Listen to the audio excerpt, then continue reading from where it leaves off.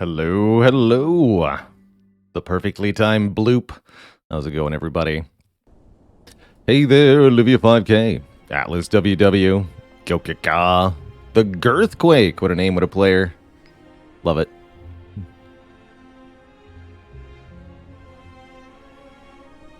You can't ignore my girth, Quake.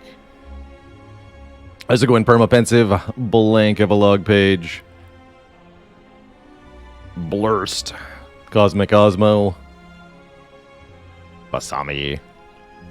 Pika. Happy Friday. Let's go in Uniquely K. Square Rudy. Zizification. Mad Burst Limit. The S-Team. Fluffy Mittens. Anisbana. Malkavian. Vigilax. Good morn. Hello. Today was Wednesday. Uh-oh. That's not even one day off, I'm afraid. I don't know what you've been doing this week, but I hope you enjoyed blurring your way through it. If you climb a ladder, you gotta hold your bladder. It rhymes, and therefore it must be true. As you climb the ladder, you will get madder, because the runs get harder as the Ascension level climbs. Our last run here was Ironclad Ascension 8. Been maintaining 4 runs per day. I wonder if we'll change that, just to avoid starting the stream on the same character each time.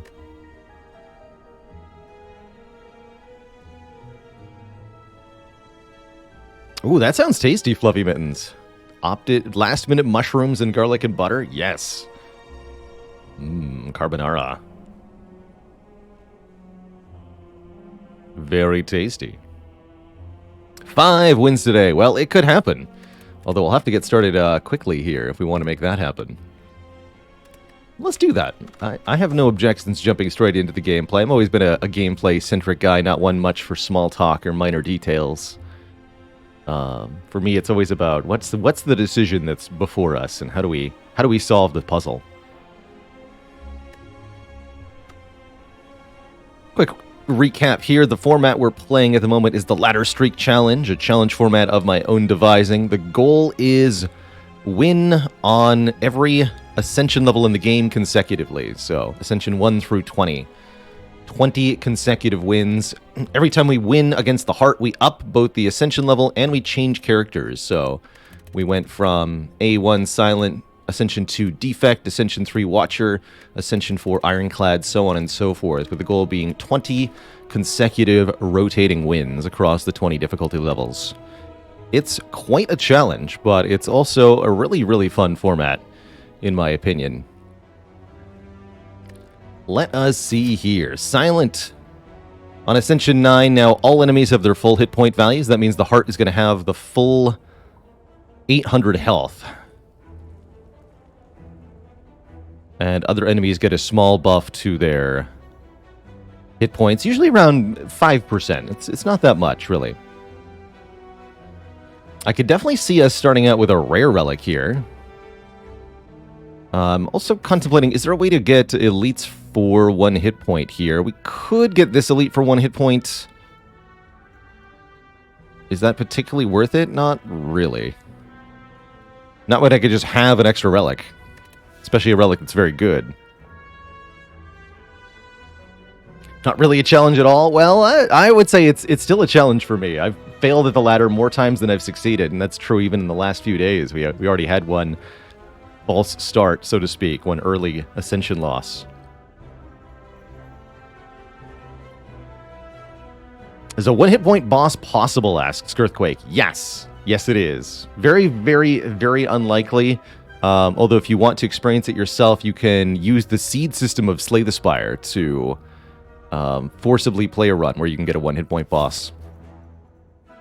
With glitches, one of the speedrunners of the community, I think it was Ubla, proved that you can actually use Niao's Lament to make the heart have 1 hit point by glitching your way past every other combat with a fun combination of nonsense. I'm taking a rare relic. What do we get here? We get an early prayer wheel. Oh my. First relic prayer wheel is a huge deal. Normal enemies now drop an extra card reward. We get essentially double card rewards from regular combats.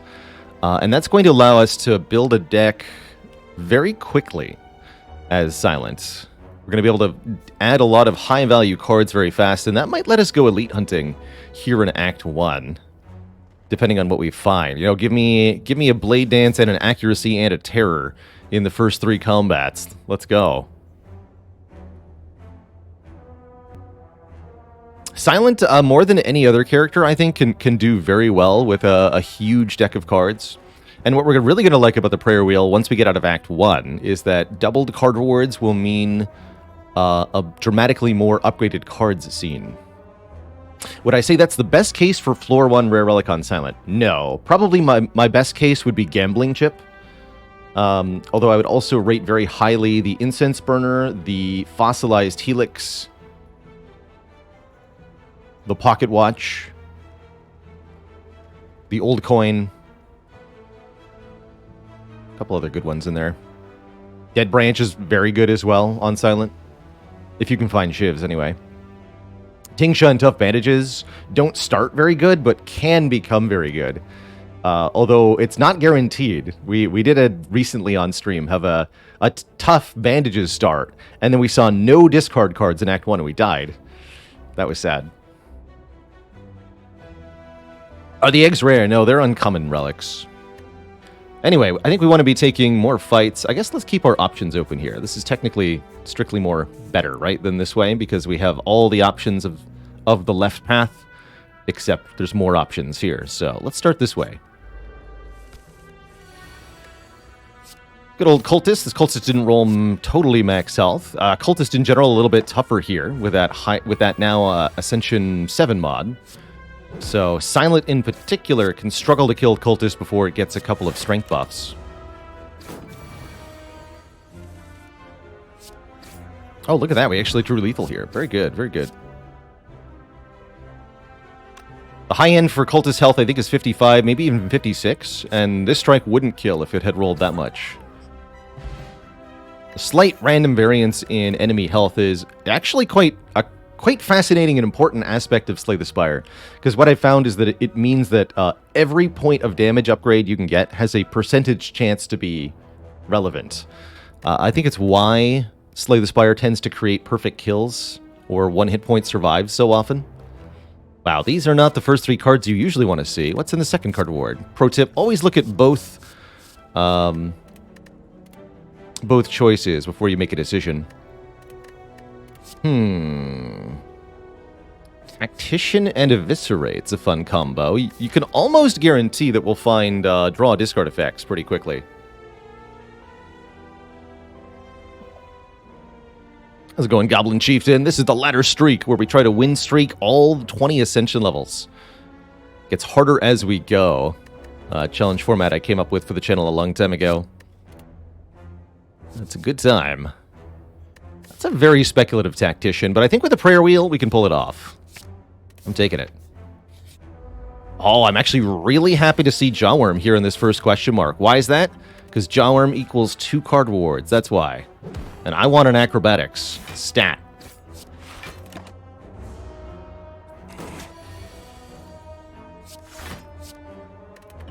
Huzzah? Huzzah! Oh, we actually get to Eviscerate if we want to. Might be better than playing Defend.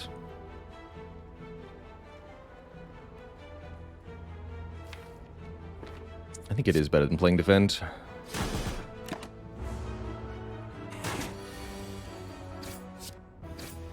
Yeah, otherwise we take a ton of damage next turn. Be quite bad. Show me Acrobatics. Ha ha! Got it in 1. Easy every time. Give me that. Perfect.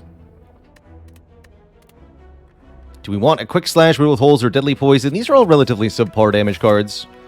I could maybe see Deadly Poison for Guardian, but not impressed.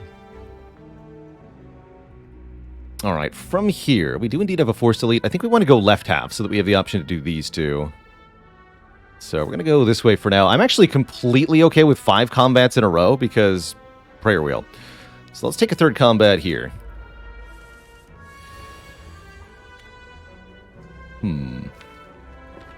I'll full block. Let's try this again. Red Beardy, thank you so much for the 8-man mini raid. Welcome, welcome, one and all. You're joining us for our 9th run of an attempt at the Ladder Streak Challenge, where we try to win on every Ascension level back-to-back in Slay the Spire. We're all having a good one today, everybody. The acrobatics. Yay? Actually didn't seem like that impactful of a turn, but let's not worry about it. Let's do the thing.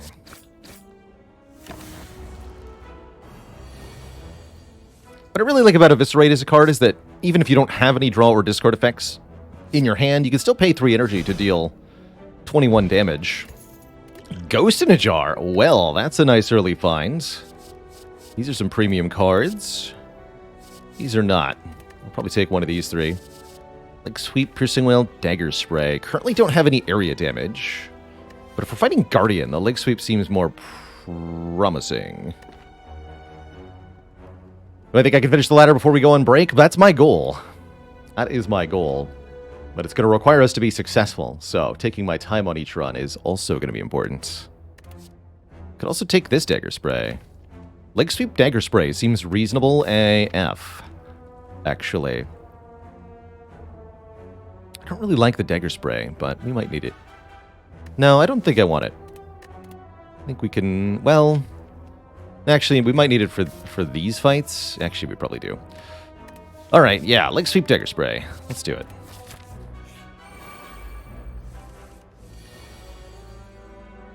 Yeah. That's a good start. That's a good start.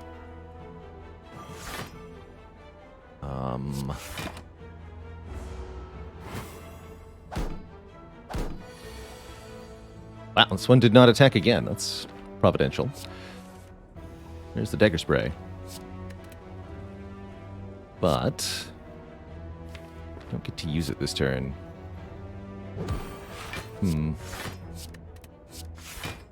I don't think either of these can attack me next turn. Lice can't attack 3 times in a row. So we just get 1 attack. Easy.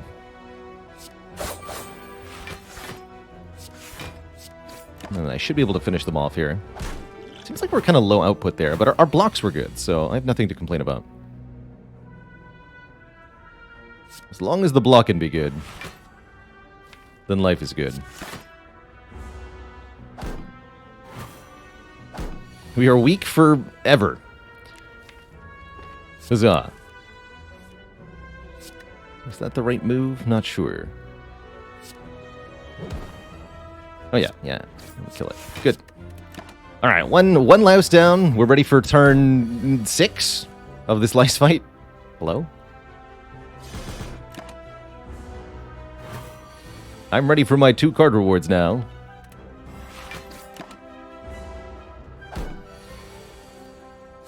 No additional imposed difficulties. We only get really 1 attempt at this, so I wanted to give us our best odds of making it count. Man, Phantasmal Killer is here.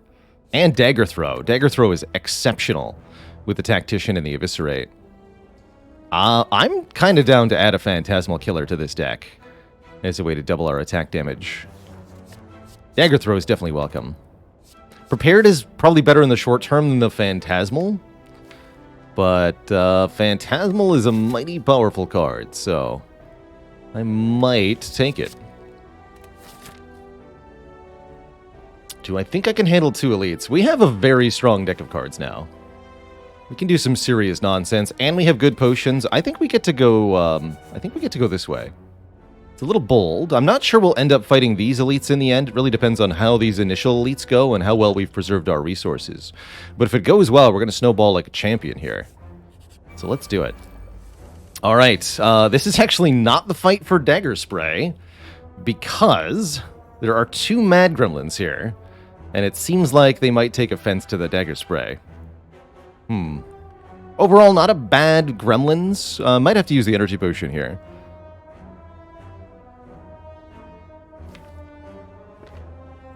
Let's dagger throw first. Get neutralized. Okay, that helps quite a bit. So I can strike. Neutralize, defend. Take 8. Or I can use the energy potion and not take 8. Do I take more damage on future turns? Probably.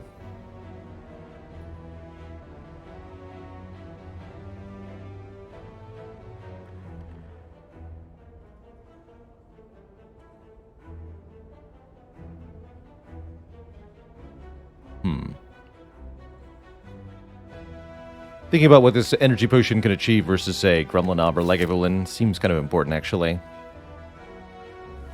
Don't mind losing 8 health. We get weakened and not frail, don't forget. This gremlin, the fat gremlin only applies 1 debuff on the earlier ascension levels. So we're not penalized that much here. Just weakness.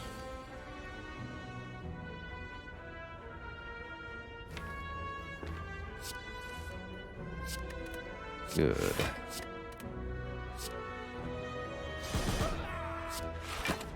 Yeah, I think it was worth keeping the potion there.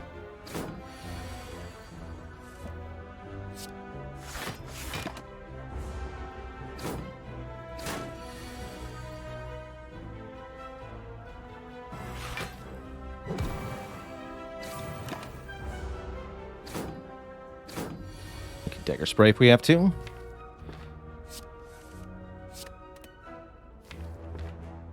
Looks like we don't.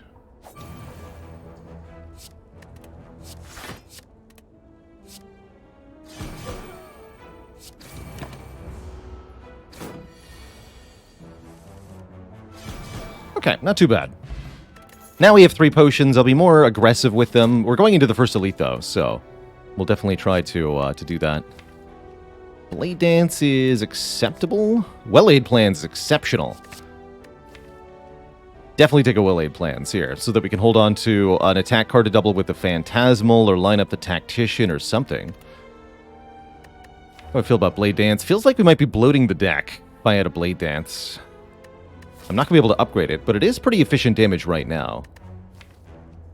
The Purple Pit Lord, thanks for the Prime sub, and Jadak Doa, thanks for the 10 months.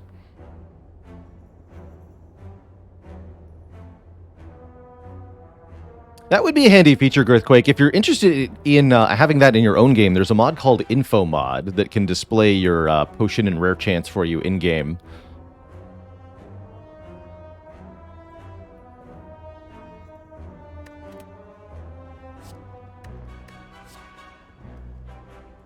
But if you play on mobile, you're out of luck, unfortunately.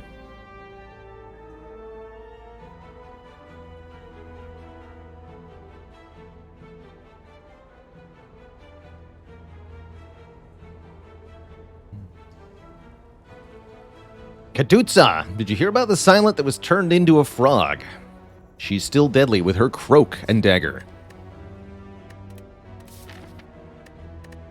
We already have enough. I'd really like to stick with this interaction. Adding shivs is going to be too much. Although I am a little worried about this first elite fight. That said, Lagavulin is arguably the best possible fight for us. Especially since we have well-laid plans.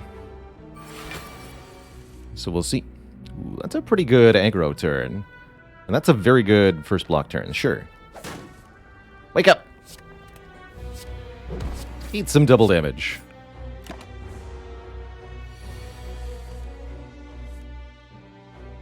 Okay, this is probably my energy potion. That would allow me to do well-laid plans. Actually, we should hold on to the Phantasmal rather than playing it this turn. So keep the Phantasmal? Don't keep it defend?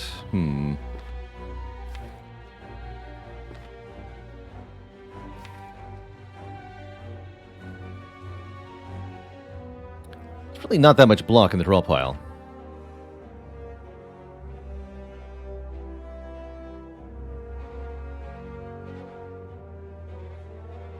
Smells to me like Energy Pot now, Speed Potion next turn.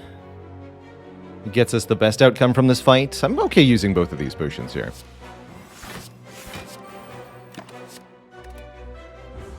Oh, it's actually only 15 damage, right? No.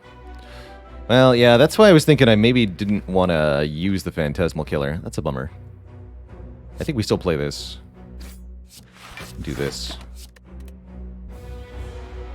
So yeah, I was correct to not use the Energy Potion, retain the Phantasmal, looks like. That's okay, we get to do a ton of damage here.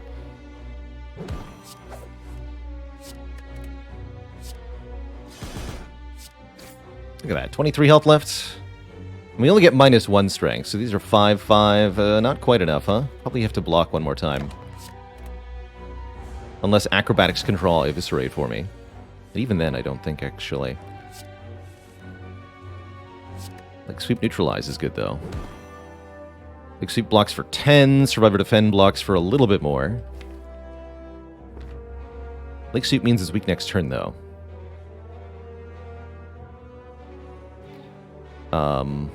But it's also easy to retain the Lake Sweep.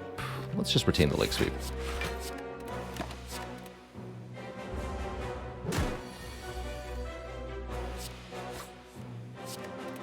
Alright.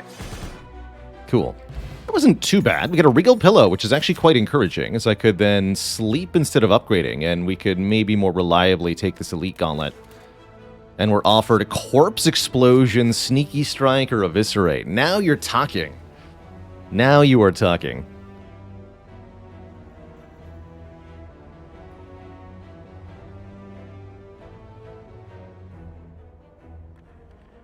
Don't sleep on the pillow. That's right. Second Eviscerate looks particularly juicy once we get more draw discard. Corpse Explosion gives us really valuable AoE for later in the run, but it's a bit awkward now. I'm going to take second Eviscerate. And we're going to add more acrobatics and dagger throws and such. And I think I am going to sleep on the pillow. Do sleep on pillow. That's my advice to you, Twitch chat. Alright, very happy to see turn 1 PK from... And all of our defend draws here. Look at the damage that we're about to draw into with Phantasmal active. Gremlinob has no clue. Shame we don't have an energy potion, though. Come on, Dagger Throw Eviscerate? No? Just Eviscerate. And next turn we're guaranteed Dagger Throw Eviscerate, or at worst, just Eviscerate. So, how much does 21 times 3 deal? Not enough to kill, actually. And we're taking 16 here. We could actually Well-Laid Plans Leg Sweep, but I think the fight will go on a lot longer if I do that.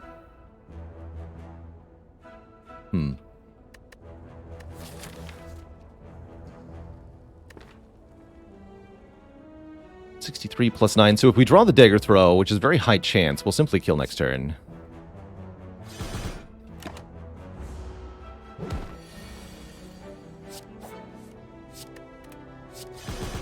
But it might have actually been that we save more health by...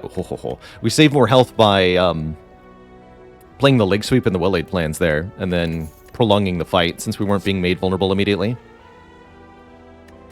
We get Tingsha whenever we discard a card. Well, well, well. That's pretty exciting. We'll deal 3 damage to a random enemy.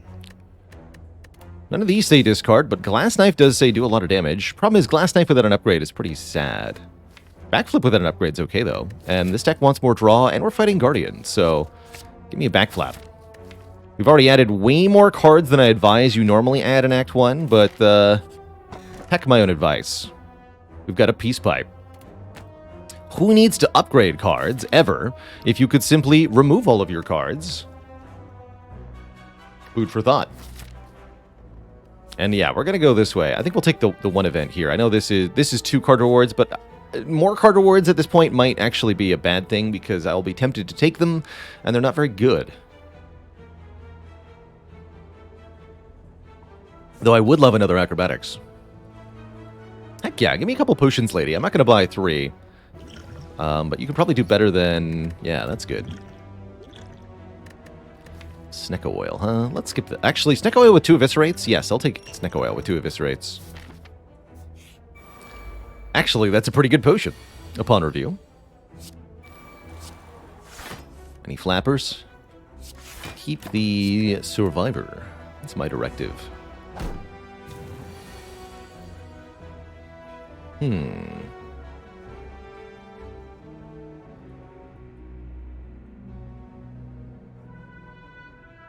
Can't quite kill this one.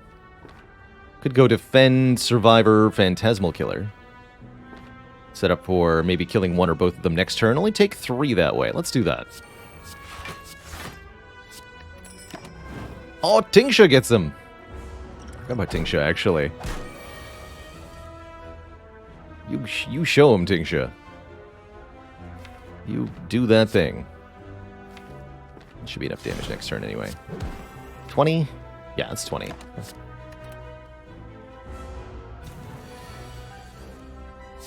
Bing!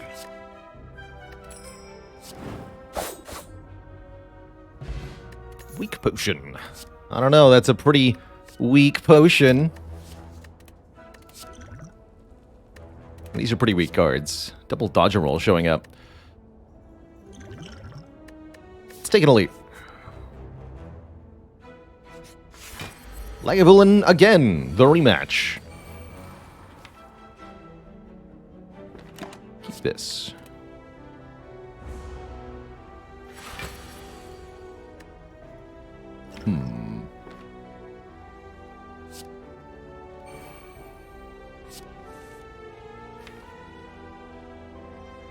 Keep the Eviscerate.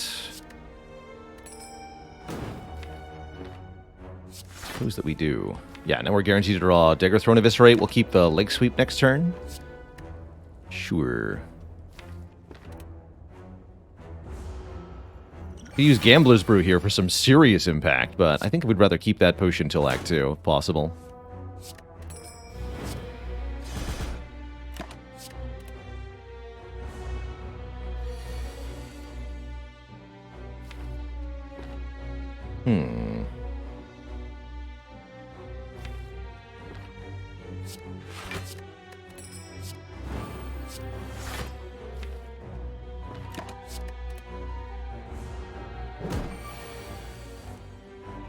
Doesn't quite kill, though, huh?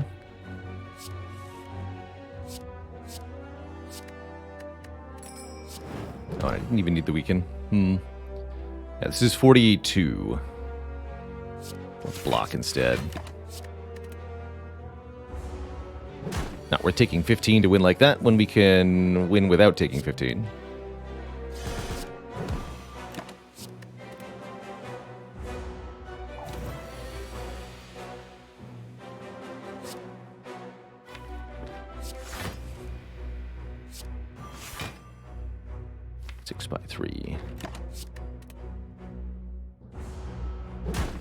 John Stamos in prison, thanks for the 9 months of support. Oh, heck.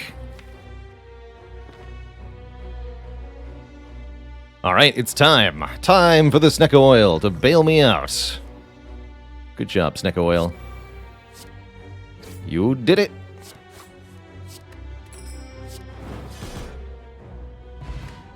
Question card Prayer Wheel. Oh my. This is going to be a very chunky deck. Future card rewards now have 1 extra card to choose from. We even get it right before the boss, which is extra good. Storm of Steel, by the way? Interesting.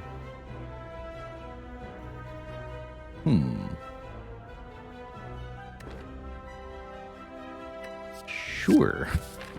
Why not? Goes with Tingsha at a minimum. Does some fun stuff. Stuff like this.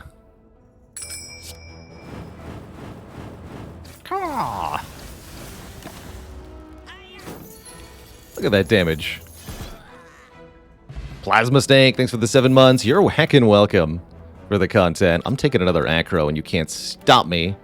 And by another Acro, I actually meant 2 more copies of Acrobatics, by the way.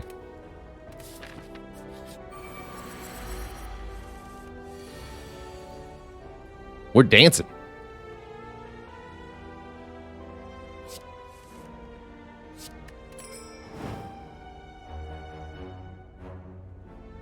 We're dancing.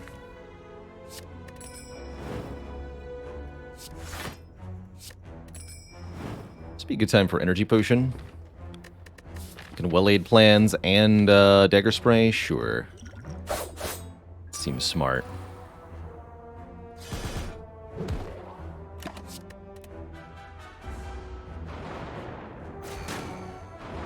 Deck definitely wants some more energy. We'd like to consider upgrading that Tactician pretty soon.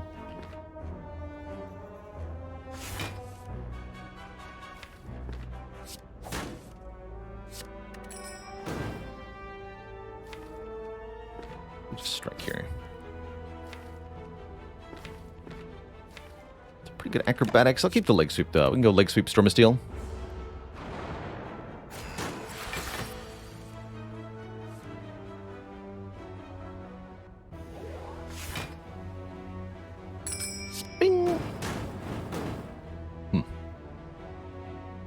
Alright, we'll hit target you then. This Tingsha seems so sure about you. Ah, very wise. Tingsha knew it was coming.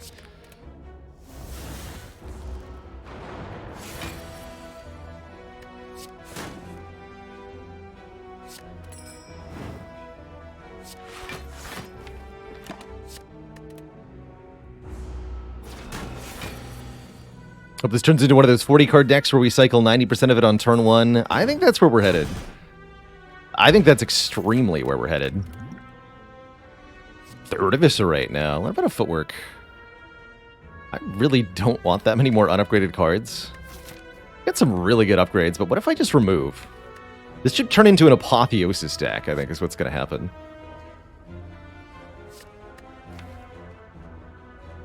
Footwork is nice against Guardian. Sure. We'll keep bloating it.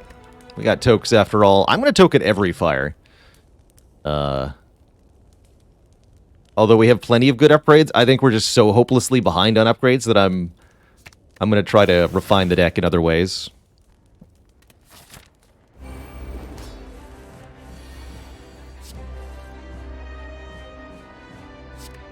Now that's the Storm of Steel I'm talking about. Ding ding. Get him, Storm of Steel.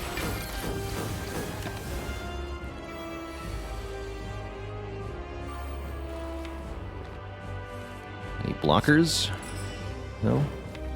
No blocks? That's fine, I'll just take 10. Next turn looks real good. I really would like to upgrade the Phantasmal in particular. I think if I was going to only get one upgrade, that'd probably be it.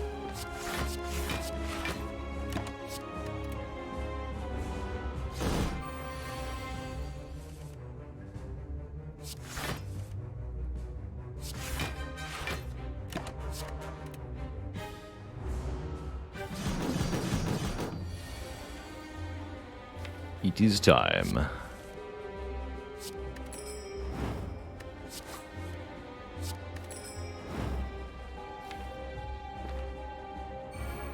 Keep the acro. Keep the acro.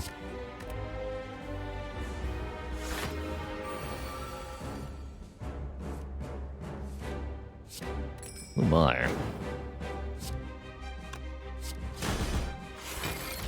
Get him, Storm of Steel. Even at the cost of not having leg sweep? No, don't do that. Keep leg sweep.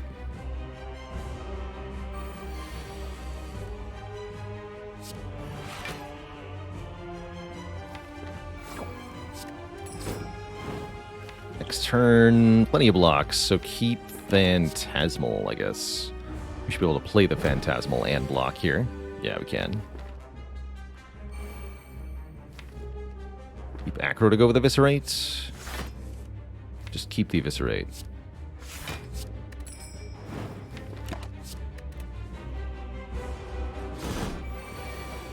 We're doing 55 damage this turn. I don't know if I can actually achieve that.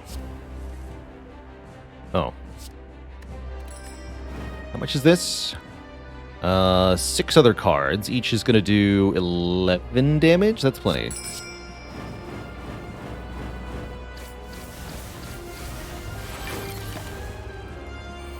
Storm of Steel's been pretty good, actually. Surprisingly so.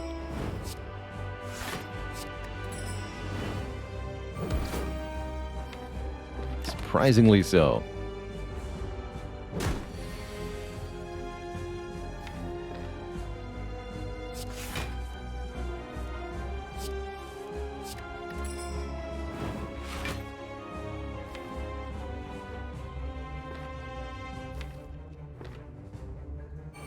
Got a plan here. The 12th turn. Oh, My plan. Well, that's fine. We just block this way.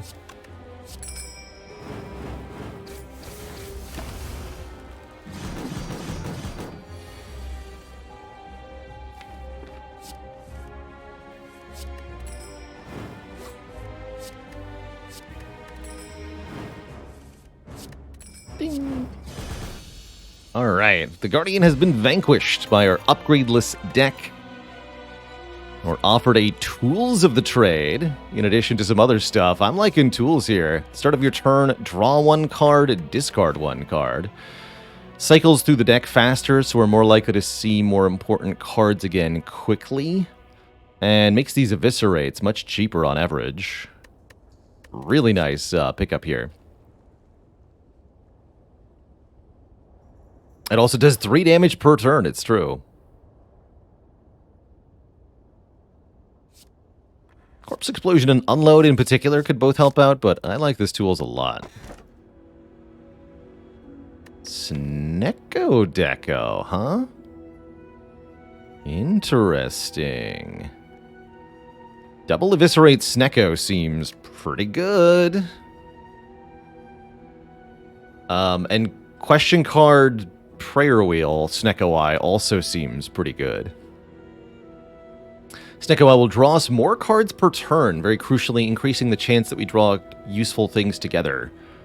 But means all of our cards are random cost, which is sometimes good, sometimes bad. Depends on the exact hand, of course.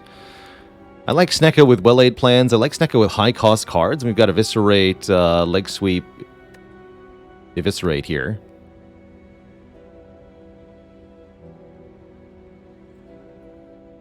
Interesting. If we wanted more energy, we could go Runic Dome, although that's going to make things a little tricky for us. Tiny House is helpful, but not bad. Does Snecko Eye ruin the calculated gamble plan? Surprisingly, not really. With Snecko Eye, we'll have more cards in our hand on average, so paying energy for calculated gamble can still be well worth it.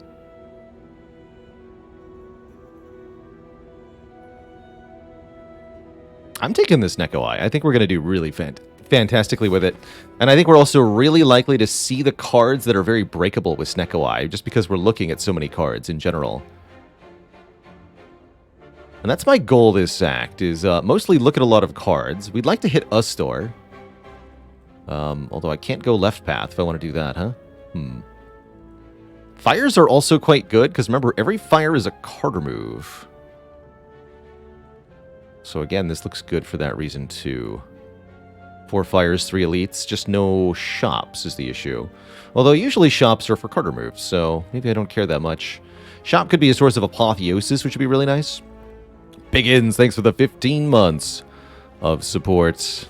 Alright, I think regardless of what happens, we start here. And then we either go this way. Let's mark this path in red. Lots of elites. Very few events. Lots of rest sites. Rest sites, combats, elites. These are the things that we want. Or green path. Can also incorporate a store. I have to miss an elite to do that. I guess I'd ideally want to go this way, huh? Could get a shop in a question mark room, but the odds are not exactly in our favor on that front. So I guess we'd go maybe this way. This is more events, less combats. I don't know that I like the green path much. But like I said, let's see how the first 2 combats look. With with Prayer Wheel and Question Card, we're obscenely likely to see upgraded cards each combat. And that's good. Eviscerate actually just knocks a bird out of the air, period, right? It does. It's also a good time for maybe the Essence of Steel. Let's use it here. Hit that middle one.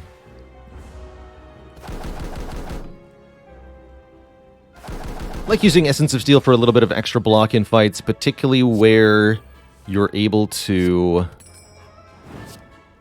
use the extra block to full block and avoid losing the plated armor. think that's when it's best.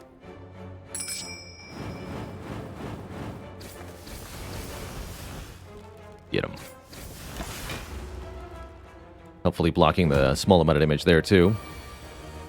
Get him, Dagger Spray. Get him, Tingsha.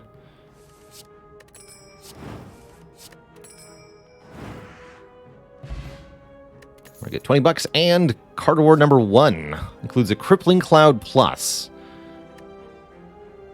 Card award number 2, Dagger Throw, Skewer, Piercing Wail, Backstab. Well, I'm definitely going to take that Crippling Cloud. Very, very good card with the Snecko Eye. 2 weaken, 7 poison to all enemies. So yes, 2 Skewers. Give me that. We'll be picking a lot of upgraded cards from here. What about Piercing Wail? 1 Wail's okay. 1 Wail's okay. The deck gets further bloated, though. I don't know. Look at these zero-cost rolls. Very nicely done. More cards you draw, the more likelihood that some of them are going to be free. We can retain the Eviscerate. We can do Crippling Cloud, Strike. Or we can chunk through some of the plated armor. Keep the Crippling Cloud. I think we'd rather just play it. Keep this.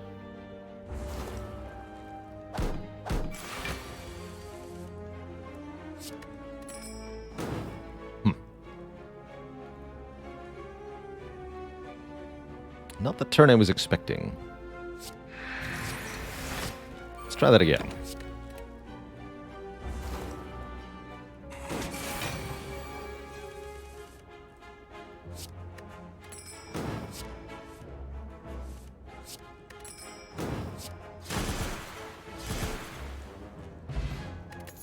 So note that now, with the Snecko Eye, we seem to be doing better in the combats than we were in the fights of Act 1. Partially because we're just drawing so many more cards per turn. Whoops. That's not what I meant to do. I'm actually pretty okay with the Caltrops Plus, so I'll take it. But I'm curious what else was there in that card reward. I'm not attempting to click on that. Oh well. Either way, we've done well enough. I'm going to go Red Path here. We're happily going to transform 2, although we could also consider bonus strength turn 1 to be quite useful. It's an upgraded drops. Let's transform 2. Turn 2 strikes into something else. Fire Flame Fire, thanks for 31 months of support. Get an outmaneuver and a riddle with holes. I actually think those are definitely better than the cards we used to have. So no complaints, I suppose.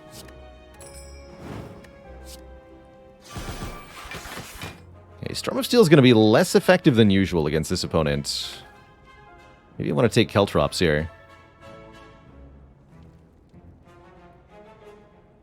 No, Storm will do some damage here.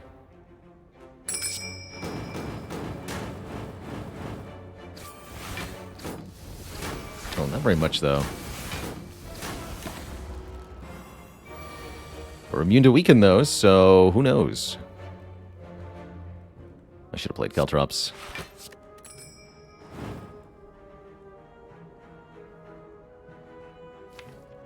It's alright.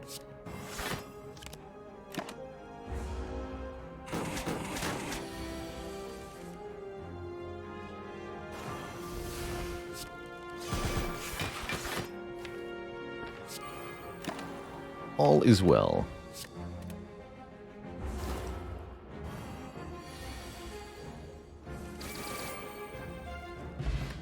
Double Ghost in a Jar. That's a pretty promising set of potions here.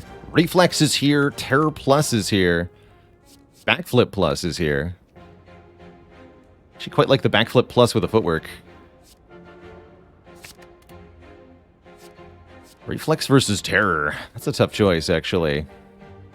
Really like Reflex with Snecko Eye, because they don't ever care about the random cost if it's an unplayable card, right? This card has no cost, so the cost cannot be randomized. Let's take a Reflex.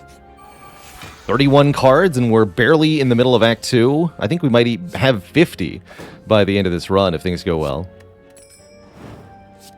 50 cards. Let's go.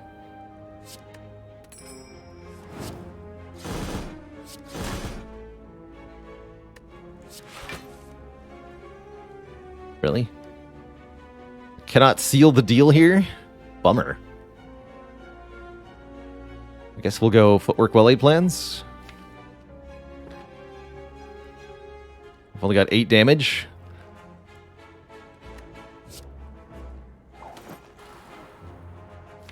Played the Eviscerate, so I don't need the tools in play. I'll also go Outmaneuver. I Outmaneuver over Well-Laid Plans. Looking at this hand.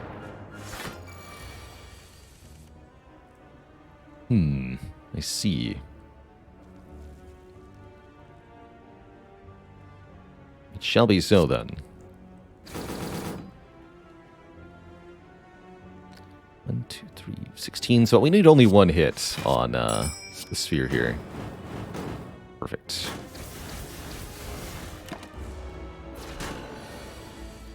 Perfect.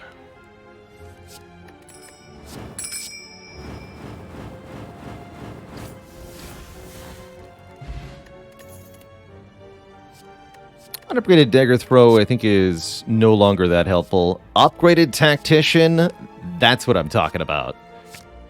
Yes, this card is discarded from our hand. Gain 2 energy. Let's go. And keep token.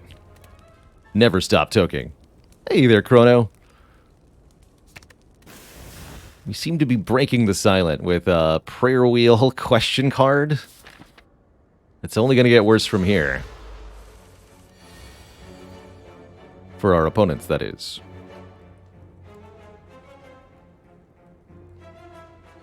Really happy to see Storm of Steel in a completely full opening hand against the Slavers here. I think we open with Play Defend, and then Acro into discarding Tactician. Which leaves us with 2 energy. Storm of Steel is free. Probably want to play Piercing Whale, Storm of Steel. Piercing Whale, Riddle with Holes, Storm of Steel. Definitely Piercing Whale.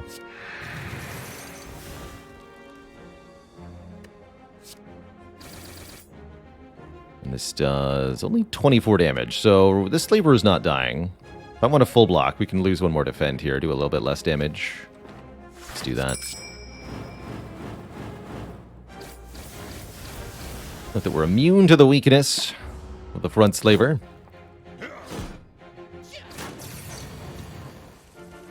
But it's imperative that we not get made vulnerable this turn. Imperative, I tell you.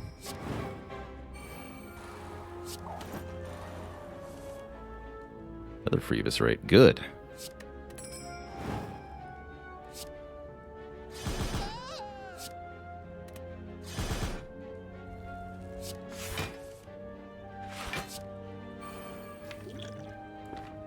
Keep this. Beautiful fight. Making me very confident we've gone on the right path here if this first combat was so easy. Ding ding.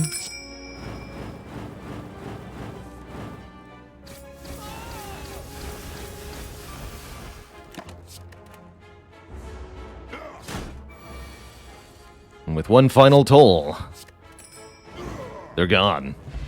Get a Bag of Preparation. 2 more cards on turn 1 with the Snecko Eye. It's actually only 1 more card on turn 1. As we're already drawing 9 cards, but now it's an even 10. We're offered a Cloak and Dagger Plus. I'd say that's not good enough here. Chamir Lion, thanks for 8 months of support. Yeah, what a really well done 3 Slavers fight. Do I like Backflip more than before? I think my opinion on Backflip has definitely risen this year. Card draw in general on Silent, well, on all the characters, has continued to go up, in my opinion, as I continue to be more capable of using it effectively. Let's skip those cards.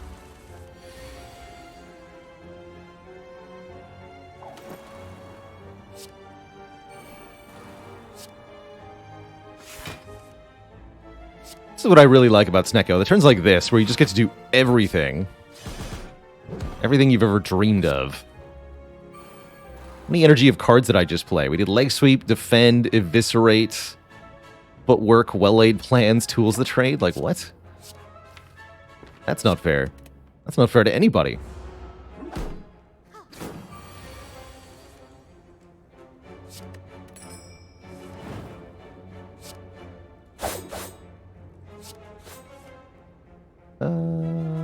Discard that. So I usually go for the Centurion first in this matchup. If you kill the Mystic, then the Centurion starts doing a multi-hit, which can be quite annoying. But if you kill the Centurion first, fight's real easy like.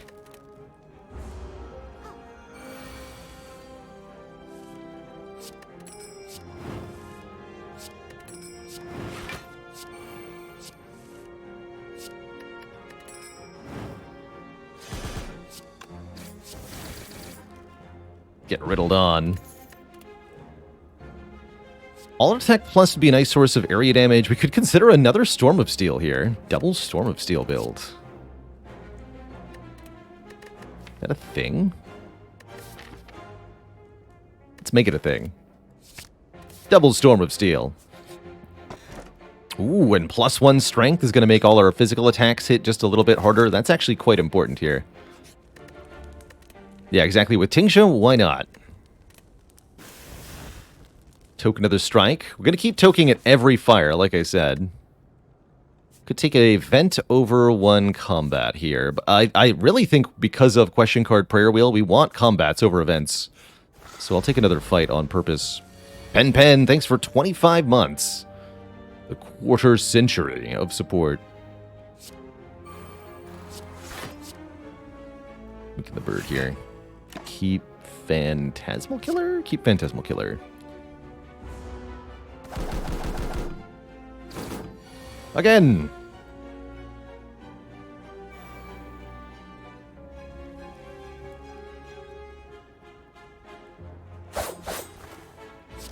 Keep Storm of Steel for next turn. Each Shiv will deal 10 damage. The ultimate Shivanation.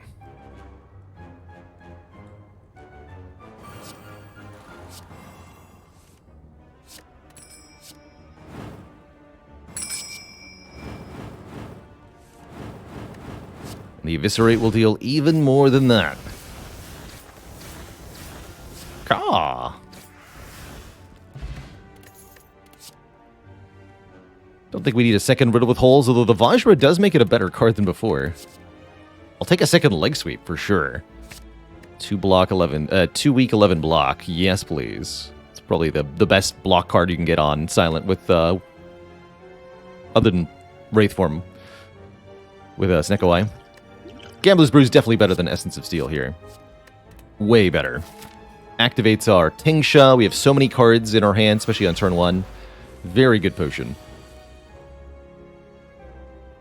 And this is going to be a very good Book of Stabbing fight. Just looking at this turn 1. Holy moly. You poor book. I feel a little bad for you. With what's about to happen to your face. Re-eviscerate. I don't even want to discard the reflex right now.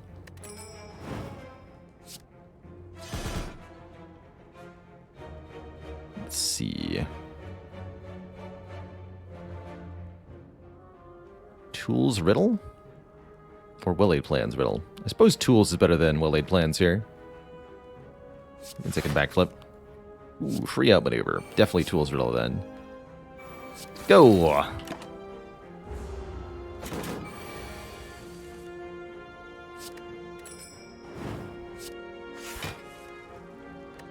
Caltrops.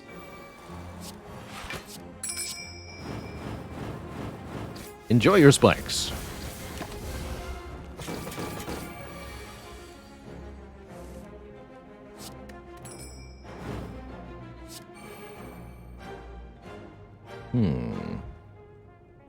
Footwork, defend, almost full blocks this. Doesn't seem like I can kill, so let's do that. No need to use any of these very valuable potions right now. 8 damage 5 times. The power of riddling. What did I do before Twitch? I was a teacher of chemistry.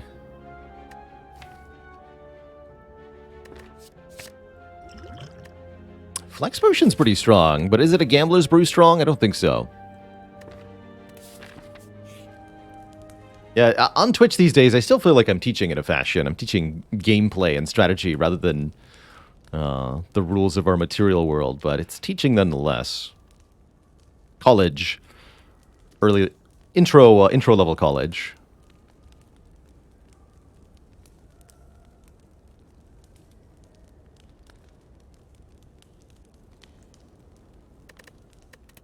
Make this deck smaller. I think it's time Neutralize left the deck. We have 3 leg sweeps and a Snecko Eye. So Neutralize seems like a very bad card these days. Love that we got Ceramic Fish. Any further card additions will result in more money. And to prove it wasn't a fluke the first time, we're fighting the 3 Slavermans again. This time, it's personal. You're getting swept. We're flapping. I'll sweep the floor with you all. No Crippling Cloud for us. I will be playing Leg Sweep Storm, though. I think we Leg Sweep the back one, just in case. No, we're blocking 30, so this is plenty. Sweep you, then. And you're also dead. Wow, Tingsha says you're super dead. Good. Alright, I think it was officially not a fluke that we stomped them the first time, because we stomped them the second time just as hard. Get him, Riddle. That's right. Get him, Caltrops.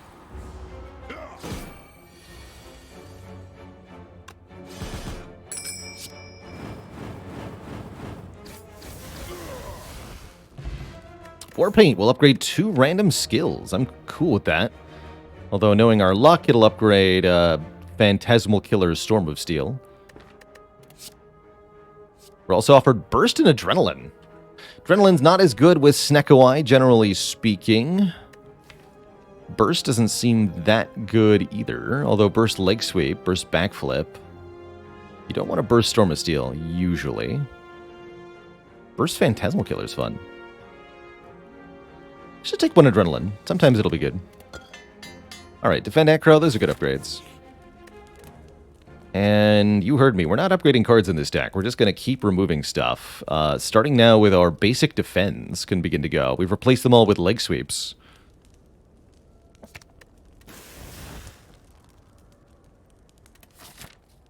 Does Burst Storm of Steel activate Tingsha twice? Yes. Yes, and you end up with a bunch of shivs in your discard pile. Just not necessarily where you wanted them. Well, a pretty good Storm of Steel to get started here. We could backflip and just like hold a card, but why would I bother? Let's do some damage. Can't beat the boss if you don't do damage, after all.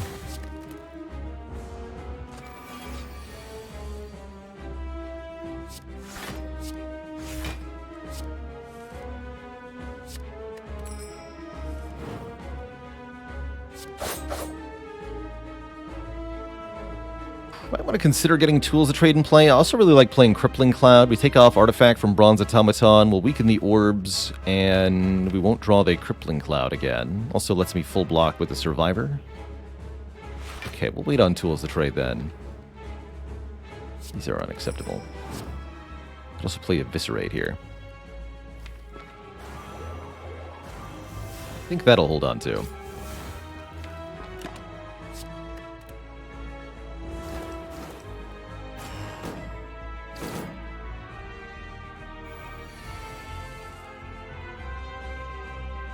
Piercing Wail looks good for next turn. I'm going to keep focusing my damage on the main boss here.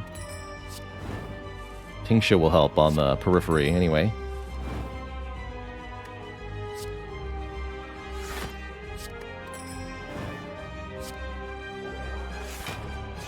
As will Dagger Spray. Keep that.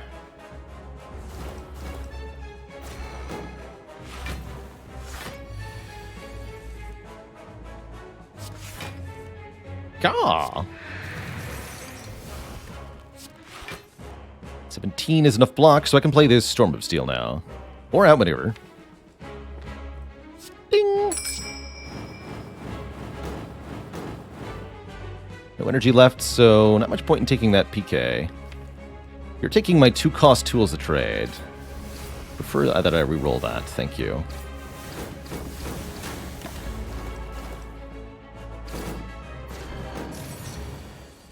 Alright, Hyper Beam's coming next turn.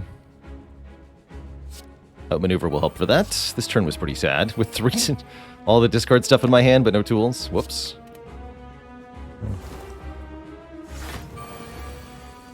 Alright, here's some energy for you. 7 energy this turn. Runic Dome can't do that. And many, many leg sweeps. How many leg sweeps does it take to block a Hyper Beam? The world may never know.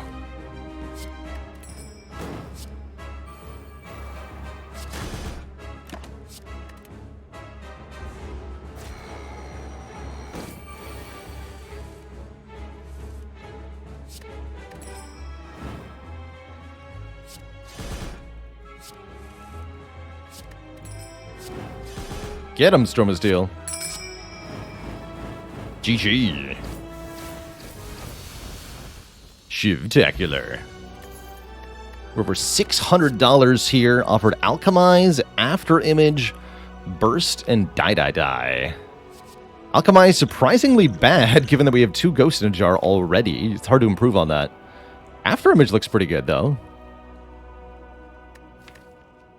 Since we're spamming so many cards, especially with a Storm of Steels, the After Image will really help here.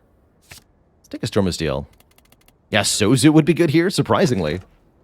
Instead, we're offered Cursed Key. That's no problem. I've got a Peace Pipe. Or Sacred Bark to make these 4 turns of Intangible. That's pretty strong. Or Ring of the Serpent. Yeah, actually free for once. Take away our starting draw 2, or overdrawing on turn 1, so this is good. And then we get 1 extra draw on every turn other than turn 1. That said, I think the energy will serve us better, but that's actually a very good Ring of the Serpent. Yeah, that's novel. I agree, it's novel. And as we continue to toke basic cards, the more cards we draw, the better. Actually surprisingly good.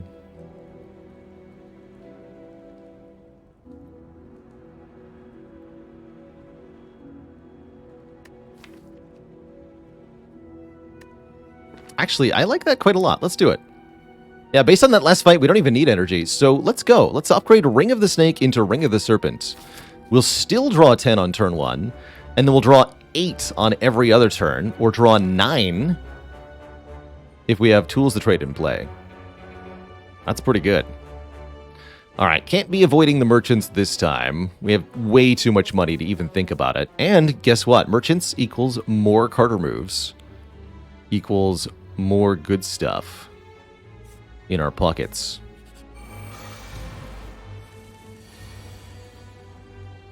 That said, having 1 more energy for turns like this sure would be nice.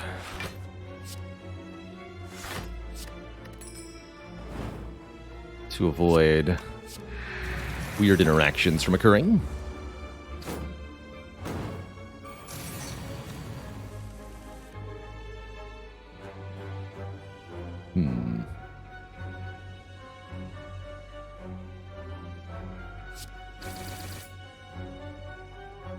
Trying to kill the Spiker seems difficult. Play Caltrops.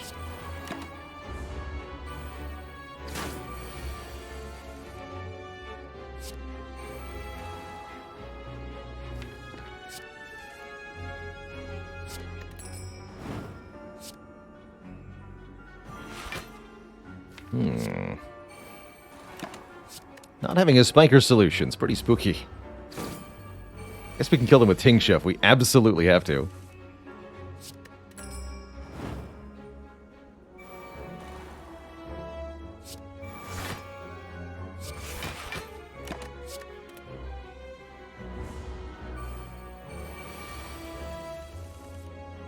Here we are.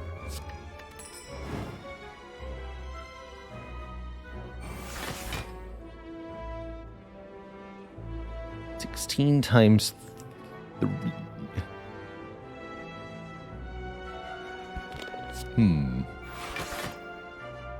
Ow.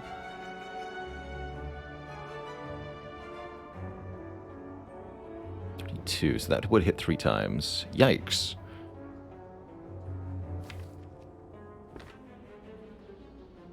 Alright, I'll wait another turn, I guess. The thorns will kill them, if necessary. As will the poison.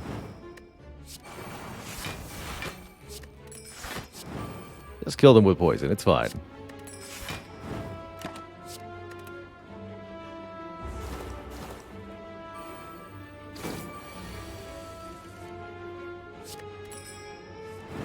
I'm also allowed to do this.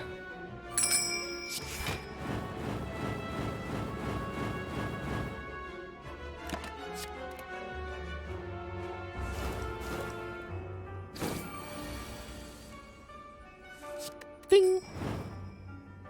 Alright, they're gone. Back, flat, plus.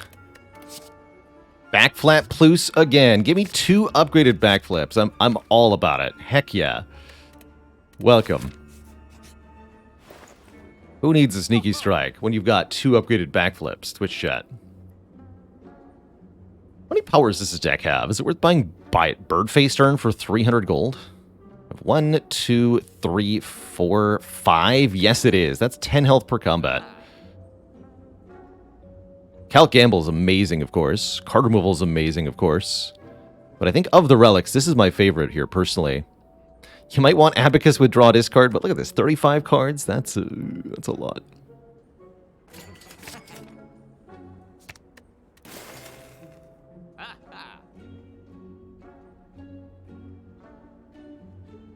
And we are going to another shop, potentially, so I'm going to hold on to the rest of this cash. 35 and counting. Warped Tongs? Interesting. Or 1 upgrade of our choosing. Warped Tongs actually seem kind of hype. Upgrading the Phantasmal is also real good, or upgrading the Well-Laid Plans is real good. Or no, not the Phantasmal. We have the Snecko Eye. What am I talking about? It'd be Well-Laid Plans or maybe Tactician. Probably not the Calculated Gamble.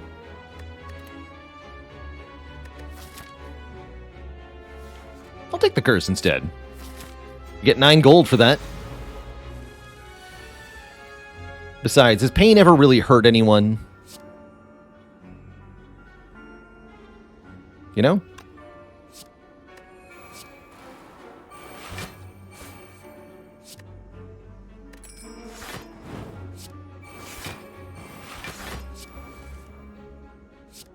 It certainly won't be hurting me.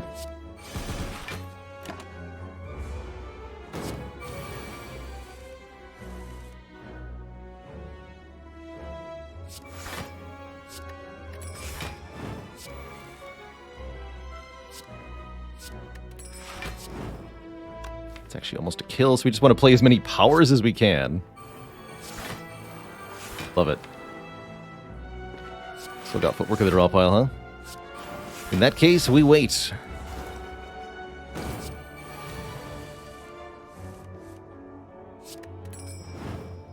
Look at that adrenaline upgrade. Well done.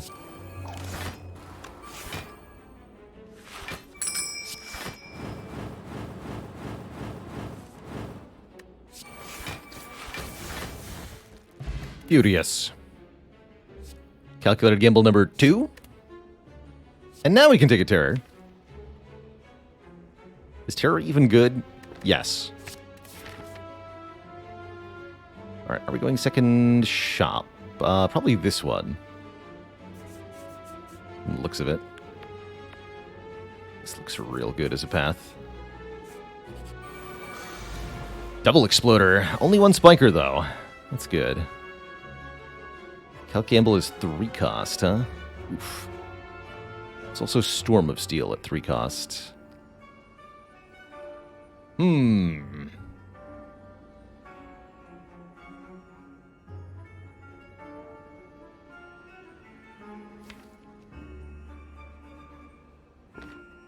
Oh, there is a second spiker. 2 spikers and 2 exploders.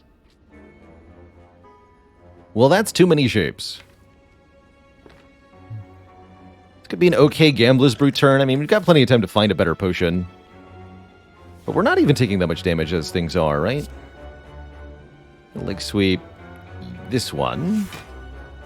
I think we Storm of Steel, and we got enough damage to kill one, right? There are 9 cards in hand, so this will be 8 times 5. Yeah, that kills. That's before Tincture gets involved.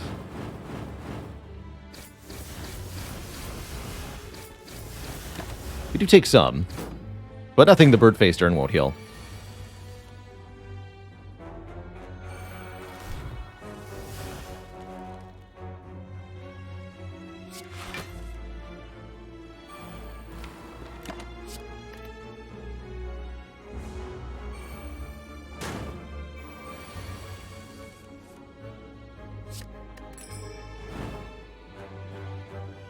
Ding ding.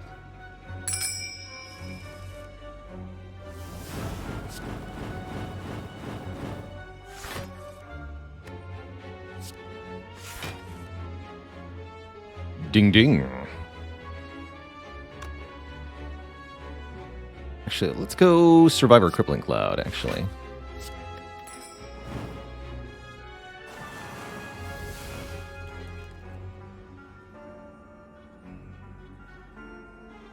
And that would take damage if I played Eviscerate, so let's not.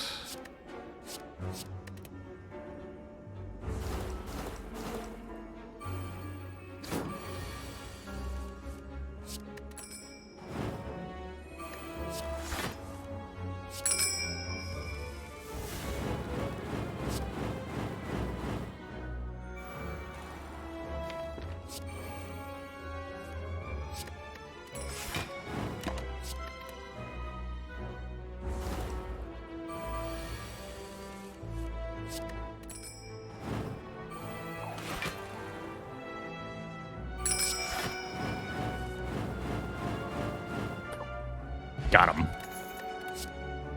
Another Tactician is offered here, as is Prepared Plus, Endless Agony Plus, and Venom. And Venom's kind of cute. We got Tincture and Caltrops. We should be fine. Not going to take an unupgraded Tactician. What I am going to do is remove Pain. Get out of here, Pain. And now we just have a Warp Tongs with almost no downside. Our first elite opponent is going to be the Reptomancer, only summoning 1 dagger. Thankfully, not 2.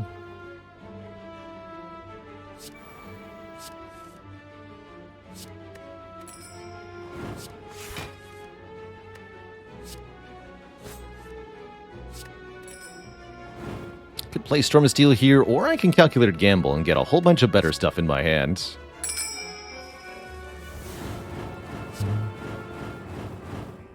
Which includes Storm of Steel.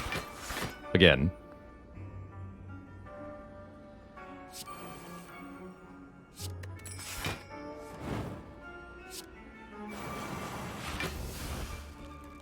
Get tools down, or play Storm.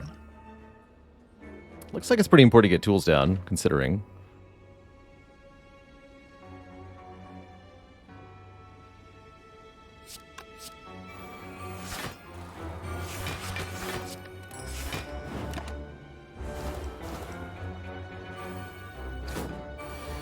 Draw 9 here, right? Wow. Draw 9, discard 1. That is cool. And look at Adrenaline even actually helping, too. I'll pay 3 for this. Don't you think I won't? Don't you think I won't?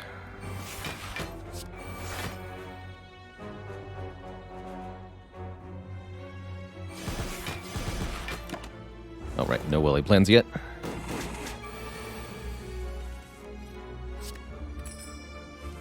That's right.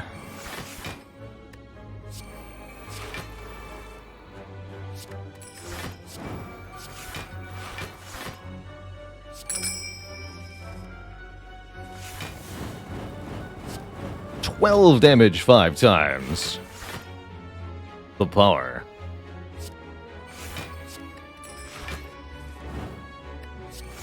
But even better than that is Storm of Steel. Look at that damage. Almost 1,000 damage by Tingsha so far. Nunchaku is going to give us tons of energy to work with. I'll take an upgraded Piercing Wail. We've only got one so far. We could do with one more. Piercing Wail is really good at shutting down the late-game multi-attackers of Slay the Spire. 38 cards. We've got 12 more to go if we want to hit 50. I don't know if we can do it at this rate of acquisition. A lot of things are worth skipping at this point.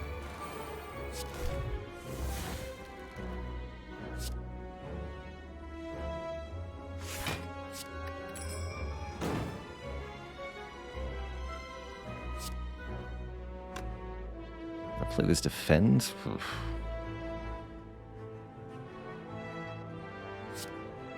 I don't want to play defend.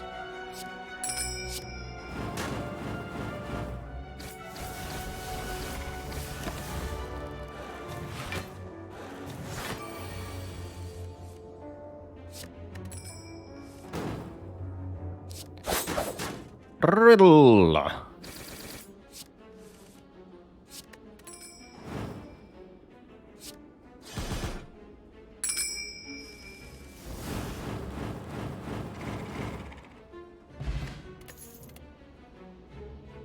Not bad. Bouncing Flask could have been good in a different deck. Second Caltrops is here if we feel like we need more damage against Hearts. Second Caltrops, fighting Time Eater. Take one. 2 copies of Caltrops Plus is an amazing Heart Solve for Silent in particular. Might be tempting to take the Shuriken here. We've got to take the blue key, though, if we want to get to the next act. Shuriken would have been pretty nice. And we'll recall it this fire, just to make sure we've got all 3 here.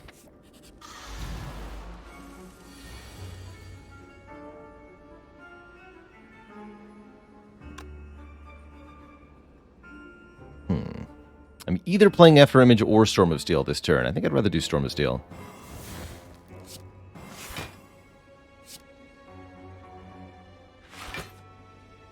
We dagger throw the Reflex rather than playing Tools? No, we go Tools Storm.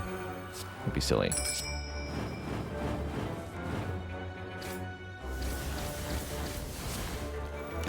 Have some Caltrops.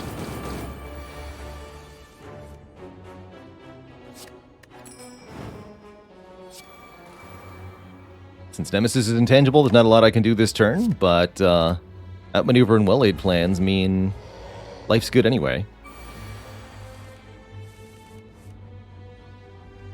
Actually kind of glad we didn't upgrade the well-laid plans, because now that we're drawing 9 cards per turn, I wouldn't even be able to use the Retain without costing myself card draw on the next turn. It's kind of funny. Get him! I did not do the math on how much damage I had, but I figured it might be enough. Oh, and it totally was. Good job, Storm of Steel. Pocket Watch. We play 3 or fewer cards during our turn. We'll get more cards at the start of the next turn. Seems pretty unlikely to happen. Once again, not taking Alchemize because we have the perfect potions as it is. No thanks. I don't want any of these other cards, right? That's right. The Merchant! Wait a minute. Hello. Smoothstone looks okay. Medical Kit could allow us to exhaust statuses, although I don't think that'll be too relevant with how many cards we draw anyway. Card removal looks good again.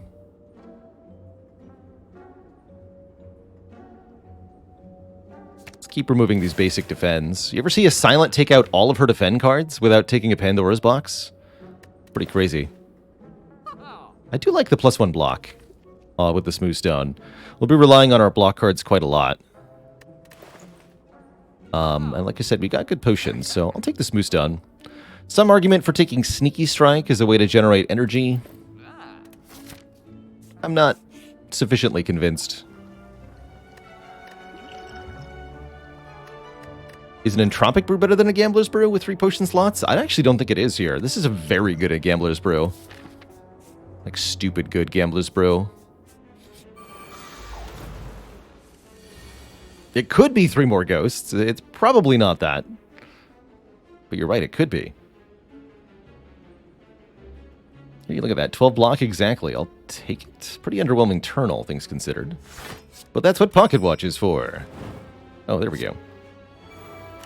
Draw 10. Actually, Pocket Watch with Ring of the Serpent's kind of bad, right? You can't draw more than 10 cards per turn.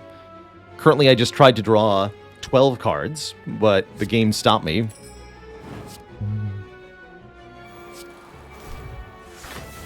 You're not allowed to draw 12 cards, they said.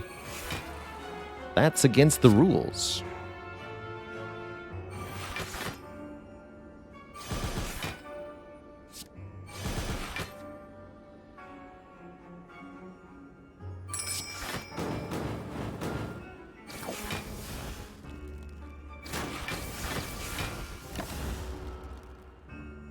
Did I skip a boss relic? You are missing that we upgraded our starter relic. We turned the Ring of the Snake into the Ring of the Serpents. It's an easy one to miss.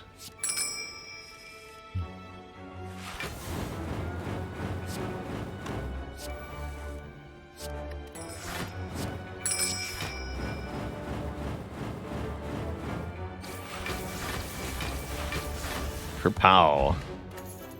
2 final card rewards. 1 more leg sweep for the road? No. 2 more leg sweeps for the road. Yeah, there we go. Wait, let me just sort by type here. We have 2 Viscerates, 2 Caltrops, 3 Acrobatics, 4 Backflips, 5 leg sweeps, and a Partridge in a Pear Tree.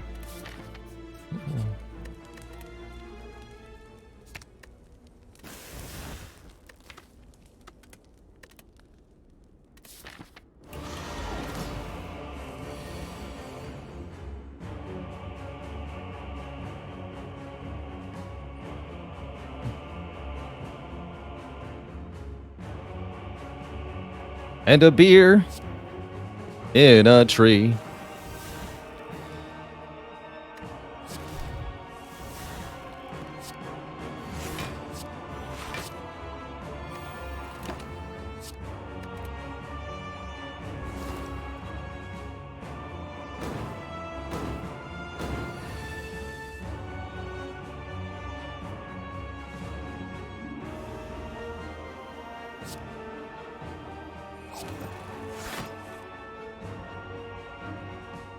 What is this? Tools, defend.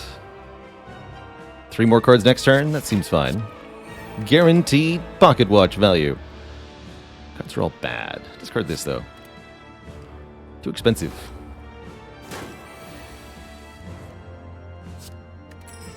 So, 3 cards. Probably 1. Looks like a good block turn next turn. 2, 3. That looks good. Keep this. Maybe keep the backflip, actually.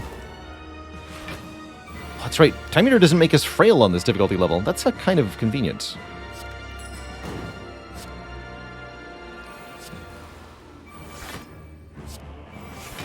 It's extremely convenient, actually.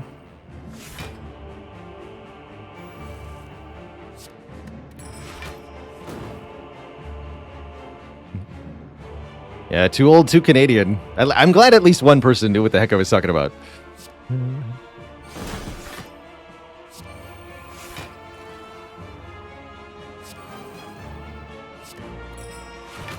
Poser alert in chat.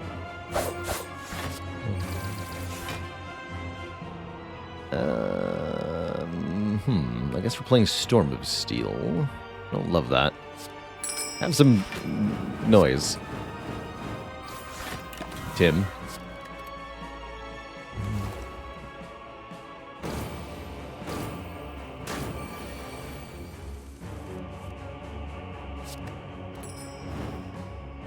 Tim the Time Eater.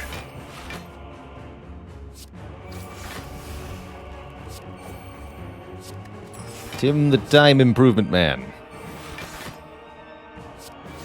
Slug.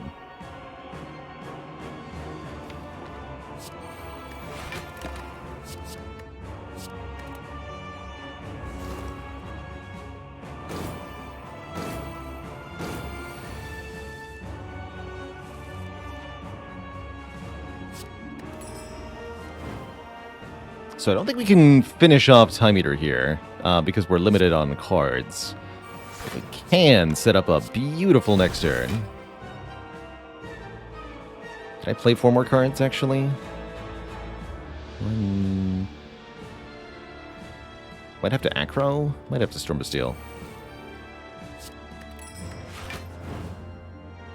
I do have to Storm Bastille again. Dang it.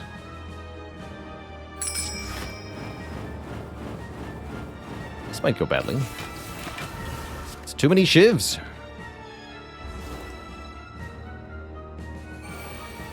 Okay. So far, things have not gone badly. In fact, they've gone goodly.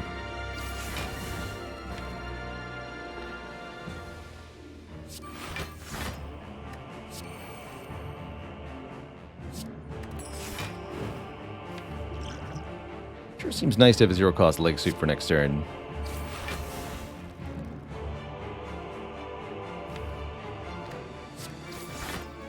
Let's just stop there.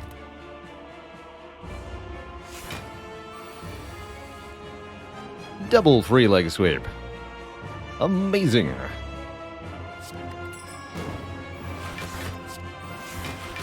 The blocketing is real. Good.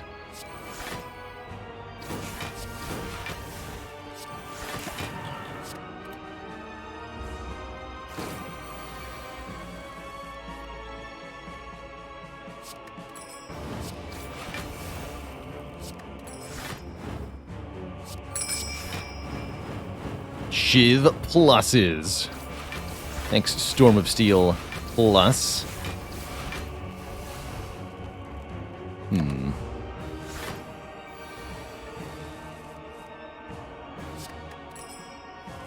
Calculated gamble, go!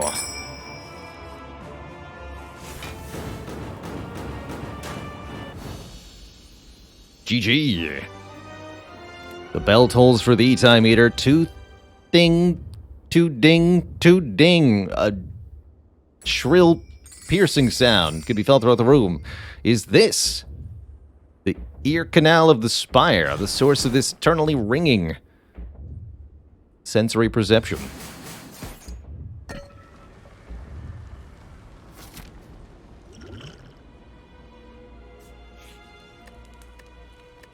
All right, what do we have to toke? We're actually down to 1 upgraded Defend and Survivor. I want to keep the Survivor. Maybe I finally upgrade well-laid plans?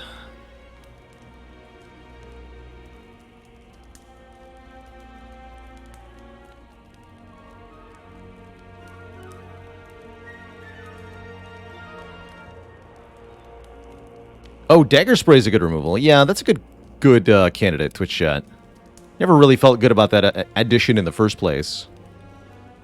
I'd also think about upgrading something. Now, let's token another useless card. See you later, Dagger Spray. And I think we even have enough money at the shop to remove 1 more card. Or I can duplicate any 1 card. I could duplicate anything. What would it be? We don't have collector bonus on acrobatics, so I might genuinely add a 4th acrobatics to the deck. Just for completion's sake. We'd have collector bonus on backflip, acrobatics, and leg sweep. Or we could have a 6th leg sweep. The choices.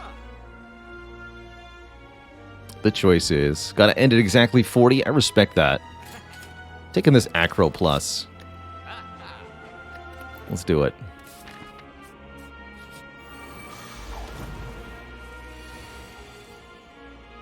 Let's do it.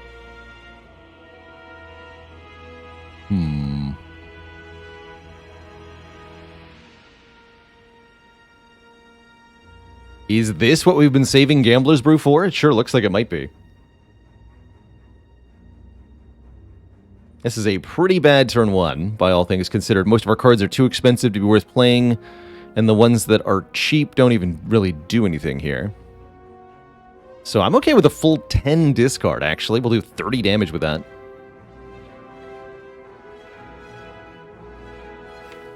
And there's plenty of leg sweeps in the draw pile, right?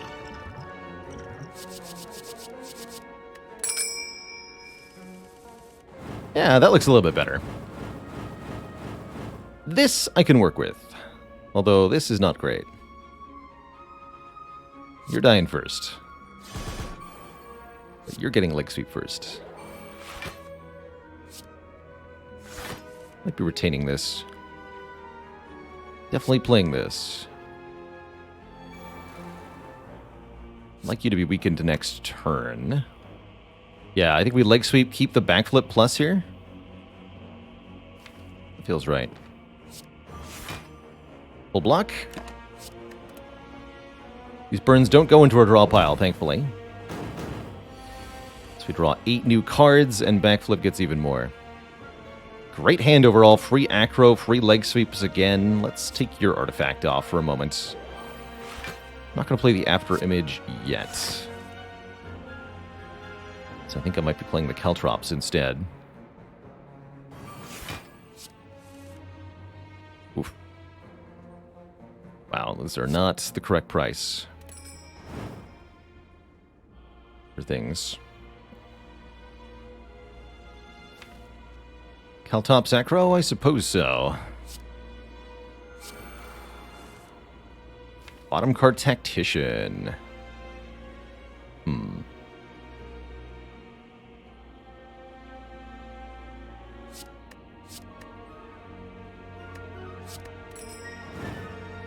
Keep the backflip? No, keep the leg sweep even though it's 3 costs. We want to be able to turn around and weaken this thing. Okay, keep that. Has Pocket Watch drawn any cards yet? It's drawn apparently 4 somehow. I don't really understand that, but here we are.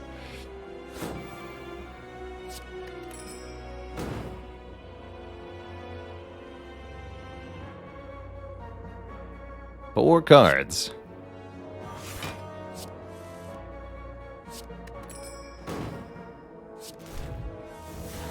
Oof.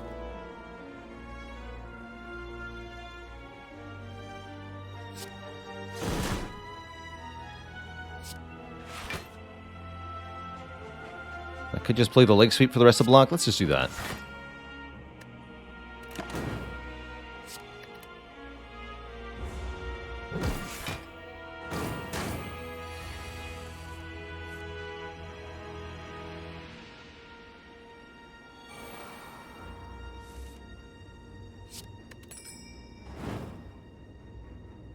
One more card in hand, or do I want to crippling them? Crippling Cloud seems nice.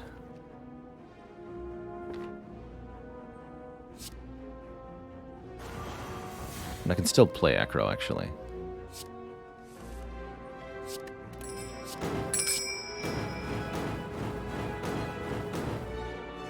I think we'll keep putting the damage here, yeah.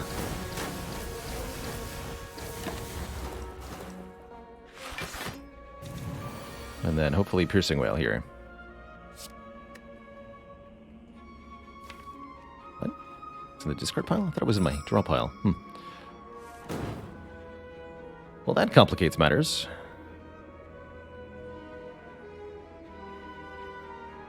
Now, doesn't it? Could be intangible. I think we start with just a gamble here.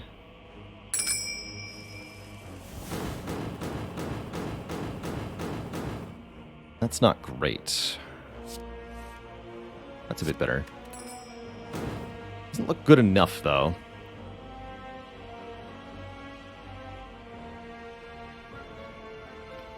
One more chance with Acro. I could double leg sweep. Double leg sweep won't be enough, though. It's only going to be 30 blocks. It's a lot more damage headed our way, so I'd rather use a ghost.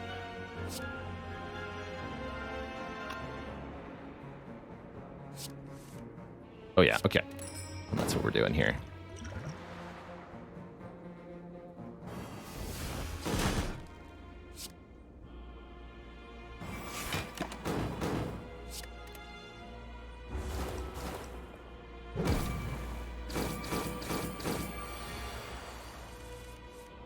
Not as clean as we maybe would have liked this to go, but all things considered, I'm pretty happy.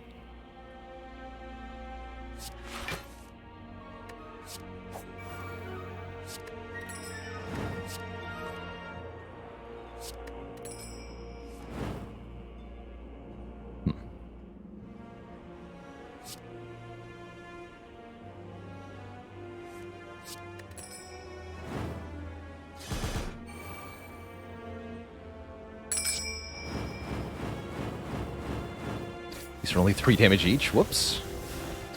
Kind of funny.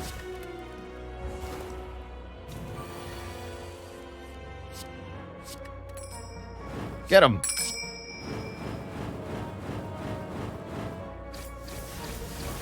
Alright, elites have been vanquished. We've got a Duvu doll, which doesn't do anything.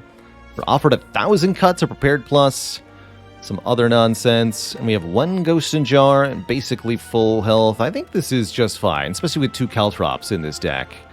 I think life's going to be pretty good for us here. We do want 1 more card, though, right? So, heck it, I'll take the 1,000 cuts.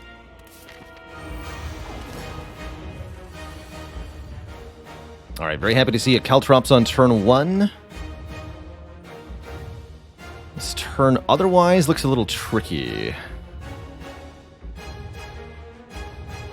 Can play either Footwork or Terror. Footwork seems the more important task. Surviving is definitely our top priority. So just Footwork, caltrops. We'll draw a full 10 next turn. I can also play the Eviscerate for some damage. Might as well.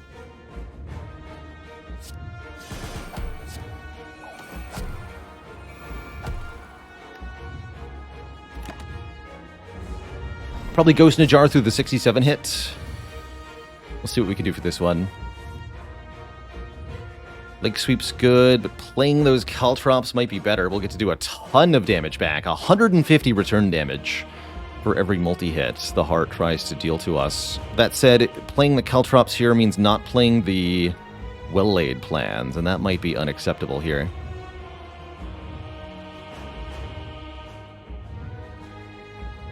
I think that is unacceptable.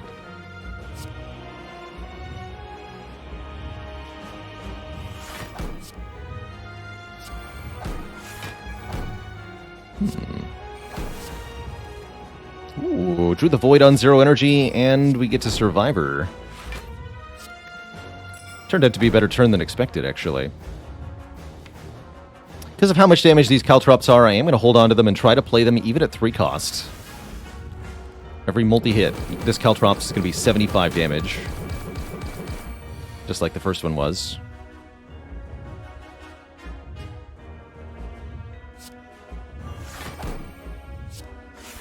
Figure out if this is the Ghost in a Jar.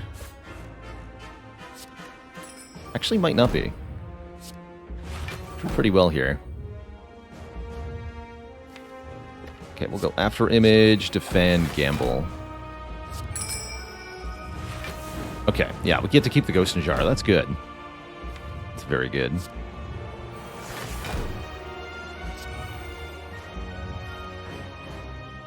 And we get to do some damage. That's cool as well.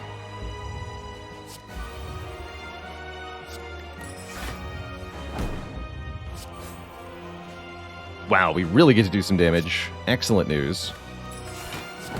With the Beat of Death, we're not even losing block for each of these cards we play.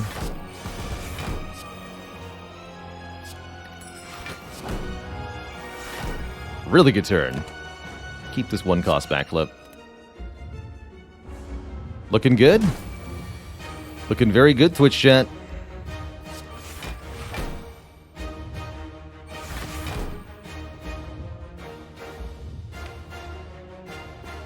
Let's go outmaneuver and gamble. Get rid of that second gamble.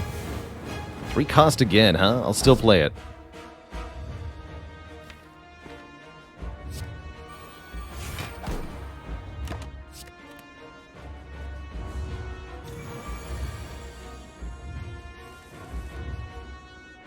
Snecko really wants me to have a hard time in this fight, looks like.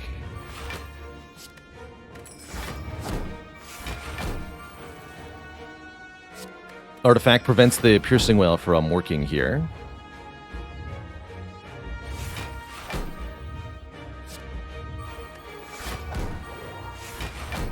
Beautiful. Let's keep the 1 cost Storm.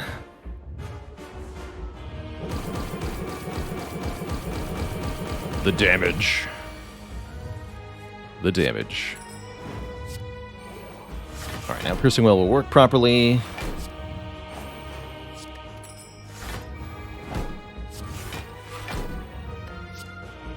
like soups for days. Good times.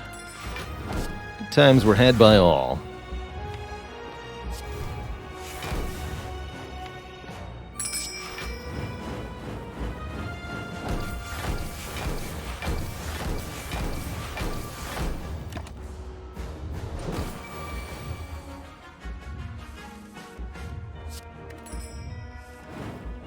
Excellent. We get to have even more damage.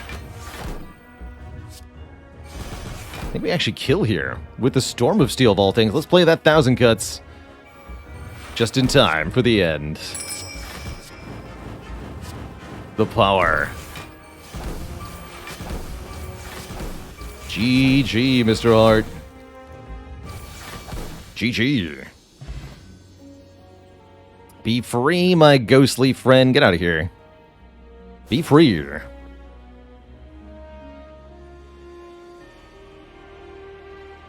Dog poo bullcrap asks, how much better do I think the win rates would be if we did 820 without heart? I usually say that the heart adds about 15 additional ascension levels. So ascension 5 with heart is about as difficult as ascension 20 without it. And playing 820 with heart is kind of like playing A35. Is one way to visualize it. It's a big increase in difficulty. That's for sure. GG, thanks for the 500 bits, Beaneth. The Tingsha was so strong. What was the final count on that Tingsha?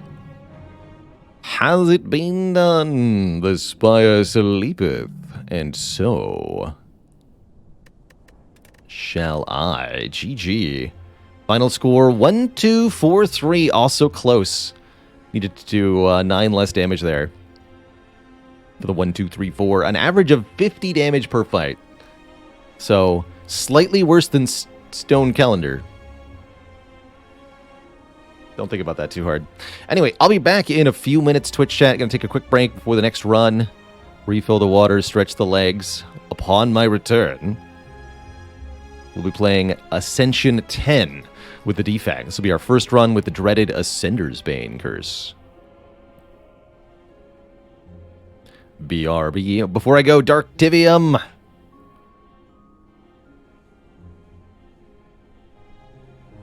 If you're a very nerdy of this community, does that make you Dorktivium?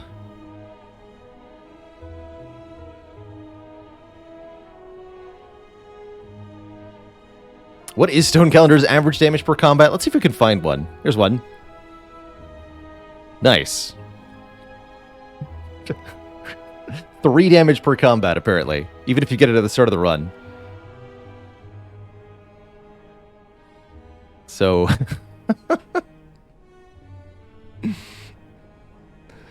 Three. Sharktivium. I like that too. What was Pocket Watch doing that game? It drew a card here or there. Allegedly, it drew 6 cards.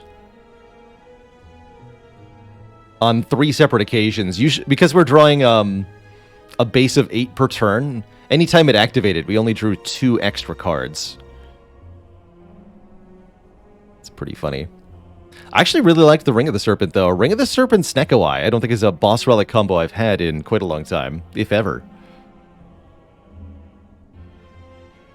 Character that we do, the ladder that we do on Stream Rua is a rotating ladder, so we change characters every run and ascension levels every run. So Silent A9 came after Ironclad A8, came after Watcher Ascension 7, so on and so forth.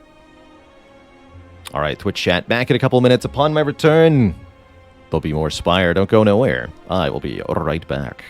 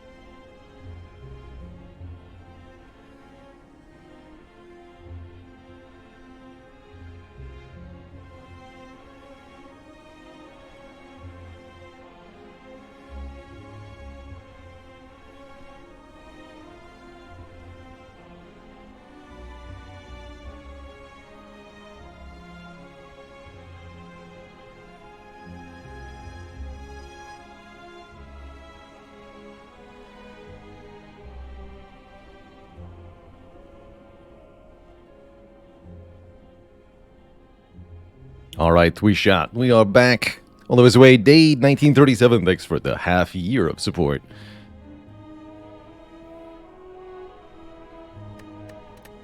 Let's go. Bites for Blood Vial. There's a good deal, 5280. It's been a while since we've had a good bite run. Maybe the defect will turn into a megabyte run. Let's see, our Act 1 layout looks extremely good. Holy crap, this is almost ideal. Look at this mixture of fires and elites leading up to a shop and the Act 1 boss. We get 1, 2, 3, 4, 5 rest sites, 3 elites, including the Burning Elite, with a shop right before Slime Boss. That's practically perfect. Well, that's potent. Optimal Searing Blow Act, that's right. Searing Blow's not here, though. We can take a random rare card, random common relic, or rare colorless card for a curse. I doubt it. I'm pretty happy with a common relic here. D-Money, thanks for 2 months of support. Sub times 2. Let's just take a common relic. It's kind of mundane as far as starts go, but I think it'll help a lot here. We get 10 block on turn 1. I really like that for getting through the hallway combats of Act 1. Drawing no blocks turn 1 is definitely how Defect tends to suffer. The boat sequence, if you will. Don't think we go to a shop here, although I could see maybe removing 2 starters at 2 shops in Act 1. I think we'd rather go for the extra non-shop node here. So much for the boat thingy. Alright, well, I got 1 defend. Good old Ascender's Bane costing me already on turn 1 there. We would have drawn Strike and been able to use that last energy if it weren't for the Ascender's Bane. But now that we're on Ascension 10, we do have this card. I've said it before and it bears repeating here. Ascender's Bane is the worst of all 20 Ascension modifiers, in my opinion. The -1 draw each fight really can be quite brutal.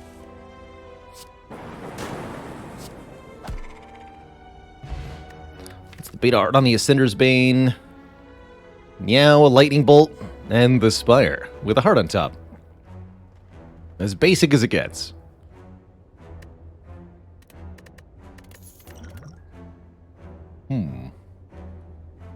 It's floor 1, and you get offered this. What do you do? It's a very reasonable time to skip. I think Turbo is one of the better long-term potential cards on Defect. So I don't mind taking a Turbo, but it's definitely not very helpful right now. I will be taking a Turbo. Like I said, Turbo early was a trap once. I mean, it is. Kind of. It's definitely going to be drawn very frequently in situations where it won't do a dang thing, especially with Ascender's Bane.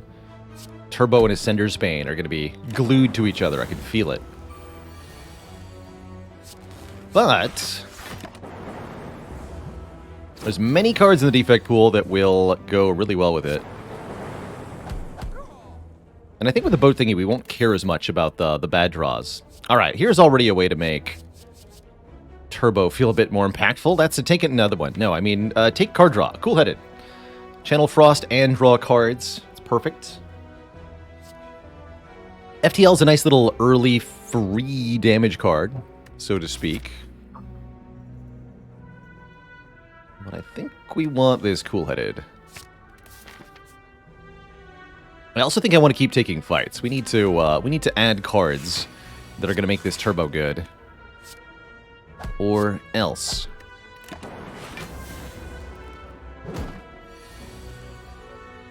Hey, look, Turbo could have done something here, but it didn't. Hologram's also very good with Turbo.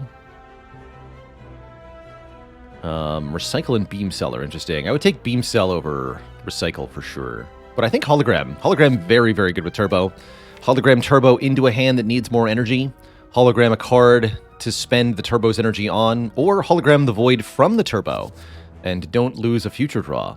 All of them are really good options here. Problem is, we haven't really added any damage to the deck, so we have to keep taking fights. And those fights could be pretty mean.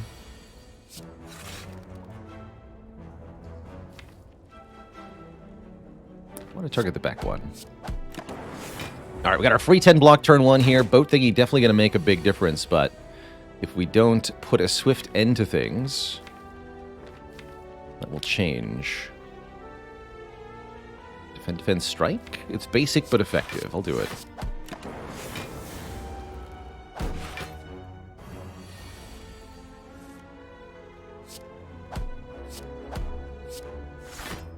Good turbo to play Zap. And I think that's probably worth it here. Finally, Turbo has done something.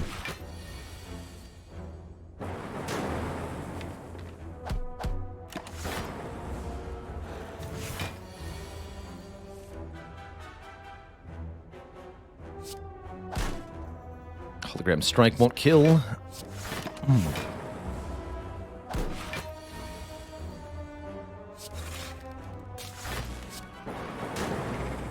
Okay, that should have been a fairly difficult combat, but we get through it no problem.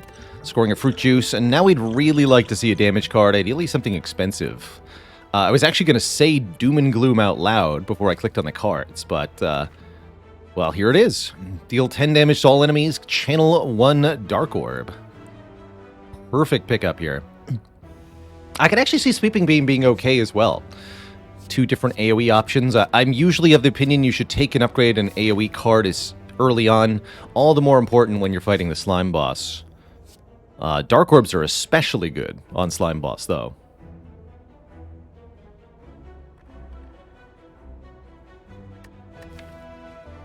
Yeah, Doom and Gloom with the hologram especially.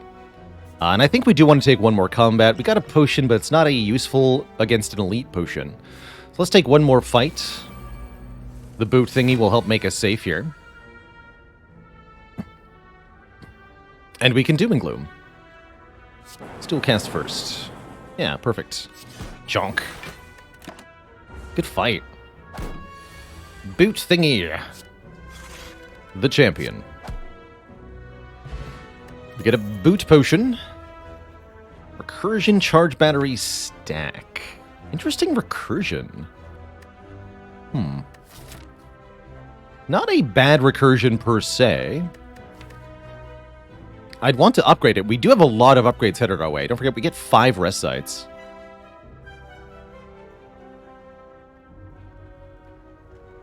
Recursion can either evoke the Dark Orb to do bonus damage, or quite a few other important things. Let's take the recursion. That said, the first upgrade has to be Doom and Gloom here to improve the damage to all enemies. This first elite could be tricky, depending on who we're facing. It's not Gremlin Knob, and that makes me happy. We also didn't draw all our blocks turn 1, and that makes me also happy. All things considered, I think this fight will go quite well. This might be a fight to consider the Liquid Bronze in. We'll be able to do some additional damage this way. It's not much, but it helps. What else is Bronze working in? Next is Lagavulin or Gremlin Knob, and then the Burning Elite. So, yeah, let's use it here. And I'd rather zap over dual cast. I think this fight will last quite a while.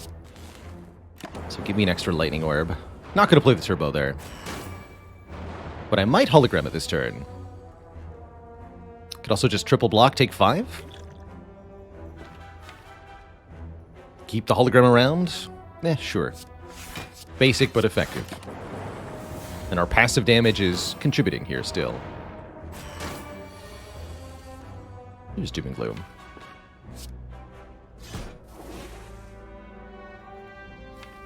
Play defend. Next turn we probably kill this. Could strike to guarantee it. Take 10 this turn, guaranteed. Don't take more than 10 next turn. Could be a block potion moment then. Got enough health, I'm not too worried here. There's not that many days in the discard pile, don't forget. Alright.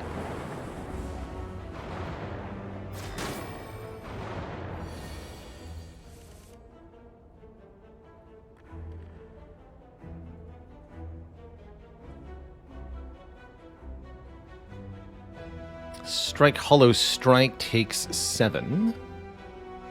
Defend, Hollow Defend also takes 7.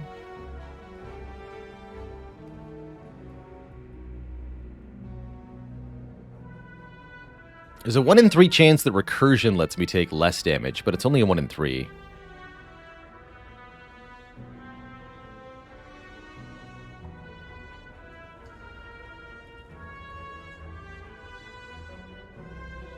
Let's do Strike, Hollow, Strike. Same amount of damage taken, but we deal more. It's important.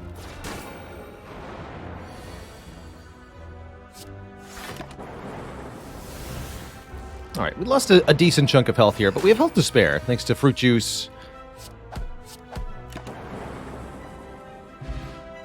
And many rest sites. Our first non-starter relic is a Vajra. +1 strength will make our attacks hit a little bit harder. We're offered Reprogram, Double Energy, or Turbo. I am 6 feet 0 inches, or what is that in centimeters? 1.8 meters, approximately.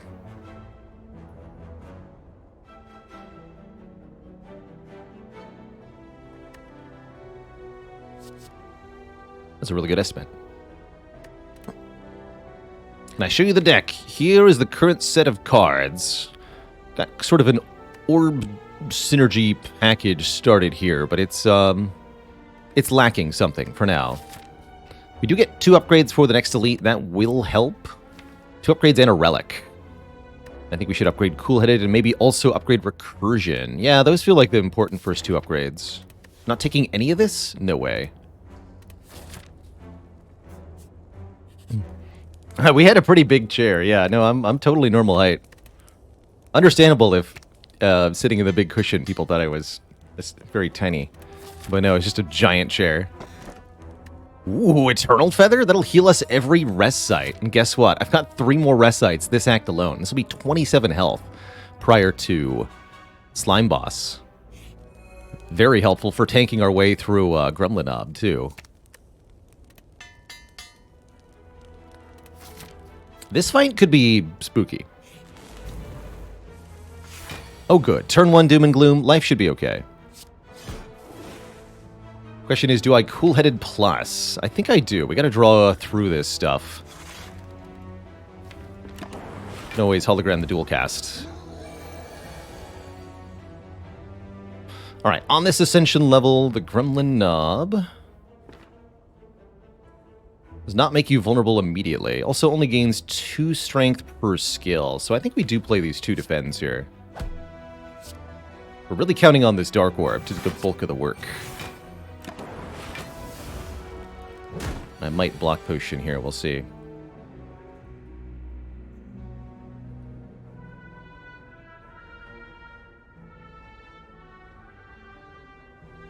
Strike, Strike, Zap, Recursion.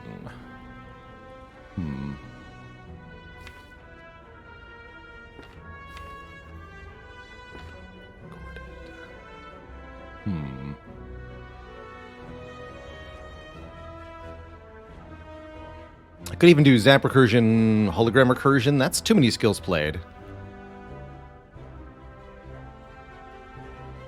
Definitely play both strikes. These are both functionally identical cards. Feels like I probably should play one of them. Dual cast next turn would kill. Doom and Gloom also would just kill. And that means this is the moment for the Block Potion? No, the Block Potion gets held till next act, looks like. This saves me 1 health this turn, but might ruin me next turn. So let's not. Okay, then we get a super duper kill. Good. That wasn't too bad. Somebody was asking about this boat relic. Here it is. Captain's Wheel gives us 18 block on turn 3. Very good against the Slime Boss in particular. Oh-ho, and I really like both Hologram and Rebound here. Rebound getting +1 strength from Vajra is quite nice. And we do have Draw to make it work immediately. What I love about Rebound here is that we can rebound stuff like Recursion or Terror to further set up our turns. Really like this card. The more I play Defect. Let's show it off today. All right, we'll upgrade the hologram. I might upgrade dual cast, too. We'll see. There are 3 boat thingies. 1 common, 1 uncommon, 1 rare. The horn cleat, anchor, and the other one, the captain's wheel. Not the greatest turn one, but one of the things I like about rebound is you can always just end your turn with a rebound to not put any card back on top. I did actually fail to notice these were plus strength sentries. Whoops. This looks like the block potion turn. Ouch. Ouch my face. Still no doom and gloom either. There it is. And look at that. The power of turbo lets me hologram that doom and gloom. Do it again.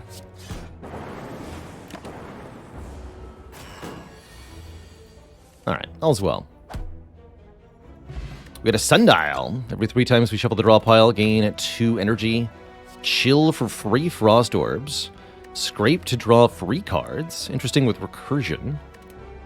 Or self-repair to let us heal. Self-repair with Eternal Feather feels perhaps unnecessary. But chill? Chill I like. Take a chill. Take a chill. Bill.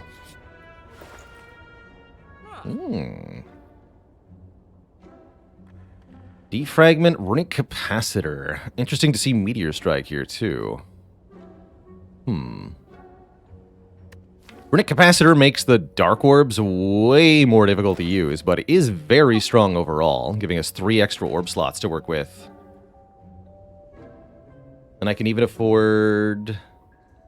No, I can't. I can't do Defrag Capacitor remove.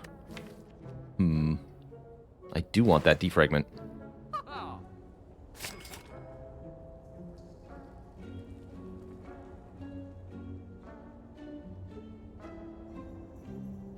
Buying a potion also seems like a good idea.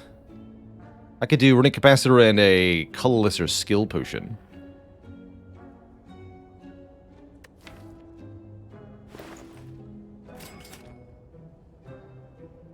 I'll take the colorless pot. We'll plan on using that against Slime Boss for a little bit of help. 37 is not quite enough to make me comfortable, but 6 orb slots with defrag. That's gonna help.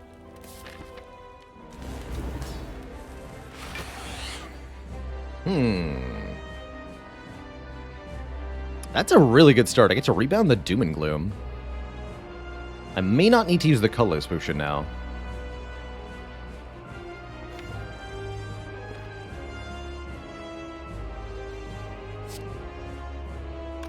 And if we recursion, we even get to put the Dark Orb in front. Okay, cool.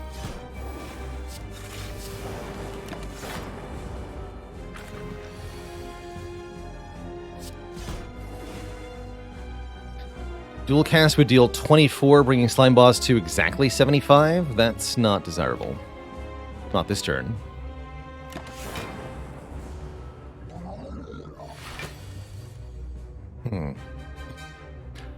I see. Well, I don't mind just blocking this turn. That's fine.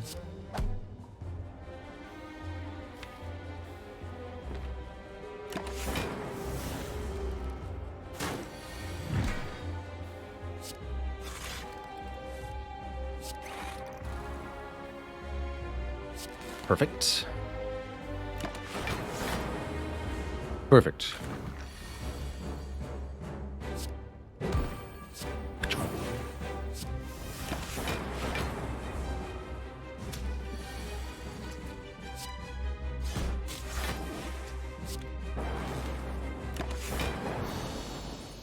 Beautiful. Simply beautiful. Oh ho ho. Choices. Horror Surge, Electro, or Bias Cognition, huh? Electrodynamics gives us some very, very valued area damage, as well as providing more orbs. And currently, because we have so many orb slots, we do want to channel more orbs. So this really helps us going into Act 2. I think Bias Cog is also obscenely strong in the long term. One, we might find a way to make the focus permanent, but simply put, with so many orb slots and orb generation, this is an incredible amount of output per turn, regardless, and is therefore highly desirable. Ideally, we get both.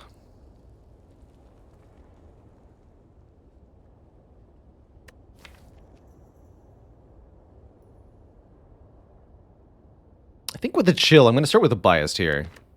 Just click really fast. Easy.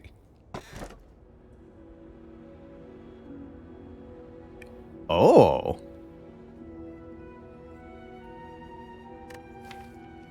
Oh, I like it.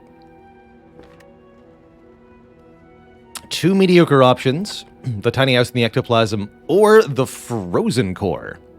If we end our turn with any empty orb slots, channel one Frost Orb for free.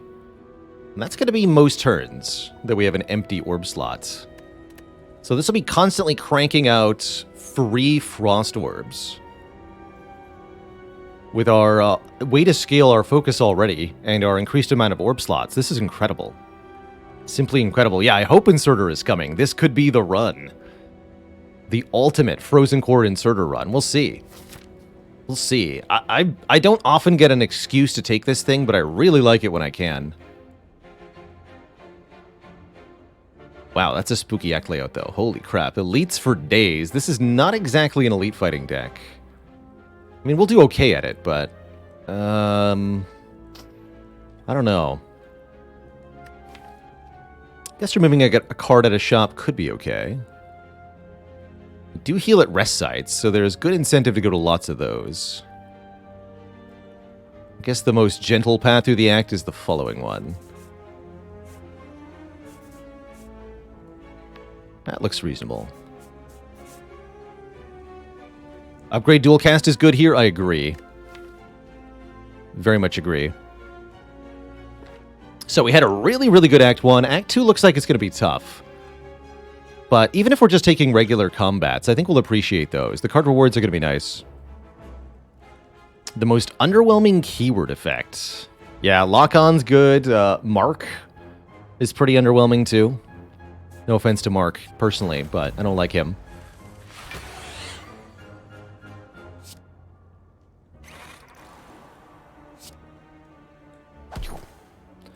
Pretty sad recursion turn 1 now, though. Give me the free frost.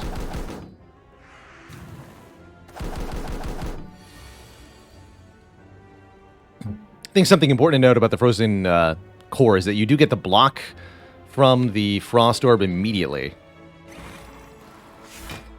As soon as it's generated, which is really nice.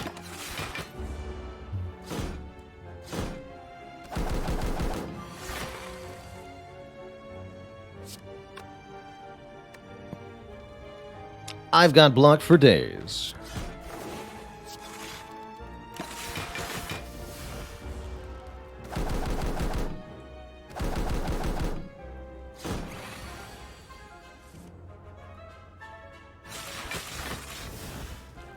All right, get out of here.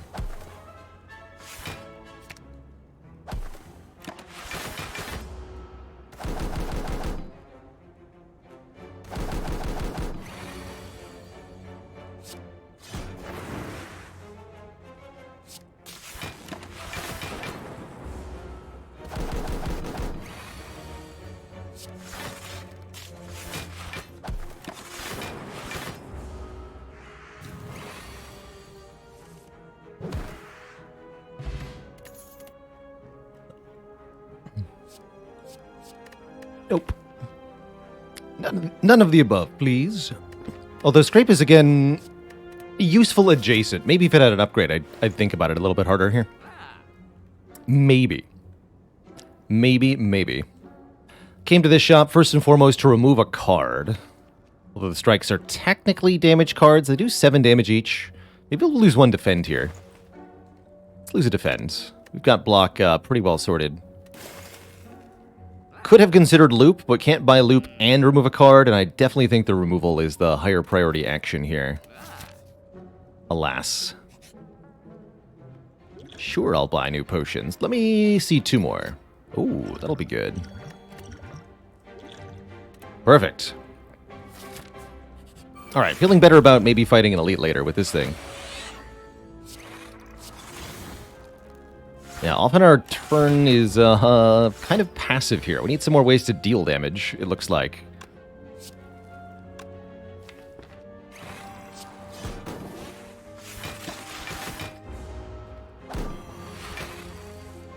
But man, do we block. 46 block. Okay.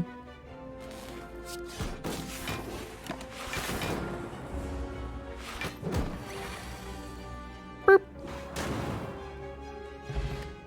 More fruit juice. All right. See you later. Ooh, Barrage? Barrage Vajra. That actually hits really hard.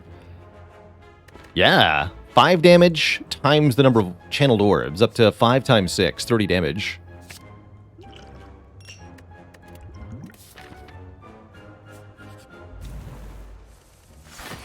Barrage. Yeah.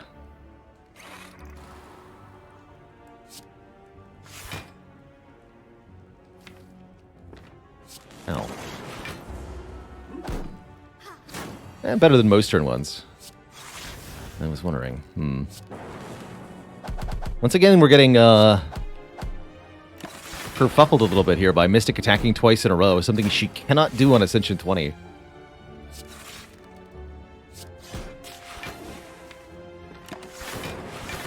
The kerfuffling.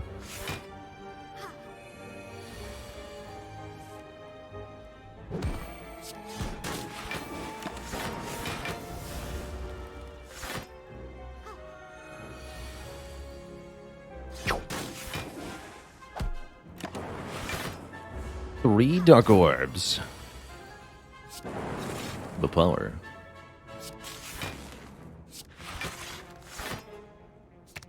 Beep.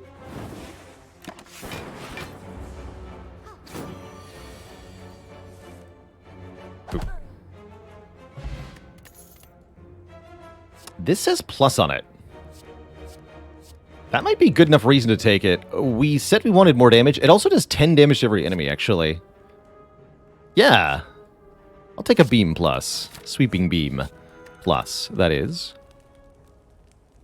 And I actually could consider a barrage upgrade, but I think with the Frozen Core, we do want to upgrade the dual cast first. So that I can evoke the orb in front twice for free and replace it with a free Frost Orb. Want to play Biased early in this Neko fight? How long do I think this fight's going to go on? Not very long.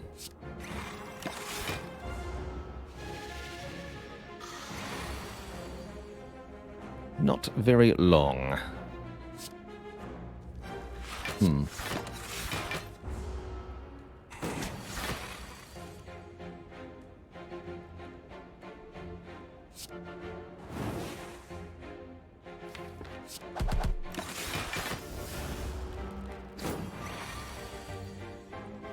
Kind of regret my choices. Only kind of. Anything 0 cost in the discard pile? Not a thing. Cost 0. Well, the rebound does, actually. Rebound the hologram, get back the rebound. Ah! The power.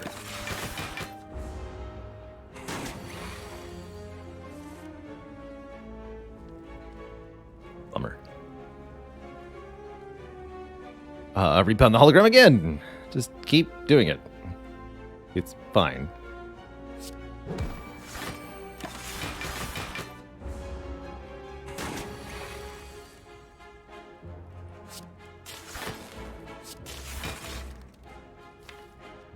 Alright, just need to draw and play the recursion. Surely that won't be difficult, right? Okay, good. It wasn't difficult. We have 85 max health. Boot sequence plus seems redundant. What about heat sinks?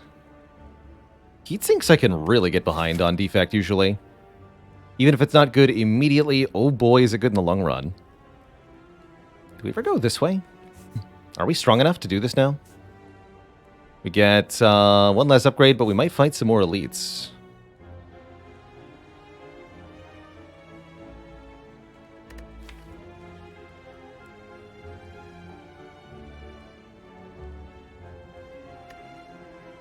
We're not that good at them, but I took the sweeping beam, so, and I have his dupe pot, so I should be able to. And a fairy in a bottle.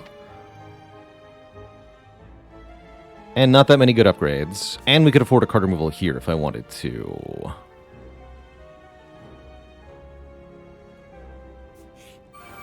Alright, first up, Grimland Leader. I'm not going to fall for playing Biascog turn 1. I know better than that.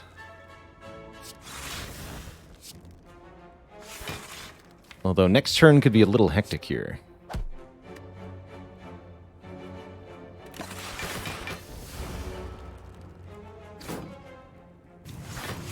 You always get attacked by Gremlin Leader, unfortunately, but look at the power of Dual Cast this turn. Just look at it. Look at it. 39 damage, huh? The Doom and Gloom hologram, the Dual Cast.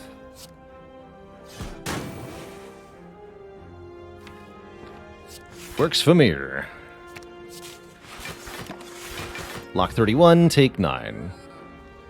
Try not to get killed by a wizard. Don't get killed by a wizard. Good work.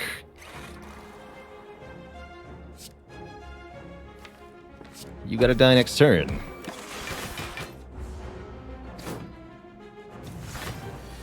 Oof.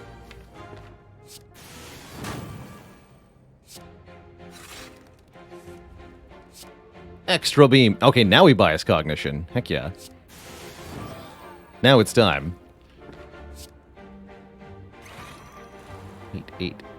40. So hologram full blocks. I'm allowed to get turbo then to play the barrage here. Boop.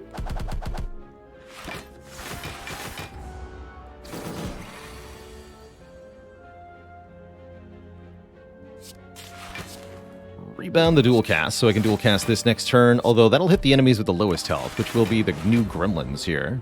Unless I can kill the new gremlins. Oh, heck no.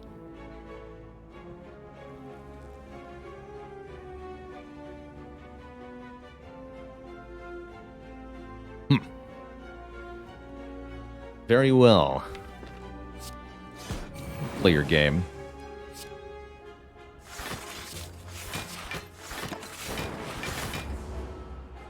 Thanks, Frozen Core.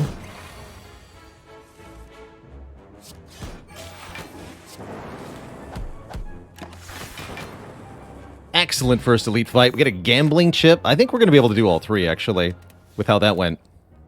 Upgraded compile driver. Looks incredible. Storm's not too bad either.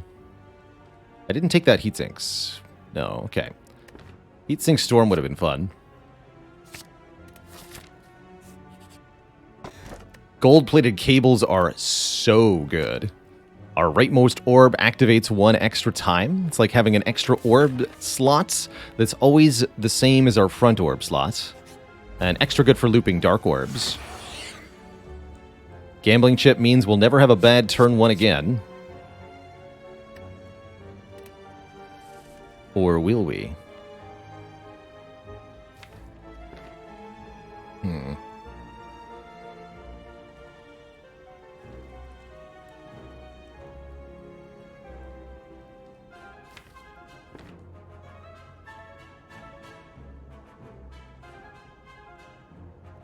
This could be our block pot. This is a bit weird.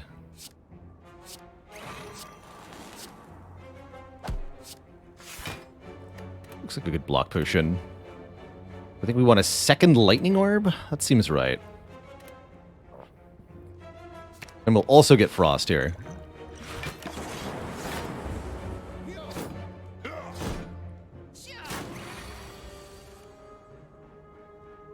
Okay. This is a bit worrying. It's 15.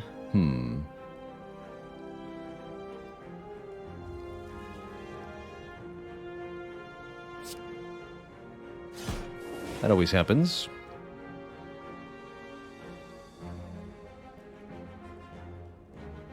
Actually, moderately likely to kill this guy by barrage. Let's do it.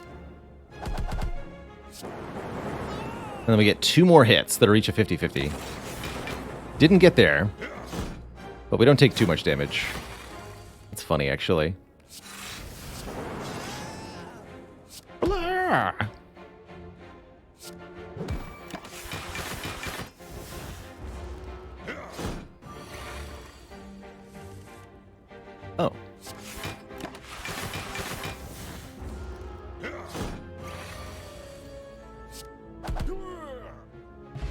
Oddly smooth stone makes our blocks a little bit blockier.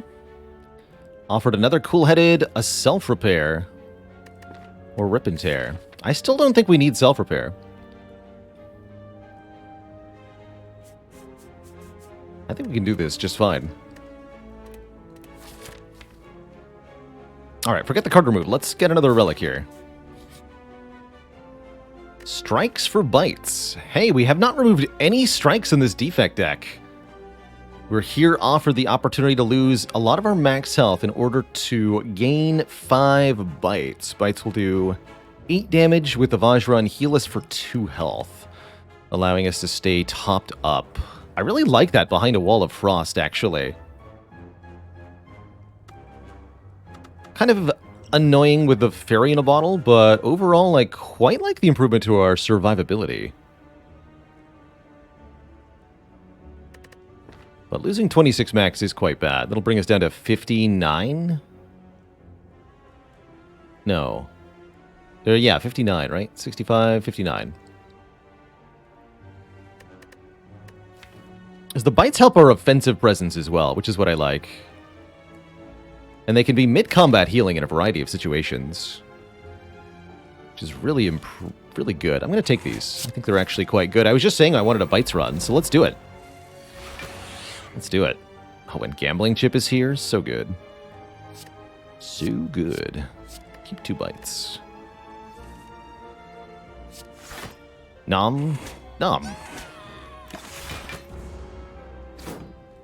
So we always immediately get a frost orb that blocks 2 times with the gold-plated cables.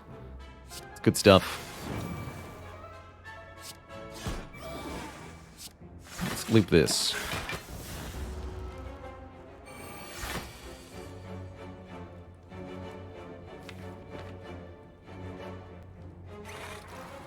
The Frostening.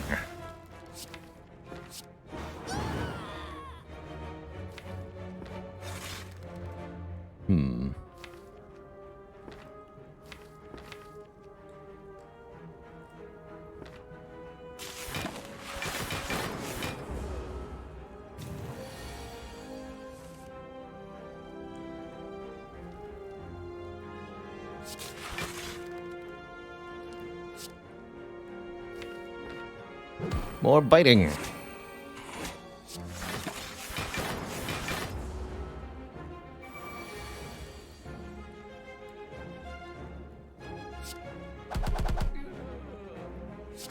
And let's do that to the leader, too.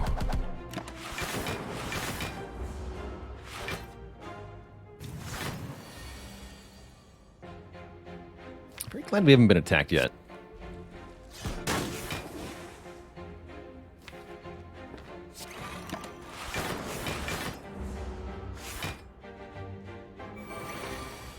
The wall of shield gremlins.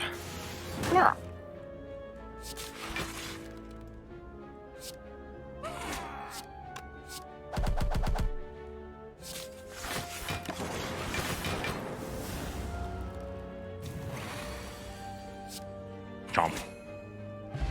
Get a meal ticket. All right, if I'd had the meal ticket, I might not have taken the bites, but I will take another defragment. That's probably our next upgrade. Almost assuredly.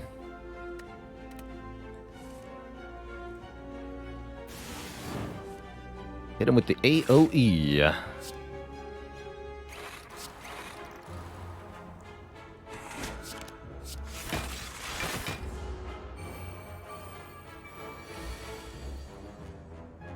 And hit him with the chill.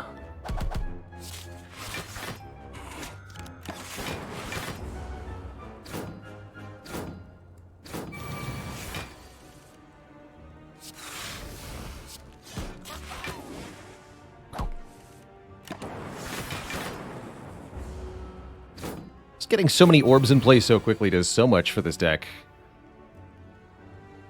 Too much.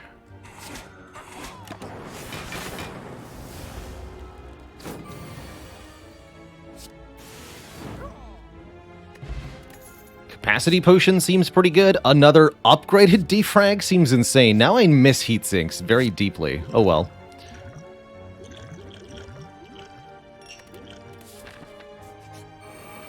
Maybe we'll see another one in the future.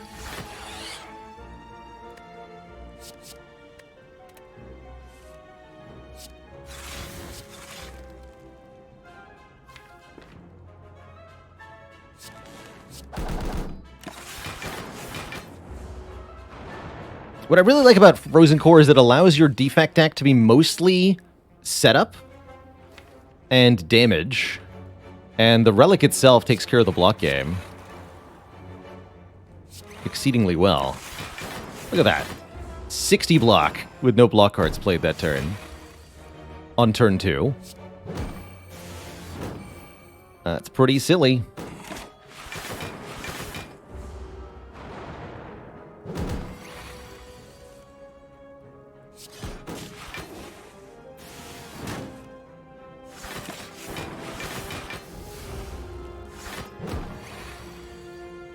This isn't even my final defrag.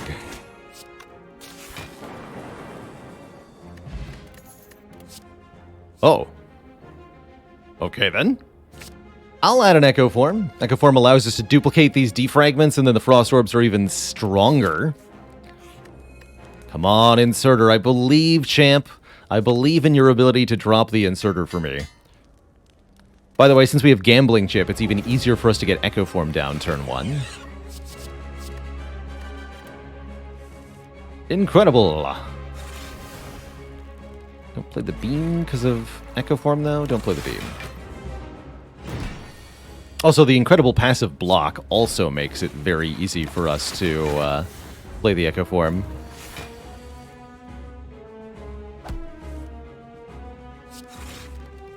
Echo Form, hello. Well, now I've played all the defrags already, so what's the point? Give me another Dark Orb.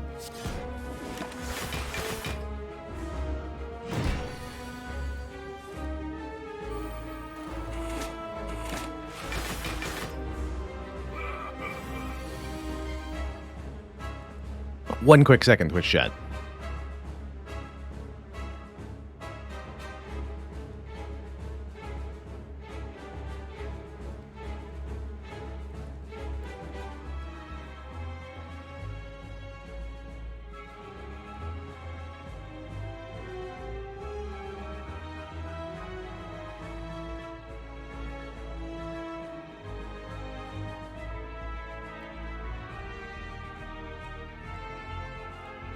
All right, we're back. Beep. It's all Dark Orbs. Always has been.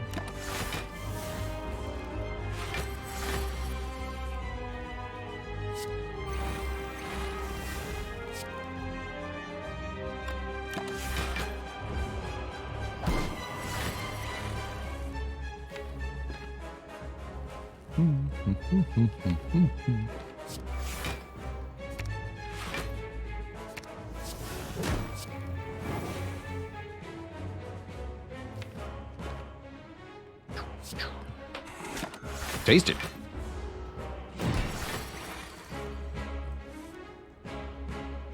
Very tasty.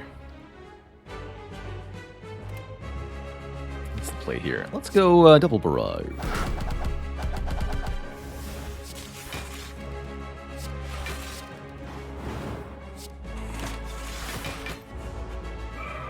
Do your worst, he says.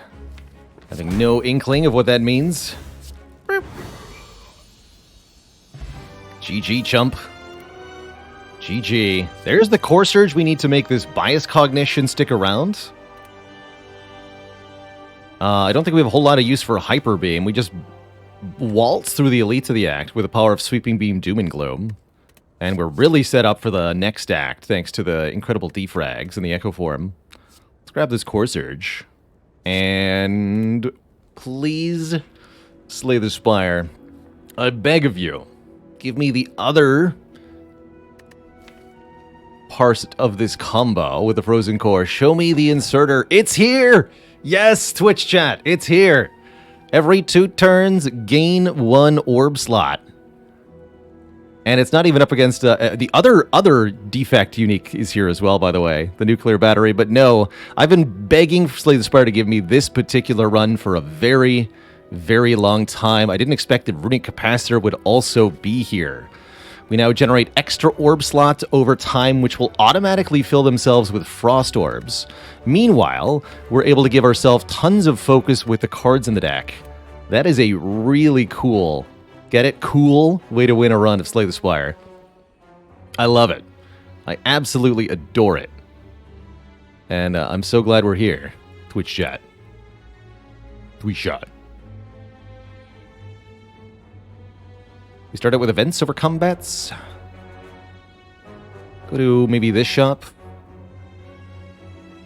Where's the other shops? One... Oh, that one. Okay. That's not very good.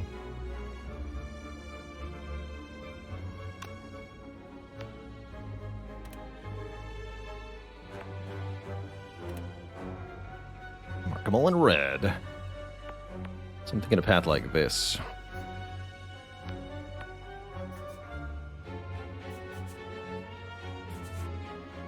That looks good.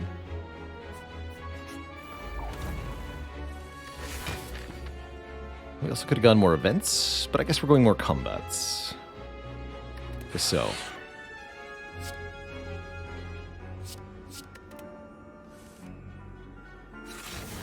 So we still don't get that much energy, which is, I suppose, okay.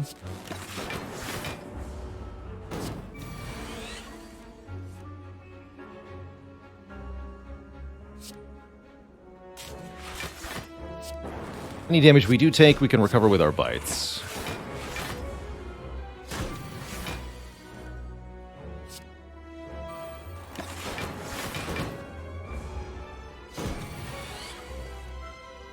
The power. And just like that, we're invulnerable. Look at this. Look at this setup. This happens automatically.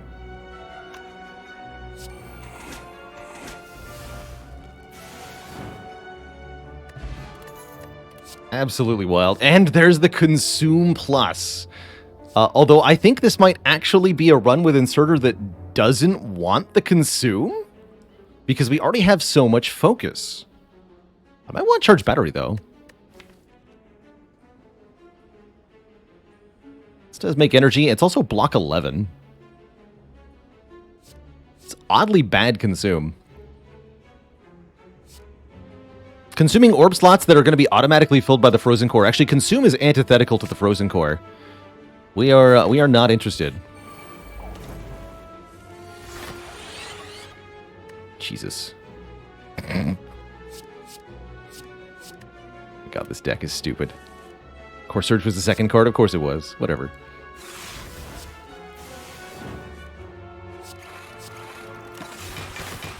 The power.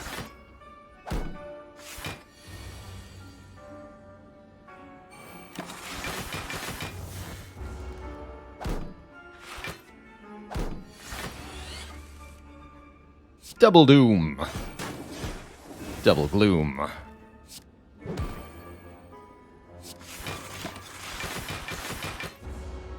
Nice.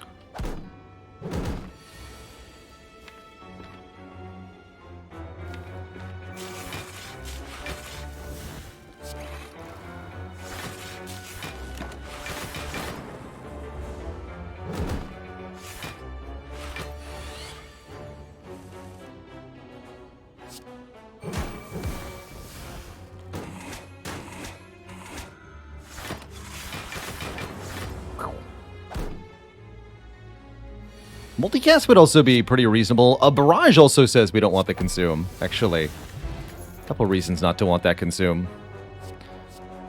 More decent block cards with the Smooth Stone. I think just the Charge Battery was sufficient.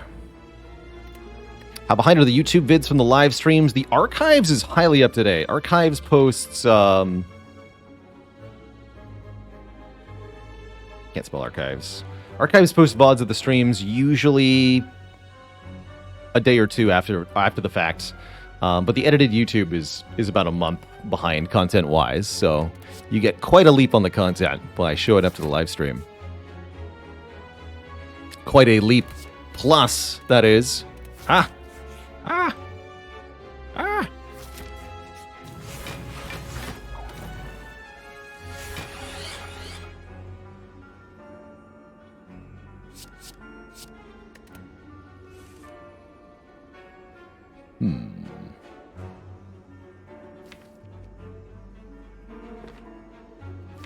Tempting Echo Form. I think we just want to have the Dark Orb in front, though.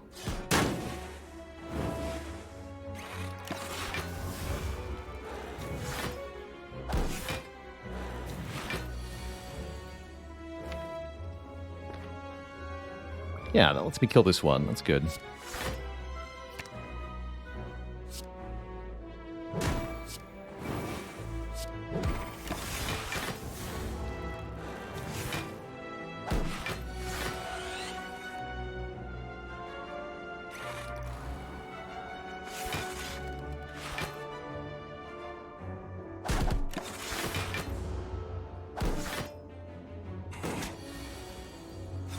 The power.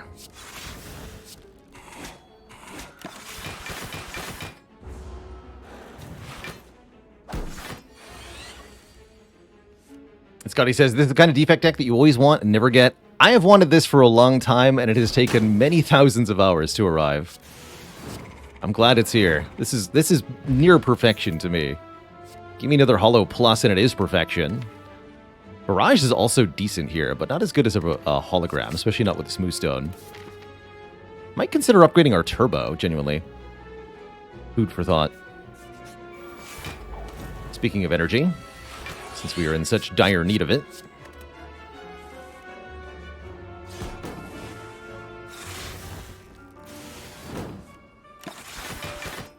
The Orbineer.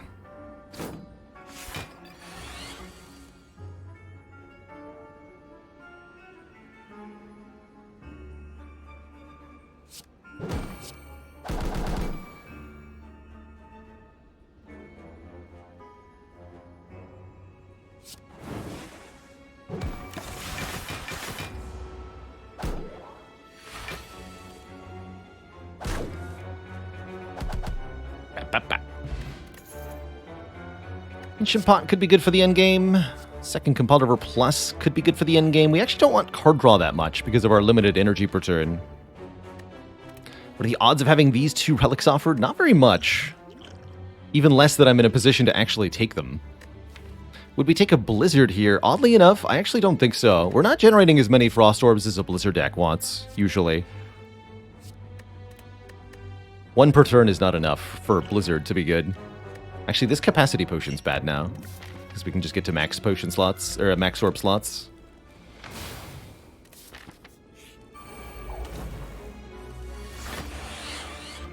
Like, I'm not even afraid of Reptomancer here, because this deck is so frigidly powerful.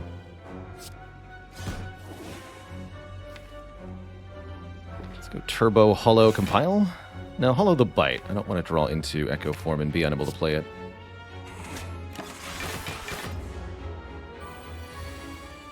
It was the top card, too. That's funny. Can I actually play it? I might have to go Sweeping Beam, Defrag, Dual Cast, Bias, even. Seems more reasonable. Repto's not a fight that's all that long. She doesn't have that much health anyway. There, that'll full block.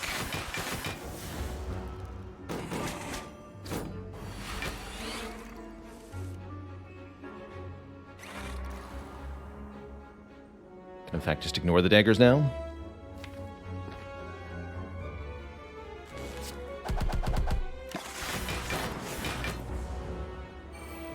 We're losing one focus per turn, but we should be able to beat Repto before that's a problem.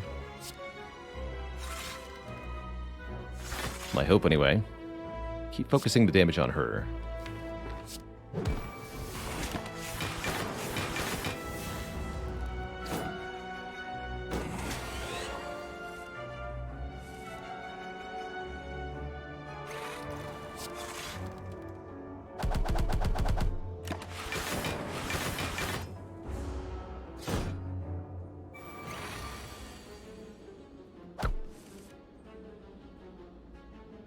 Recursion would kill that thing. I guess that's fine.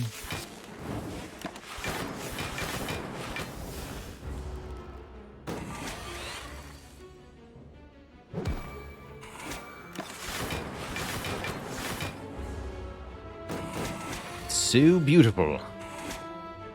A perfect set of orbs. Reinforced body 10x block. Actually, second turbo is very reasonable because we're still struggling with energy quite badly. Take a second turbo. Actually, aggregate looks better. Aggregate looks better. It's energy, but no void. Get zap and defend upgraded? What? This is Act 3. Come on. I'm not in Act 1. You can't do that to me. Writhing Mask could be a fun challenge. This enemy will change what they're doing every time they take unblocked attack damage. So the secret is often to kill them without doing attack damage. Like this. But if they choose to try to curse me, I might not be in a position to stop them, which would be quite bad. Sure, I'm not going to play Doom and Gloom. We've only got one attack, and it could change the Writhing Mask to cursing us. So we'll keep going.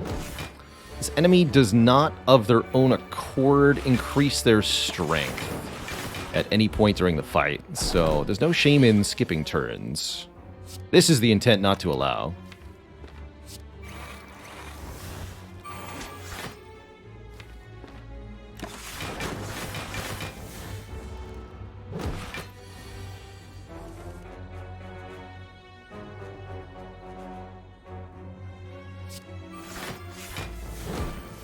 That so that I can buy his cog.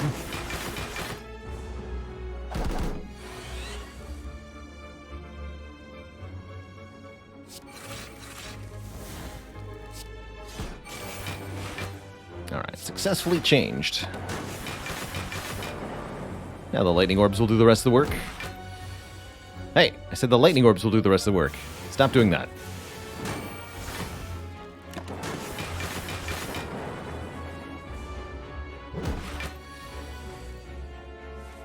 Thank you.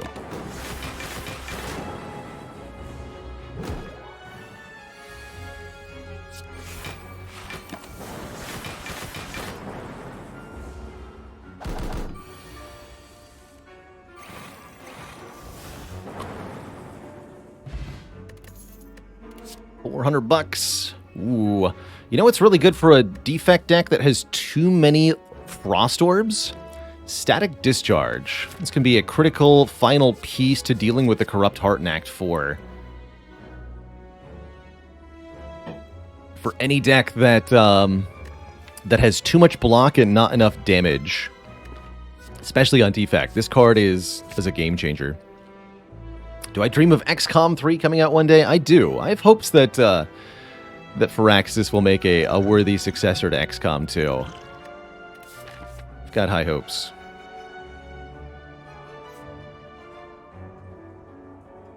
When are we taking said damage? Asks he who watches.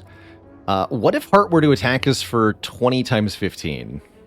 What would we do then?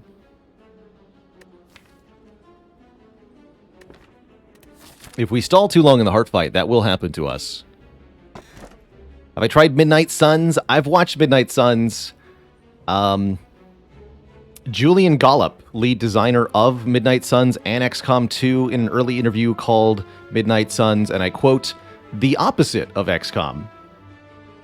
It's odd to me that people keep bringing up Midnight Suns alongside XCOM. There's, other than Firaxis, the people in common, there's not much in common between those two games. But I understand that they keep getting mentioned together because of Firaxis themselves.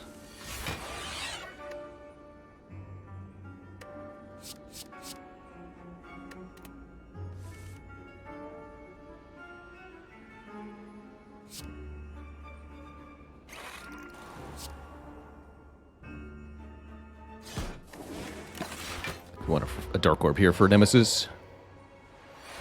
7 times 3, easy. Let's go Hollow Defrag. Forget the Echo Form for this fight. Hollow doesn't matter.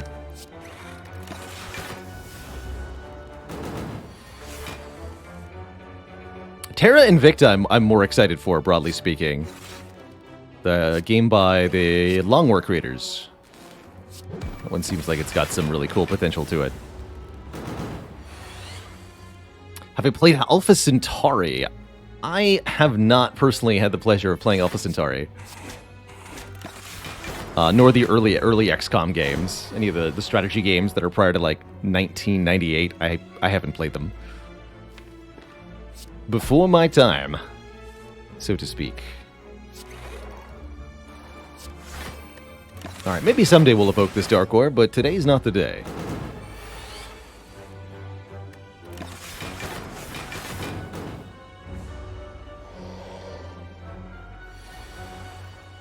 Today is the day. Get a Darkstone Periap. A little bit late. If we somehow get cursed, we'll gain max health. Sure. Another upgraded Defragment. Oh my god. Equilibrium and Barrage Plus are pretty spicy, but how can I say no, right? I'm even fighting the Awakened one. I gotta show what this deck does to the Awakened one.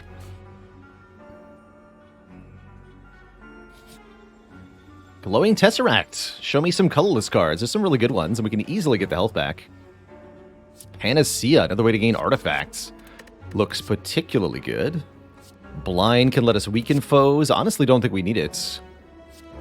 Dark Shackles can also weaken foes. If I don't need the Blind, do I need a Dark Shackles? Yeah, we've got 4 Defragment Plus in this deck. That's crazy.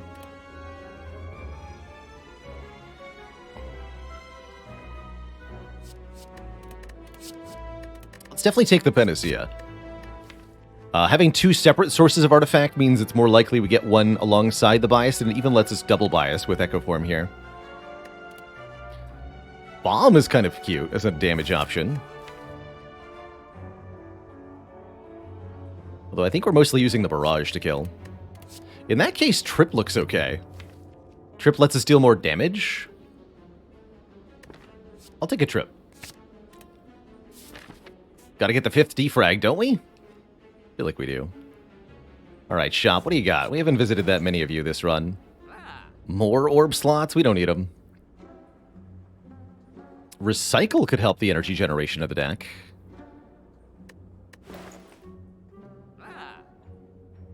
Card removal is good. Don't love the rest of this. Alright, let's just remove a card then.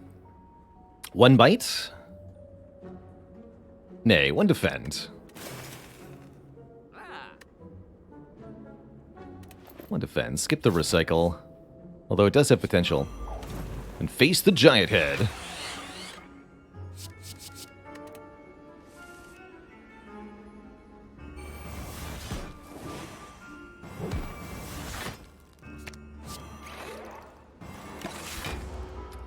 Giant Head gives us plenty of setup time. By the time...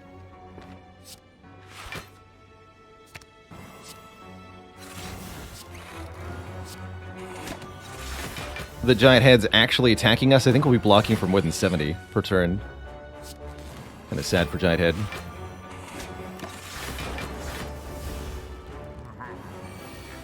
We just automatically and inevitably set up. So, Aggregate is a energy generating card. Gives us energy based on how many cards are in the draw pile, which is sometimes what we want.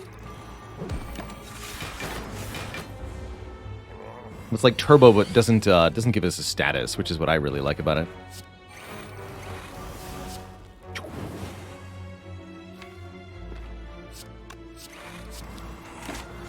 So yeah, we block for 112.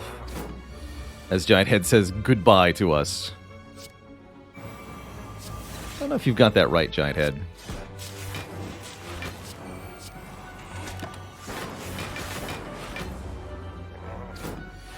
It is time.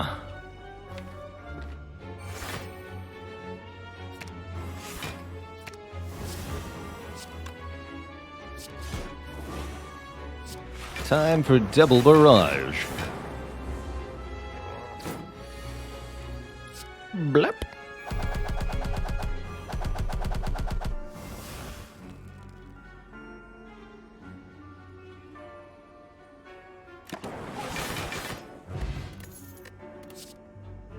More powers? Wait, more barrage. Yeah, this barrage is actually nuts. As much as I like white noise here. Give me that. Guaranteed potions, flex potion barrage? It's a good way to kill the Spire Spear and Spire Shields. But I really like these potions we have.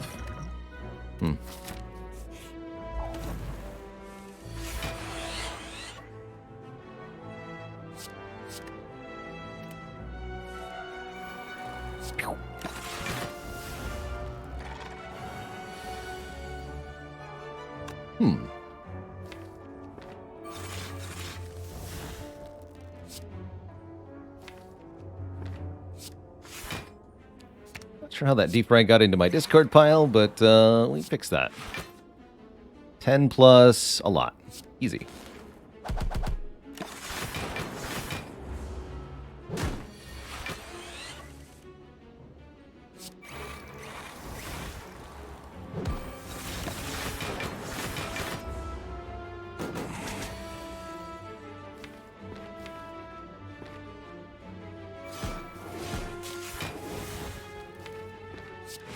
Back that void. How long have I been doing the ladder challenge? We've played probably over a year of ladder content, all things considered. This attempt at the challenge, we've just been at for a few days. We started this week. But we've played lots of ladder content on the channel at large.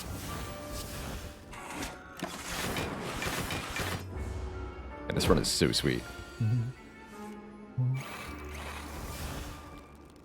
Don't think I can get over it adequately. How fun this relic combo is. I'm getting like 4 frost orbs per combat on average. That's just silly.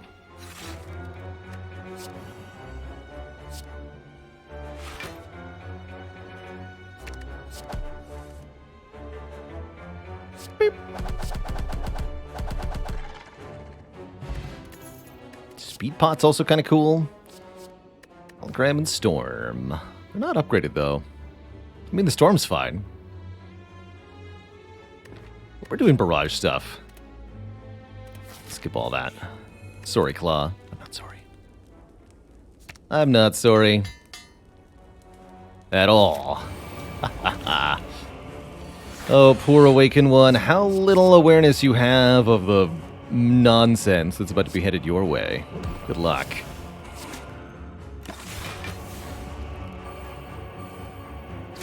No.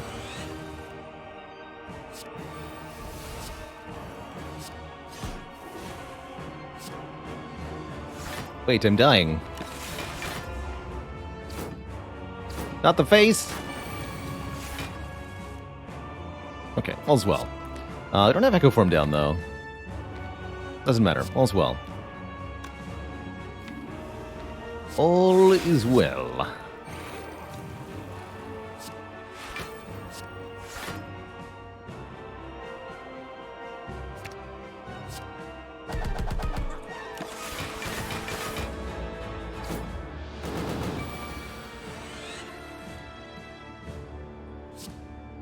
Oh.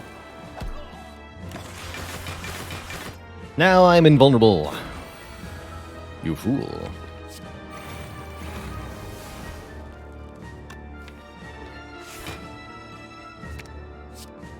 I'll be taking that health back. Not that I actually need to. We've got meal ticket.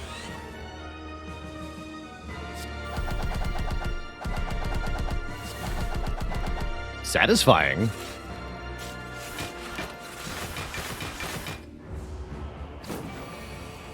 More focus.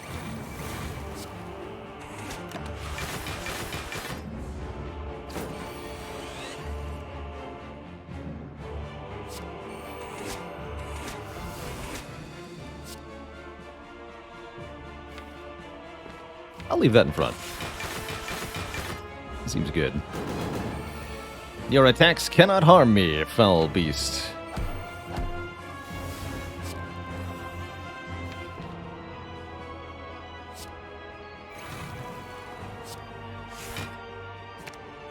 But mine can harm you.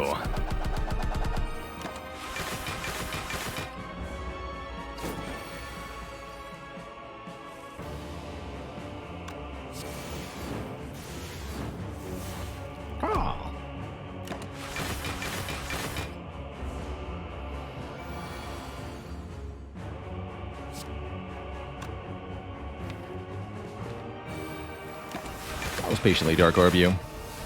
One clean hit. Let's go.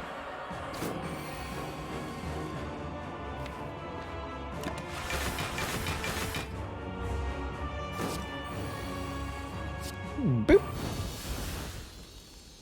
GG, woke nerd. Get hacked. Two thumb, but deep pulsing dread can be felt throughout the room. Is this the heart of the Spire, the source of all this free orb setup? Pretty wild to play Defect. Again, we have 2 cards that generate Frost Orbs. As a reminder, the Relic is doing all the work for Frost Orb generation. Truly absurd here. Might upgrade the Panacea, just to be sure. No, we upgrade the other Barrage. Get our damage online, proper-like. Here's more Artifact and more Artifact if we want it. Amplifies, cute, although a bit redundant with an Echo form. Could take more max HP. Could take Discovery. Definitely thinking Clockwork Souvenir looks very good here.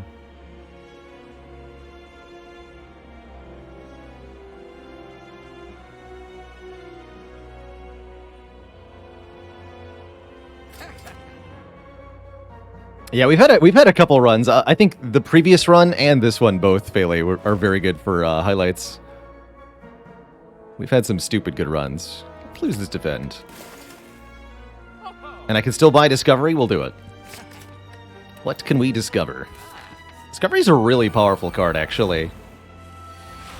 Can often generate very useful cards at a steep discount.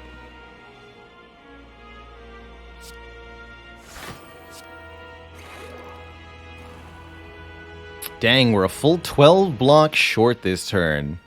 Is there nothing I can do? Secret Frost Orb.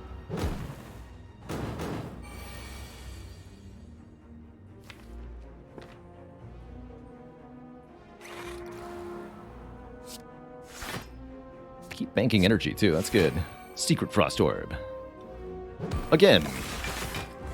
The blocking.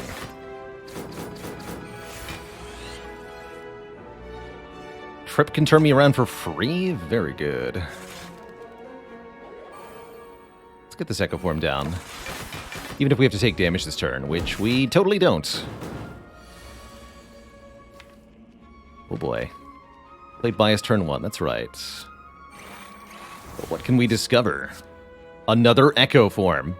And that's why Discovery's cool. That's good. Alright, let's get a Lightning Orb down.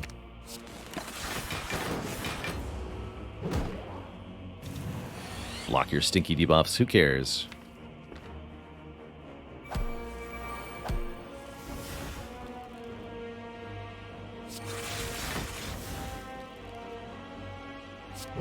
Boop. I'll just go ahead and double that next turn. Have fun.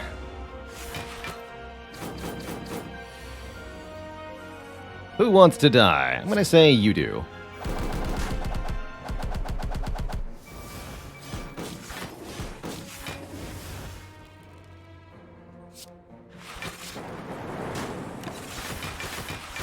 Beautiful.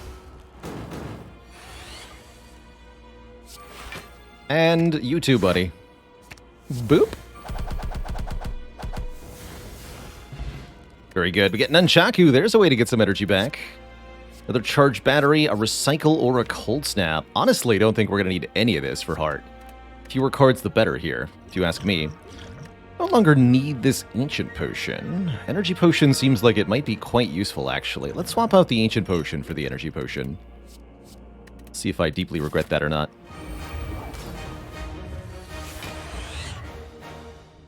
Looks like we're not going to need this turn 1, but we might. So hold on to it. Aha! Thought we might.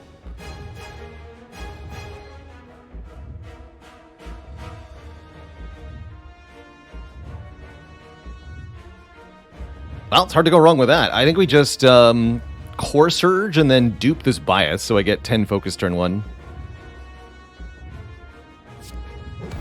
We become vulnerable, but I don't think I'm going to care.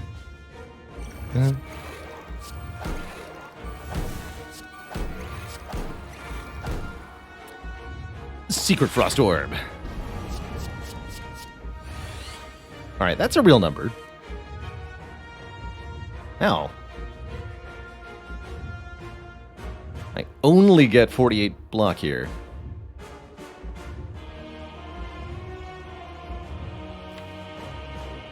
The energy potion doesn't really help me much. Oh well. That's what the bites are for. Secret Frost Orb again. Look at that, 48 block. Beep.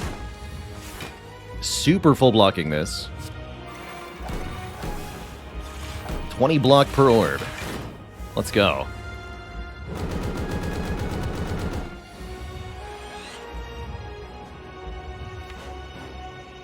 More.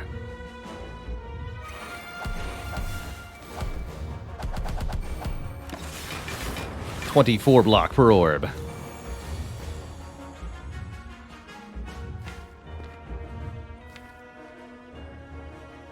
I'd like some start a turn block, but I don't have any way to get loop or anything. Yeah, discover a loop, please. No kidding. I'm trying to determine if I double the static here. Seems like it's not going to matter. So let's not, and say we didn't.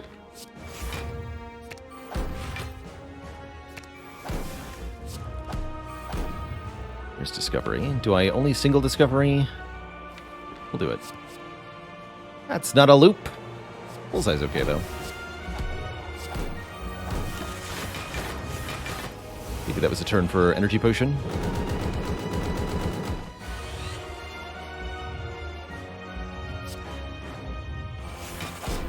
Get at this. Get at this. Sure.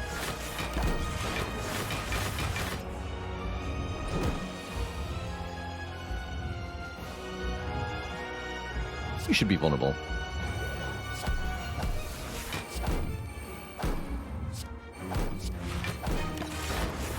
Yeah, see how we're not actually doing that much damage currently? We can sort that.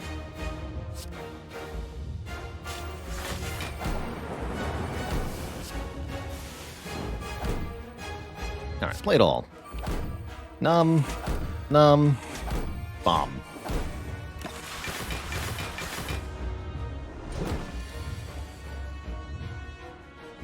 Art's starting to attack for real damage numbers. 6 times 15 here, 8 times 15 next, and after that it gets really scary.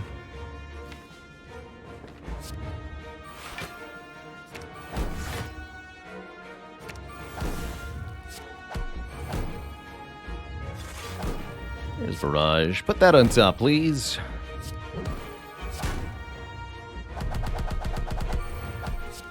No. Oh, beat if that's 2 now, that's right. 2 damage per card I play.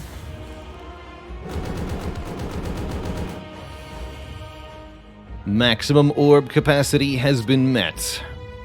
Behold. 140 damage from 1 barrage. The power.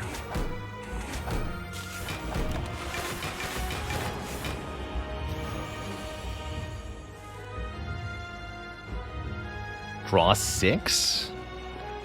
Yeah.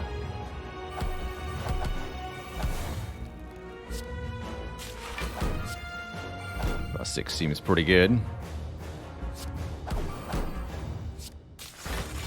Have some barraging. Beep. Beep.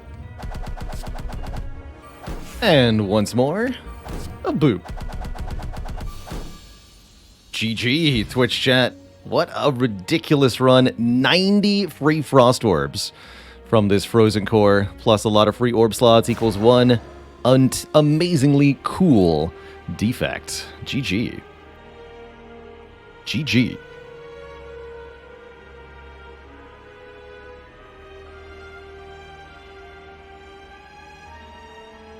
Be free, my very friend.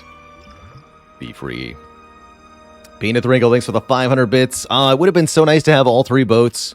In general, this was an amazing first 4 relics. I always love when the first handful of relics I get are combat relevant, so to speak. You know, not Juzu bracelet, tiny chest, smiling mask.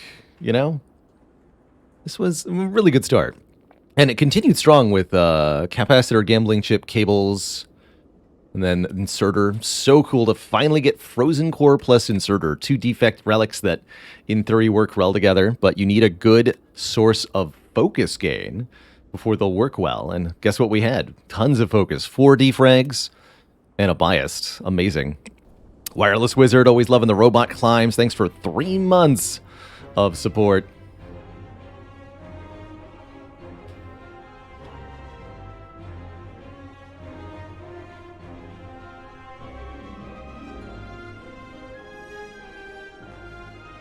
Honorary mention to Bytes. Actually, I don't think Bytes deserve any credit for this win. Actually, I think based on how the run went, it was the wrong choice to take them. So I don't know that they deserve any credit, but I am glad that we had them. They were nice to have. And if I had lost health by making a mistake, they would have let me recover that health too, which is something that I didn't really mention. Something that's quite nice about Bytes is that they can allow you to recover from suboptimal situations. GG. Yeah, first relic anchor was really, really helpful.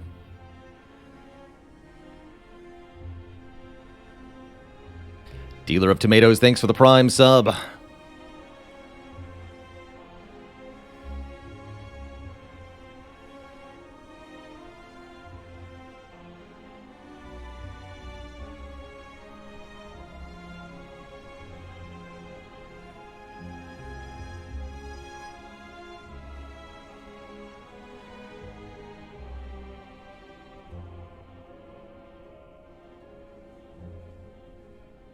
And Anandez, why was the defect so smelly?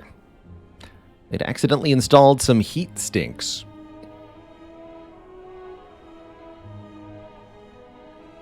Yeah, boy, can it be great in the hard pull fights. That's what I think about the anchor in Act 1 in general. It's not at all useful against either the elites or the boss, but anchor was actually really crucial here on floor 4 and floor 5, probably saving us 10 health in each of these fights. And we got really close to going below 20 health. So that actually could have made the difference. I mean, Jawworm also saved us 10 health, so it easily saved us 30 health, I think, between floor 1, 4, and 5. And that would have made the difference between being alive and not being alive versus sentries. Another run? Oh yeah, you betcha. We're going to be doing the Watcher next on Ascension 11. I think this is when we start to get some of the harder penalties of Slay the Spire. We're going to lose our potion slot momentarily.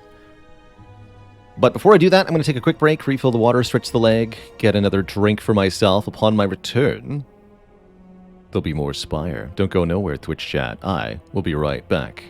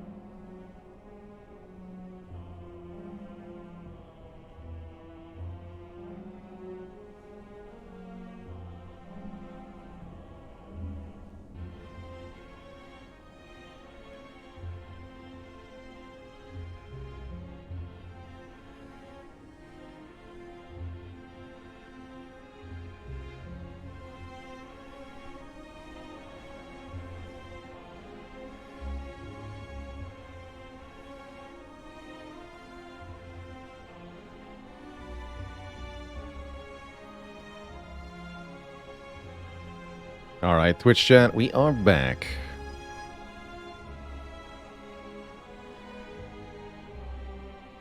That's right, Cables has a special interaction with Darkness Plus. Something else I'll point out about the gold-plated Cables is because of the timing. The timing of it can be different. Loop is always at the beginning of your turn.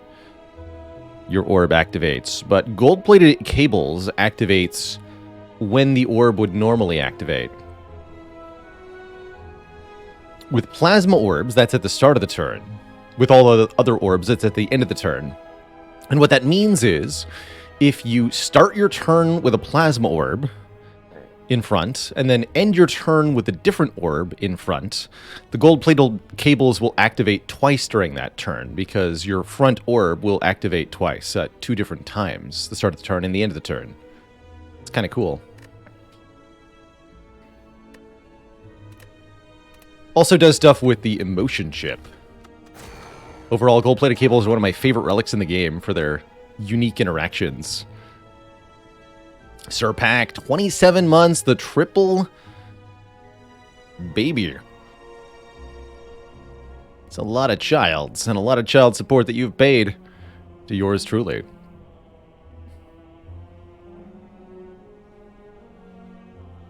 So, Watcher is going to climb Ascension 11 here. We do, in fact, lose our 3rd potion slot now. Starting to resemble Ascension 20 more and more as the ladder gets more and more intense. Choose. Good old Carter move. Can't go wrong starting a Watcher run with a Carter move. Wow. Well, the shops are quite clustered, too. I see the path of, maybe not least resistance, but path of most juicitude. Most rewards. And that'd be this one at first glance. Remove a defend here. Harvest many elites. Upgrade a couple times, go into Slime Boss. Slime Boss, probably the best boss for the Watcher in Act 1. Because the Slime Boss is all about damage, and Watcher can easily pass the damage check, especially with card removal on her defensive cards. Loud Eel, thanks for the Prime sub. Welcome to the Cozy Sub Club. What are the actual odds of getting Frozen Core and Inserter together? Okay, we can do the actual math on this real quick. Well, to get the exact odds, I'd have to do things like calculate the odds that we see one but not both of them at the same time. Ugh.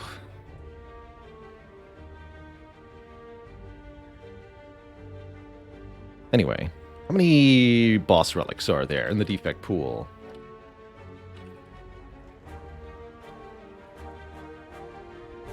We have to first count the relics. Boss relics. There are 1, 2, 3, 4, 5. 1, 2, 3, 4, 5. 19 common boss relics and then 3 defect ones. So 22 total relics in the pool. You get to see 3 of them after the first boss, 3 of them after the second boss. So your odds of seeing one of them is going to be...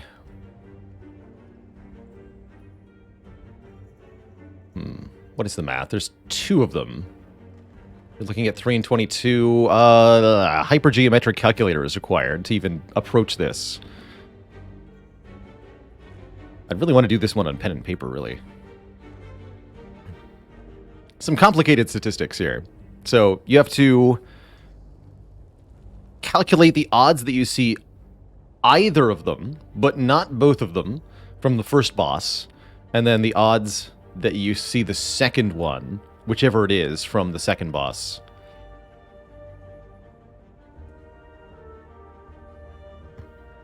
So I would calculate the chance for one of them individually. Actually, the hypergeometric calculator can tell me the exact odds, right? Exclamation point calc. So population size 22. There are 2 hits. You're sampling 3. You only want 1 success in the sample. So the odds of seeing exactly one of them in the first boss reward apparently is 24.67% chance to see either the inserter or the frozen core.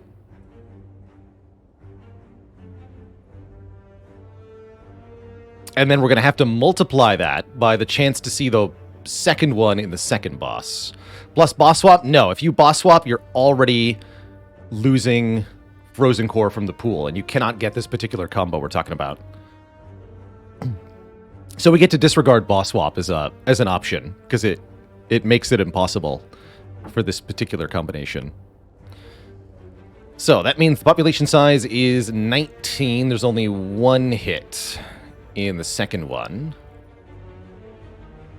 And geometric calculator says 15.78% on the second one. So 15.78, oops, 0.1578 times, what was it before? 22,231 times 0.2467.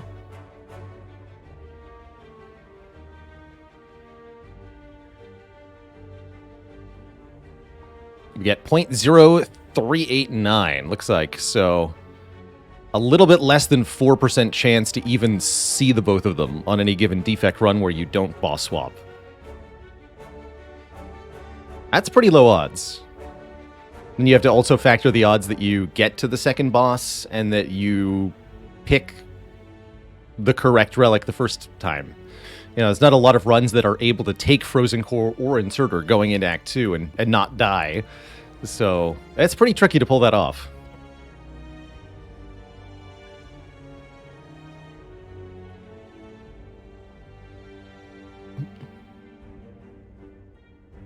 As far as I'm aware, at least on PC, you've never been able to boss swap into the upgraded relics. The other versions of Slay the Spire on console and mobile have had different implementations and different bugs sometimes, so it's possible that your memory is correct for a different version of the game. But it could also be one of those things you just misremembered somehow.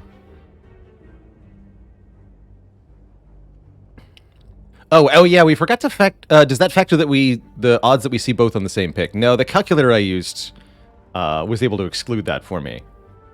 The hypergeometric calculator. I'll link that one more time. Exclamation point, calc.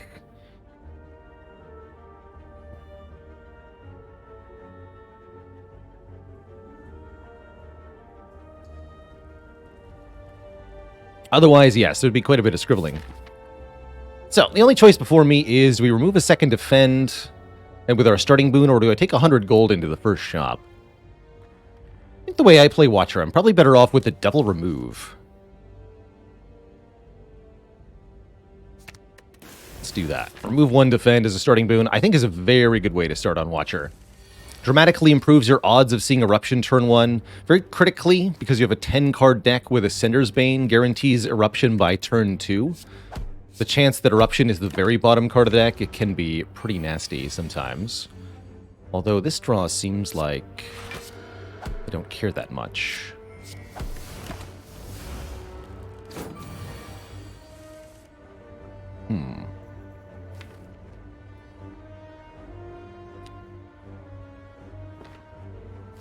This is only 21 damage. Could draw a defend, or Vigilance is the last card. I think that means I have to strike Vigilance, take 2 here. Bit of an awkward draw, ultimately. Yeah, because then this hand is pretty bad.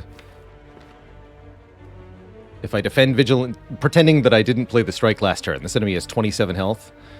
My odds are Eruption and then strike. And then Vigilance would take more than the 2 I took, for sure. Or I defend Vigilance and then next turn we fail to kill. Glad we played that strike. And very glad we removed that defend. That actually could have been a disastrous fight with the 4th defend in the starter deck. Sometimes sometimes the starting fight can be really, really nasty with the exact wrong series of draws. And that's one of the things that makes Ascension 10 so nasty. That Ascender's Bane curse. We've seen just how bad Jawworm versus Silent can be, right? Ultimately, the only reason the first combat can go so badly for any of the adventurers is Ascension 10.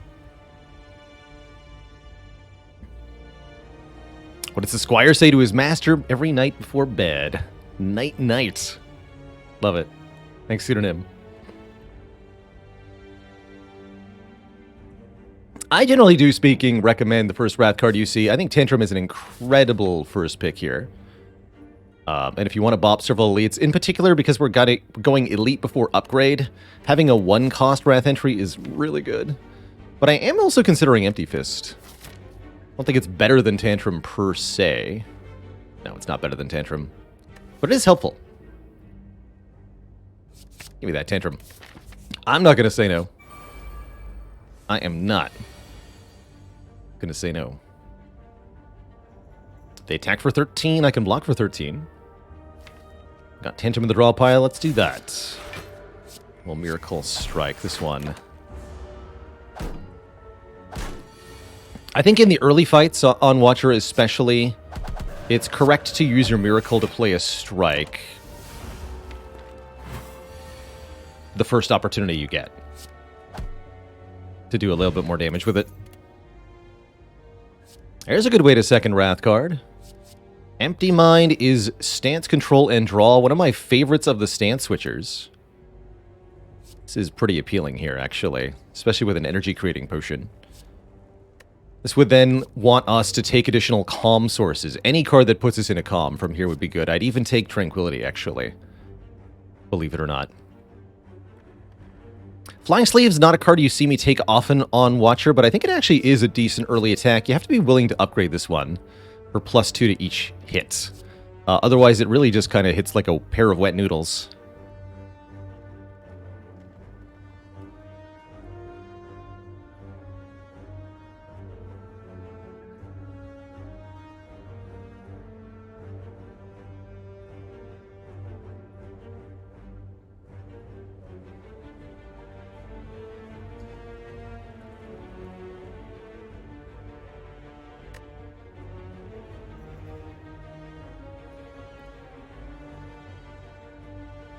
I'll occasionally make suggestive-ish jokes on stream Dr. Rock Doctor, but I think I'd prefer that the chat don't.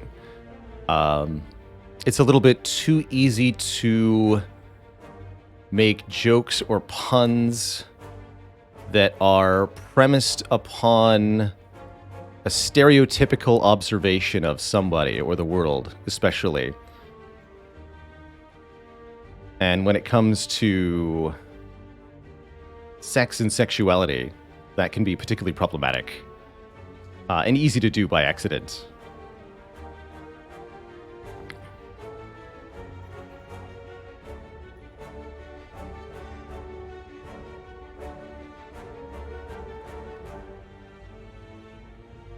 The amount of dad jokes I've seen online where the punchline is that the wife isn't doing something subservient is staggering. Ugh.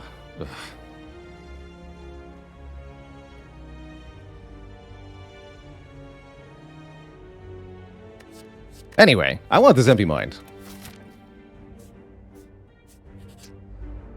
Yeah, good boomer humor, no kidding. The old something something.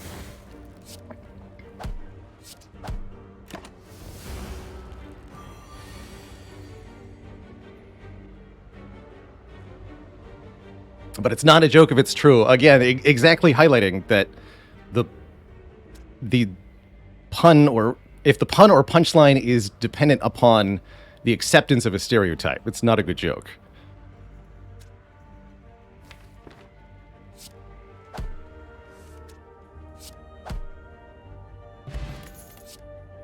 Oh, I said I'd take it. All right, we're taking Tranquility. Cool. Very cool. I like this, actually. Retain, Enter, Calm. It's a don't die to Gremlin Leader suddenly button, for one, which is quite nice. We've made that mistake before.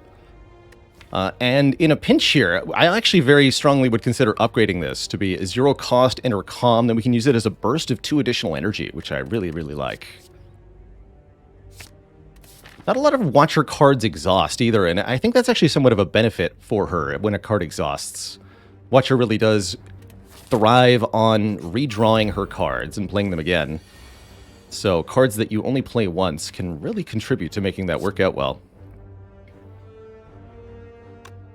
So why is Tranquility not all that great? Ultimately, it's got the power problem, which is that it's a card that neither deals damage nor generates block immediately.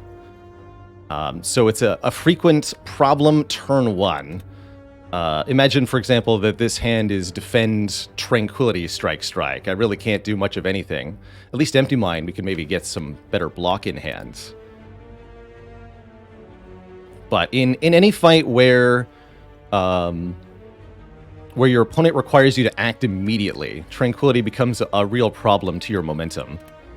And we saw quite recently, on Watcher, that went abysmally wrong for us in the Transient fight. That's a fight that requires immediate action, immediate output. And this is a card that's absolutely going to get us donked against Transient if we don't have the rest of our deck sorted out well. We'll block that.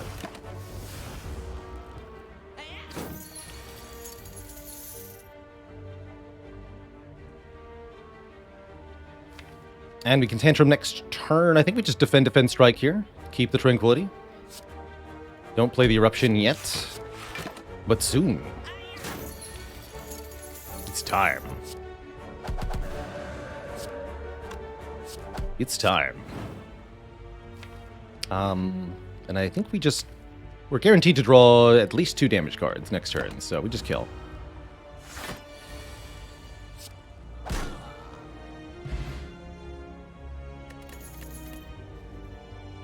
Early Bowling Bash, I really like.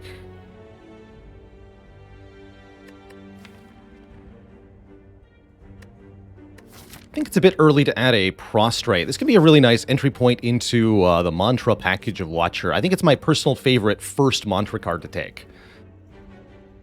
Mantra's quite a train to chase after. You don't get anything out of this keyword until you get 10 of it, at which point you enter Divinity Stance, gain 3 energy, and deal triple damage. Very juicy. But if you have 9 Mantra, you get nothing. Good day, sir. Fantasia, Merry Christmas to you. Thanks for 17 months. And Barnaby Cubbins, thanks for the Prime sub. Welcome to the Cozy Sub Club. Welcome. Do we really need Bowling Bash with Tantrum? I think we'll find that it's very, very good at dealing with the sentries, which can be a really nasty early elite for us, as well as the Slime Boss. But not only that, there'll be a few other enemies throughout the Spire where Bowling Bash is going to absolutely destroy them. And I'm quite happy to have it. I might even upgrade it. We'll see. Ooh, I might buy Bag of Prep over removing a card here. Mental Fortress is a very good early inclusion in these sorts of decks. We're already changing stances quite a bit, so getting block from each transition is quite nice. There's also Fear No Evil, letting us enter Calm if the enemy intends to attack, which is also a really good stance changer here. We could go Fear No Evil card removal or Mental Fortress card removal. Or we can buy one of the relics. And I think it might be Bag of Preparation. 2 additional cards on turn 1. Such a nice relic. Particularly on Watcher, who wants to draw into a Wrath card early, or find block options if not.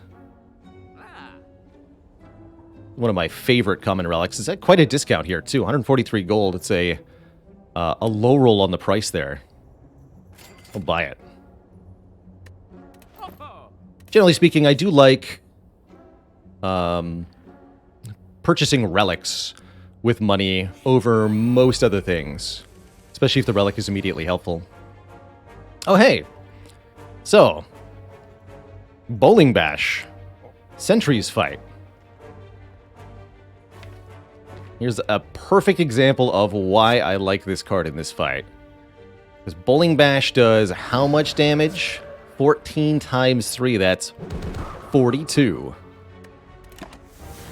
We get to keep the Tranquility to exit Wrath if we need to here.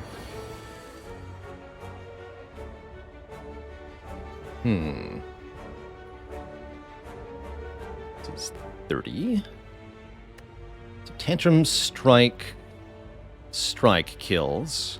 I could use Miracle Tranquility, take 10. Or I can use the Potion, take 0.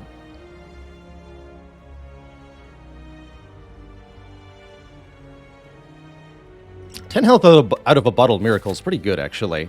Unless I think I'm going to need it for Gremlin Knob or something here or here. 10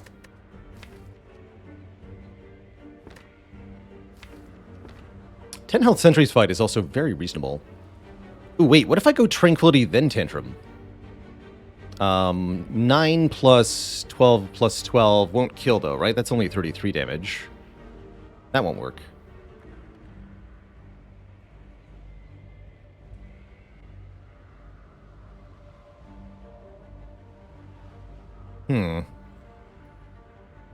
I could do Vigilance Defend. That seems stupid. Okay, I'll take 10.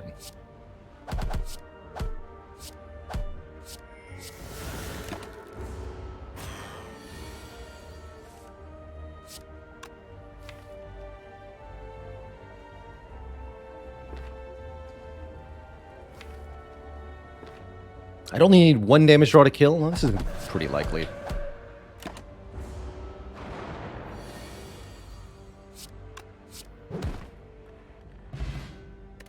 Get an Ornamental Fan. If you play 3 attacks in 1 turn, gain 4 block. That's now enough reason for me to want a Flurry of Blows in this deck. Normally a card that I dislike on Watcher. It pays for itself with a fan, though. Cut Through Fate's good. One of my favorite Watcher common attacks. Damage, draw, and a little scry.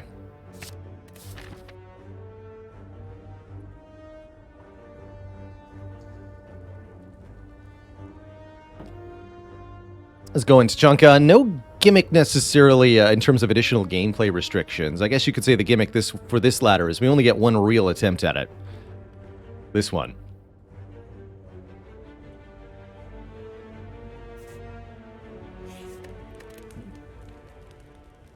Alright, we get to our first upgrade. Probably wants to be Eruption. I would consider upgrading Bowling Bash if we hadn't just fought Sentries. I do want to upgrade this Bowling Bash during my life. But I think the Eruption upgrade is pretty much essential here. Which Watcher cards are less and less appealing the later I am in a run? Any attack that doesn't also draw cards or have a useful secondary effect. So, Flying Sleeves, Flurry of Blows, Bowling Bash.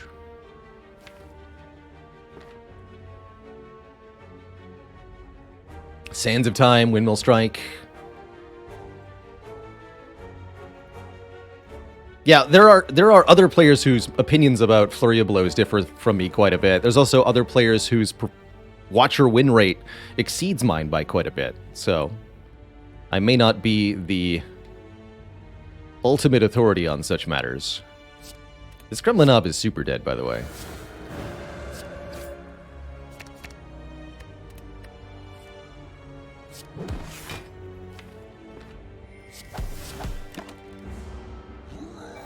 Rorg. Beep. Ooh, an early Singing Ball. That's quite something. Would have said Sash Whip, but I actually think Sash Whip gets quite valuable in the late game. Do I think a Scry archetype is viable? Massive Scrying. Huge Scry works if you're trying to either play the same card over and over again, or if you're trying to get a particular series of cards set up quickly. So Alpha, Beta, Omega plus lots of Scry works quite well, actually. You could also try to use it to cycle pressure points more quickly. Or you could use it to find your stance change cards more reliably. That's what I like to do with it. Vito says, I often avoid upgrading Eruption if I have Tantrum. Is that a bad move? I think so. I've really come around on the Eruption upgrade. Even if you've got other Wrath sources, making Eruption from 2 cost to 1 cost lets you play an additional card if you're using it as an attack. Or use it as an attack. Eruption Plus is better than a Strike Plus, right? 9 damage, enter Wrath for 1 cost versus 9 damage, 1 cost. So it becomes just a really useful attack to incorporate in the deck, period. Even if you're not using it as your Wrath entry. A better phrased, Eruption is a reusable energy upgrade. It goes from 2 cost to 1 cost on something that doesn't exhaust, and that's an incredibly, incredibly valuable upgrade, because it'll save you energy multiple times per fight. With the cards we have now, I really like Wallop, actually. Wallop with Ornamental Fan's amazing. It's one of my favorite ways to block on Watcher, is the Wallop. Anything that makes Wallop deal more damage is going to make... heck yes, by the way. Is going to make it block for more, too. Now, I kind of wished I'd skipped that Wallop. That's alright. Molten Egg will make any attacks we see from here on out upgraded, which is going to let us do some truly heinous stuff to our opponents here. Actually, really liking this Tranquility at this exact moment. Get either Strike or a Cinder's Bane, or I can get both if I empty mind. Let's do that. Let's get both. Strike, strike, leave Wrath, exhaust to Cinder's Bane. So we probably don't want to use Eruption here. I don't think I can kill this Lagavulin with any draw, right? Maybe if I use the Bottled Miracle.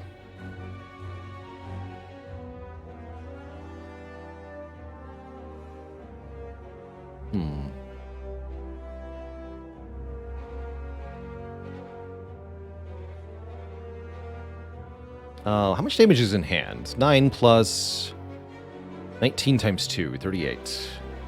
47 total. 73 minus 47. 26. None of these cards can do 26 damage. Noted. But I could do Eruption, Cut, Miracle, Defend, Tranquility. Actually better to play a Strike because of the Ornamental Fan, right? Okay, let's Eruption, Cut. We'd like to find Wallop or Vigilance, ideally. Let's see if we can make that happen. No, just a Bowling Bash. Okay. Not the greatest turn, but we've got plenty of health. I don't think we use the Bottled Miracle here, as it doesn't really make anything additional happen for us. It gets me 5 more block. Yeah, that's not good enough. We take 16 here. That's not great. But it's acceptable. Within acceptable parameters, as I like to say.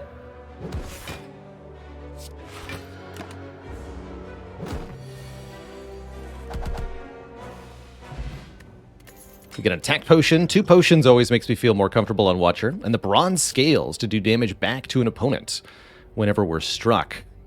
We're offered an upgraded Windmill Strike. That's cute. I'm not a big fan of Windmill Strike because there's no way to scale its power other than with turns, and you don't always have turns, especially on the higher Ascension levels, to spare. Although you can make turns with a Vault card, which is quite nice. I think this is a good opportunity to start taking max health here. Definitely think I'd rather have Wallop than a Windmill Strike Plus. That's kind of telling. So, Defend Vigilance is the easy way to play this turn. Actually, can I do 49 damage with what's in hand? Good question. Is this lethal? Always ask yourself that on Watcher.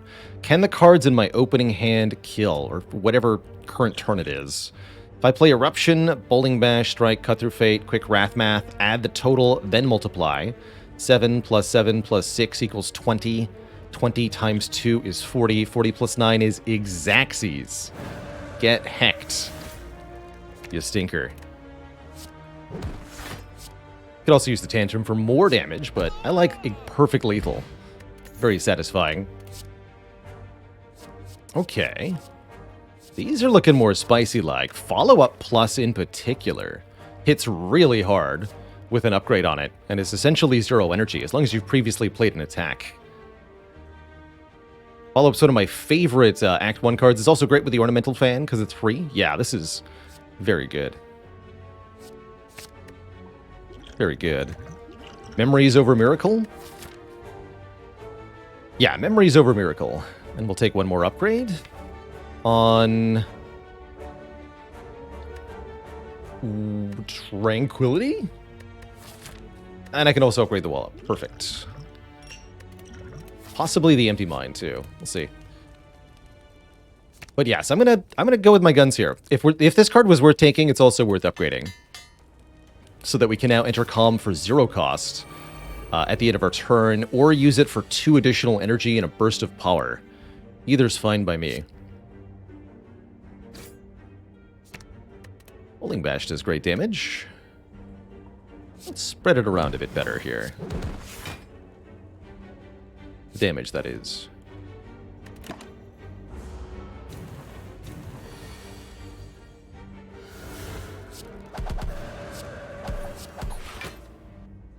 Alright, nice and easy fight, those two. Okay, there's Flurry of Blows as well. Even upgraded now. After I've asked for it. Yeah, we'll do that. Flurry of Blows comes back to our hand every time we change stances. And that's going to give us block as we spam it over and over again, in addition to being just genuinely very good damage. So we can do stuff like Flurry of Blows, Tranquility, Flurry of Blows, Empty Mind, Flurry of Blows for our turns, and that'll be pretty good.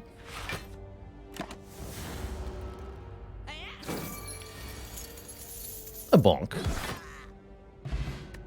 Beer Pot's also pretty good. Secret White Bee statue? Empty Fist, another way to swap stances. Hits heckin' hard, too. I don't know about that one, actually. It's kind of nice, but I'm actually not sure if we need it. Potion chance 70? What? Oh, I must have just not gotten very many potions early on. Didn't notice that part. I just noticed the flood of potions very suddenly. Take 2 max health. And Fear Pot is an easy way to kill Slime Boss. Let's do that. Fear Pot against Slime Boss. This deck could, I'm not sure it's going to, but it could get a turn 1 kill on Slime Boss.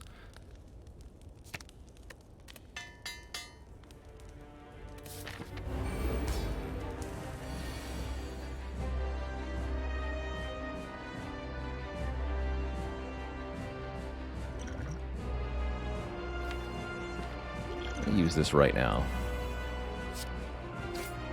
Aha! That too much damage?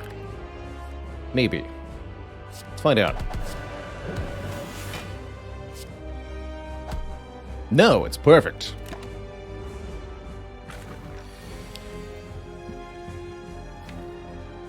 Oh.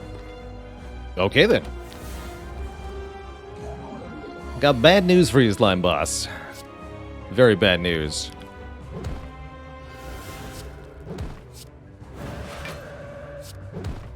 Bonk. You're dead.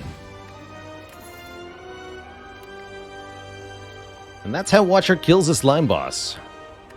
We want to add a Ragnarok for some serious offensive power. Do we even need this? Already got a lot of upgraded attacks to play. I don't know about this Ragnarok. Could take a lesson learned here to try to upgrade all the cards in the deck. Thing is, most of the cards in the deck will already be upgraded. I suppose we could upgrade the starters, but I'd rather just remove them. This could be another run that takes Bites, by the way, because we have the Molten Egg and Singing Bowl. I'd actually really like to get offered Bites in Act 2. So, how can you pass up Lesson Learned? I say you can pass up Lesson Learned when you do not feel like it's going to give you that many meaningful upgrades. The upgrades that really matter, we can upgrade ourselves. We'll still get some rest sites, and most of the upgrades are not going to matter, or are going to come freely to us with Molten Egg. I'm going to skip all 3 of these. The Spirit Shield could maybe be useful here. And we're offered a choice. Forever give up potions. It would make me pretty sad about using the Fear Potion against Slime Boss to get more energy. Make our potions double effectiveness from now on, but if we were choice on Ascension 11 specifically. Or lastly, gain additional energy, but our enemies become stronger. I think I'm more than willing to give the enemies a little bit of extra strength to gain an immense amount of additional power here. I think we'll find that with additional energy, we can kill most enemies before they can even react. And with the Ornamental Fan, we shouldn't struggle too much to block the additional damage dealt. I'd like to keep the potions as a resource we can spend against elites and such. Are the burbs incoming? Maybe. What about a Burning Elite? Pretty spooky act. Either we go left and then we're committed to this. No rest sites the entire act. Or we have to fight one of these things. In fact, the only way to get a rest site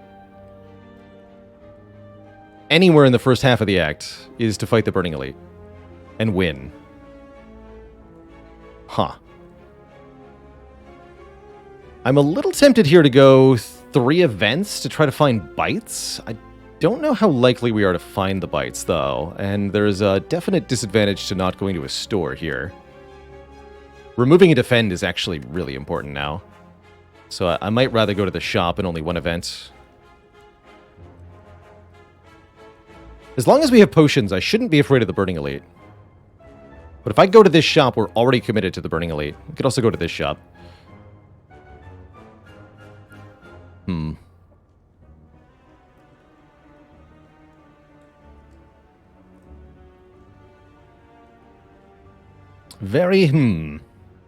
Is there a removal event in Act 2? There's a couple, yeah. Cleric can show up in Act 2, and we can also get the Simplicity Elegance event, which would let us remove a card. I think I'm going to go this way. Bag of Preparation is going to serve us very well with Philo Stone, too. That's a good mitigation combination. Bag of Prep, Philo Stone. All right, let's do the following, I suppose.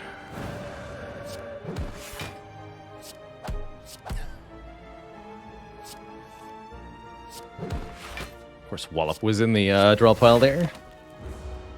That worked out well, though. Boop. Boop. And boop. That went really well, actually. Slaughtered those nerds. Empty Fist Plus is back. I still think I'm going to say no to it, even with this flurry of blows. This ain't the time for you pressure points. But max health, key I can get behind. Weave. I think Flurry is better than Weave currently. We've got way more stance change than we have Scry.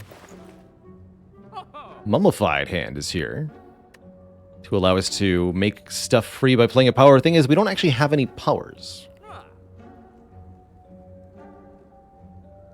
Card removal is the main reason I came. To get another defend out of the deck. I don't know that I want anything else here. Could maybe swap a potion for a stance potion. The Snecko Oil is particularly unreliable. But we're also relatively likely to get free potion drops from the next 2 fights. I'm pretty content to save most of my money here. Could consider Secret Technique. Lets me fetch Tranquility or Empty Mind. Interesting. It's a big expense, but has a very valuable utility to it, which is card fetching. It's a lot of power in an effect like this. Hey, glad to hear it, Hentwalk. Good luck making it through your daunting shift. I am going to buy this. I've really liked the secret cards when I picked them up. I want to see what it can do here. I know we're mostly attacks, but even the few skills that I have can be really valuable to be able to find. Even if it is just draw Tranquility and keep that Tranquility in hands for a future turn. Assuming there is a future turn. Upgraded cut. Heck yeah. Wheel kick's okay. Really good damage, and the +2 draw is nice, but Cut Through Fate is fantastic, because we get to look at 3 cards before we draw 1. Surprise bird fight. Ominous. No, it's okay. We got it covered. Flurry, Vigilance, Flurry, Empty Mind, Flurry. And now you. Alright, there's Eruption. I want Eruption next turn, because I won't be able to block if I play it now. So let's draw the Defend, not the Eruption. And do some damage. We should kill that bird before it becomes a problem.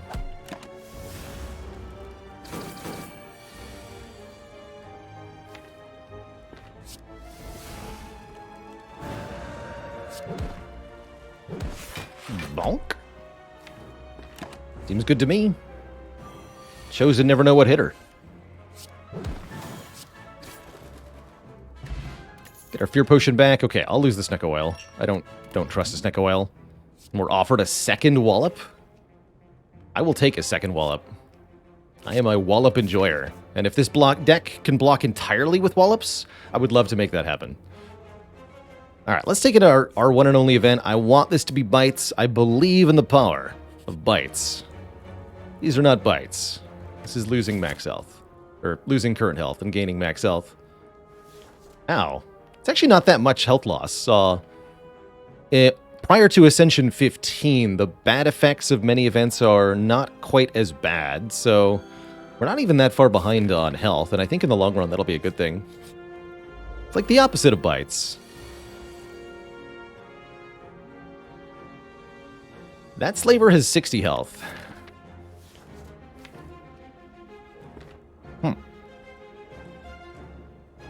Interesting. Secret Technique can fetch not a lot of value here, unfortunately. Our Wrath entries are... I guess I could Vigilance Secret Tech the Empty Mind. Try to find Wrath.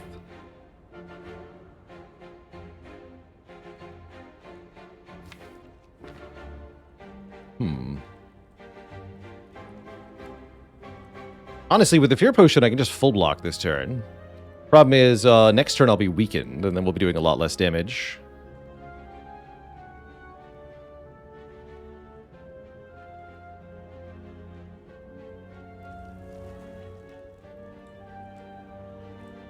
Yeah, this is now that we have the Secret Technique, I would actually really be okay with a Crescendo. And then upgrading that Crescendo. I think we do this.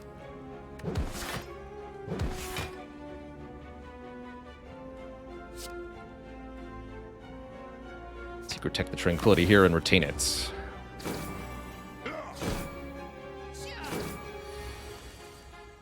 Okay, this looks good.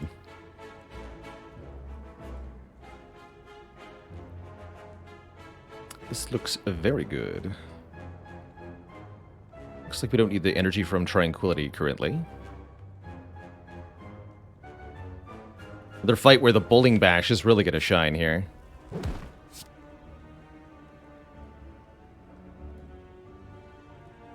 I think we hit like this. This does 13, this does 15. Perfect.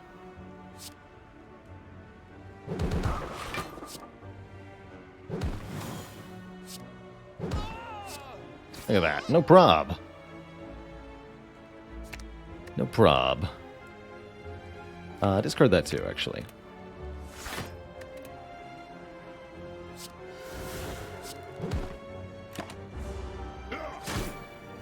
Thank you, Bowling Bash, for still being here.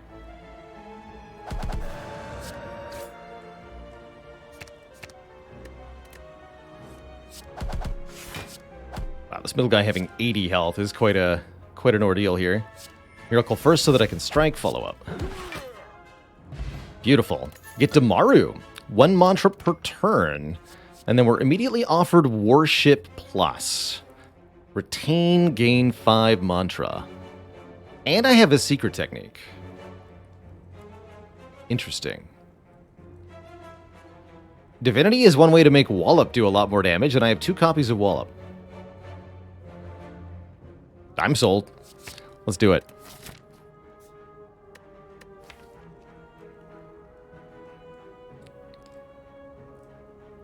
What's my next upgrade? I actually do want that Bowling Bash upgraded, it feels like. And I'm willing to make it happen. We're fighting Bronze Automaton. Yeah, I am going to upgrade Bowling Bash. I also like the Empty Mind upgrade. Oddly uninterested in upgrading Tantrum. We're using Tantrum to get into Wrath, but usually not using it as our Wrath source, our damage source. I don't have any Strength.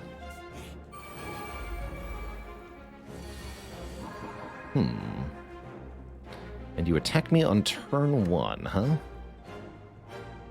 That's quite the opening assault, Gremlin Leader.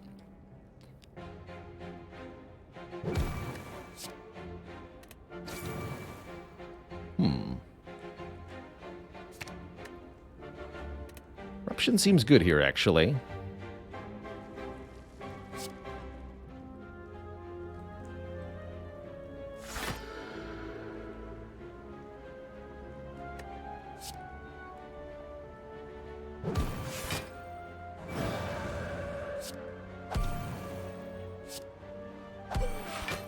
Paunch.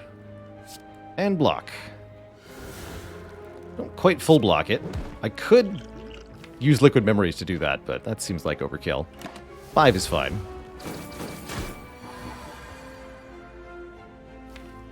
Oh, and we can use Secret Technique to redraw the warship. Is another interesting line. Very good.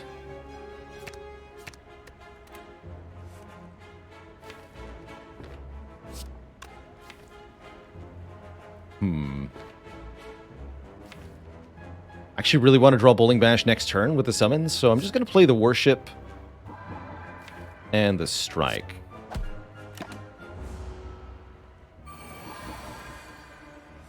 Wow, how dare you, dude?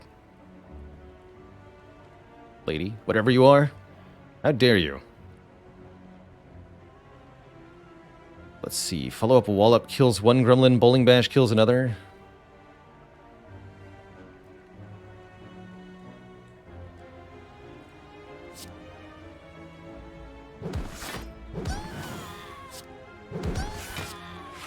Okay, that's a good turn.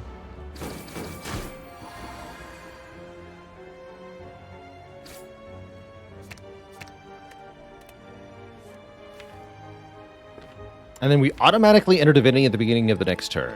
Cool.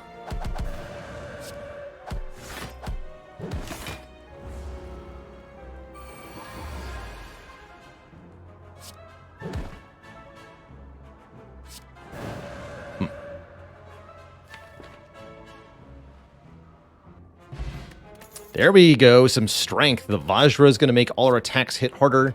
And it seems to me kind of difficult to ignore the utility of a Scry for every turn that is an upgraded Foresight. I like that. Definitely not doing infinite things on this run, so having some more control over the draw pile looks great.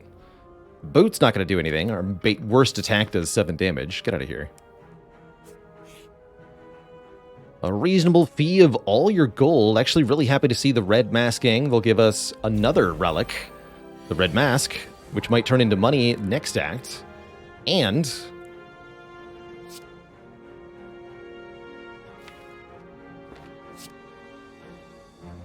we'll get a card reward and some money too.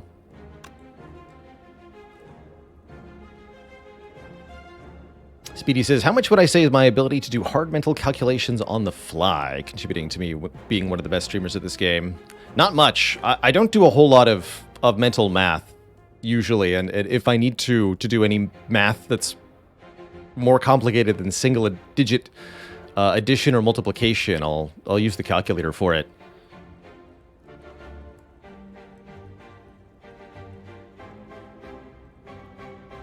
Interesting to me. Spire's a game I've been able to develop an intuitive feel for in such a way that I don't often need to do or want to do math. That said, there's lots of room to do math in Spire that can really help you out. In particular, figuring out your odds of drawing things like next turn block or next turn kill using probabilities is a good skill to practice for this game. Let's see. You're going to attack for 28. So this will full block. Okay. Well, then let's kill bear. Or weaken bear, or something.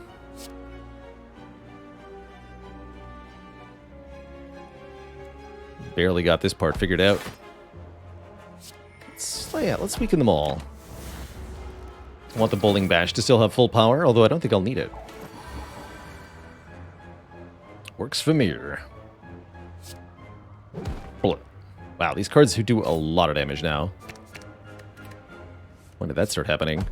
Just one Vajra does that much damage? Holy moly. We also got an Ambrosia. Holy crap. Divinity on demand. If we wanted some AoE, we could take a Consecrate. I honestly don't think we do. We got Bowling Bash, and that serves just as well. Take max health. And I could take another event. Maybe it's Bites, but I'd rather upgrade a card, and I think Empty Mind is a good upgrade. Might upgrade Secret Technique momentarily. We'll see. We shall see.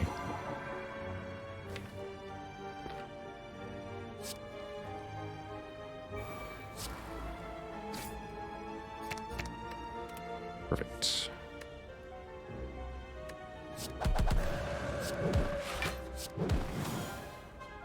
Secret Technique can get me 0 cost Tranquility, which will stay that way. That's good.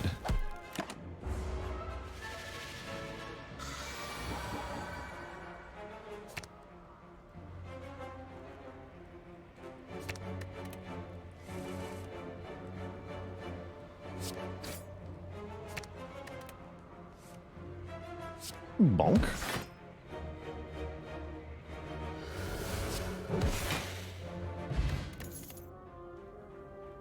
You'll kick pluses back.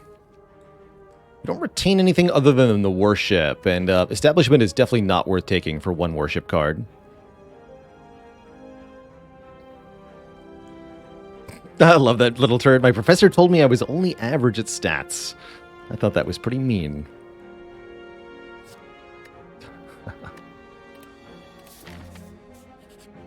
Good. All right, they have less health this time. Surely we will trounce them better than before. Show me. I guess we secret tech for the... Well, we could get Empty Mind, right? Cut through Fate first. All right, we're not entering Wrath here. That's fine. We're blocking. That is also fine. Once again, Bowling Bash doing big work for us here. In terms of making life a lot easier. I think we can actually just get away with full block, too. Why not? The bunketing. Beep. Might as well, might as well.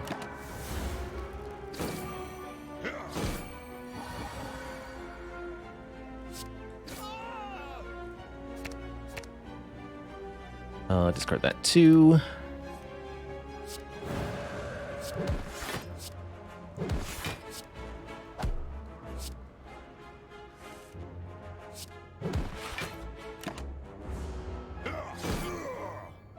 Satisfying. All right, Slavers thoroughly trounced. We have now a Centennial Puzzle. We're offered a Rushdown or a Brilliance Plus. This deck does enter Wrath often enough that a Rushdown would be some pretty sweet card draw. This won't let us do any sort of infinite combo or anything, but it's just going to be very useful getting more cards in hand. I like that.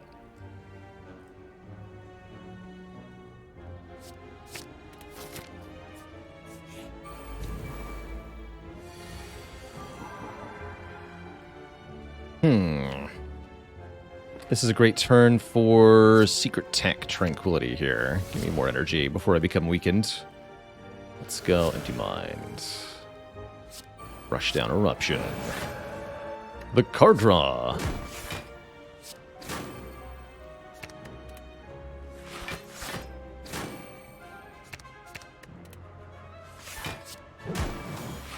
Once again, Bowling Bash saves the day.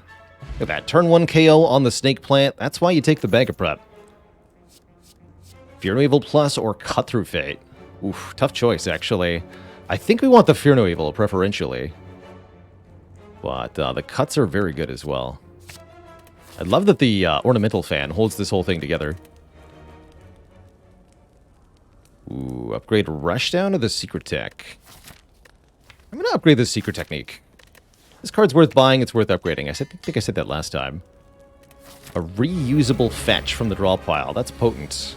In this fight, it's also got the utility of being bait for the Bronze Automaton orbs, although that didn't work out here.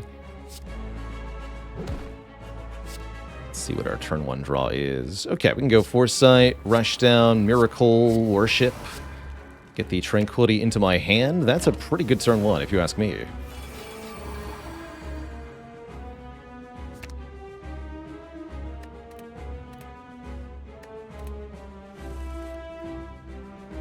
We have Rushdown in play, right? That's right. Probably kill the front one. Actually, this is a fight where we can absolutely just go for the Bronze Automaton. And try to kill the Bronze Automaton before it can properly react. Let's start with Vigilance Eruption here. Vigilance Flurry, Eruption Flurry, that is. Ah, there's Bowling Bash.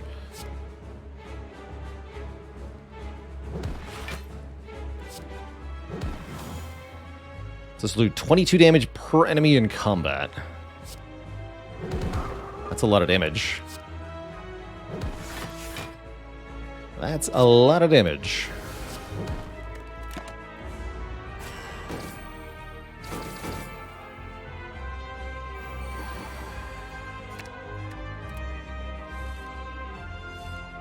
Okay, we've got the Worship. We just now need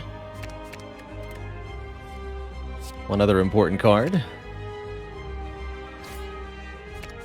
I want that B-Bash back. It's not here.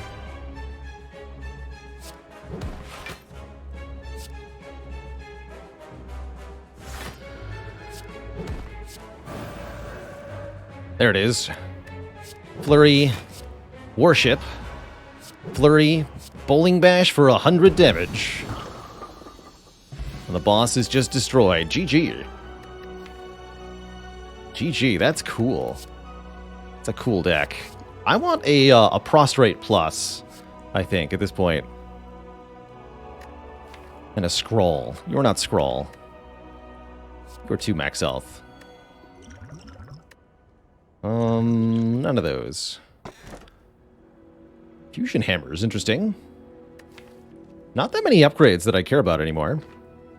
This would be a good way to get more energy per turn. Otherwise, Black Star or Tiny House. I guess this would be Black Star and get maybe 4 or 5 more relics by the end of the run. Brilliant's not worth it. Not at all when we can barely get into Divinity in the first place.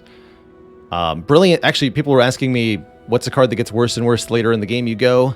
For Watcher, Brilliance is one of them. It's one of those attack cards that doesn't have another effect on it. And that makes it pretty undesirable, ultimately. Even if it does do decent damage. Sometimes. For example, in that Bronze Automaton fight, Brilliance would have done, in Divinity, less damage than Bowling Bash.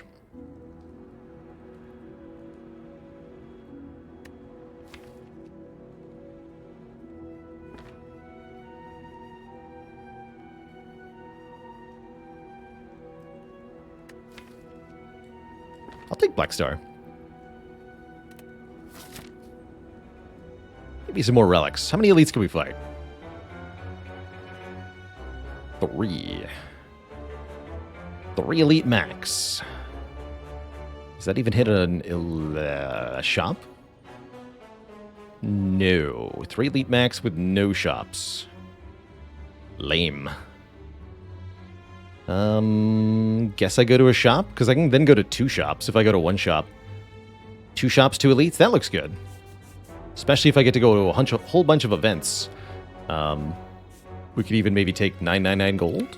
Although 1 normality would be problematic. Some interesting stuff we could do. So, starting here, let's see what we can make happen.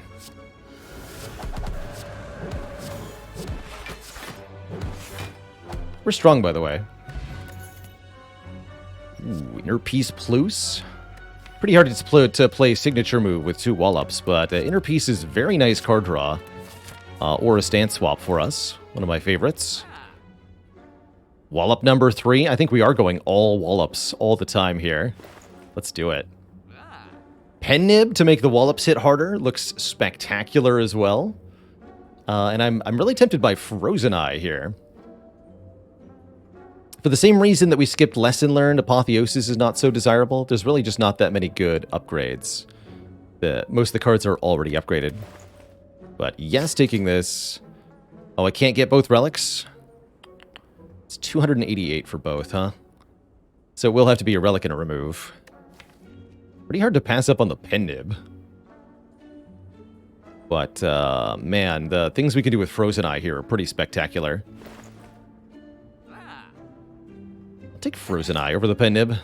Hurts me in my soul, but no, it doesn't.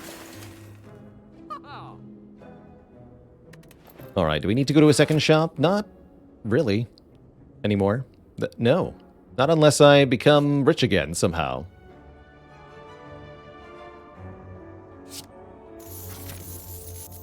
Oh.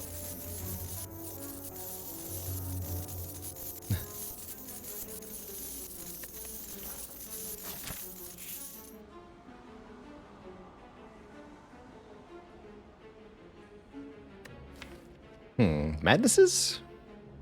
I don't think this deck wants Madnesses. Yeah, where's the Remove All Curses event? One time. One time. Alling lose normality? No, you can't lose a curse here. It's going to be 1 power, 1 attack, and 1 skill. Warship, Foresight, Eruption. Oof. Lose my Eruption? With Tantrum, I think that's okay, but I don't know about that. I am actually not willing to lose Warship. I will lose Eruption here. Is that right? I have no idea.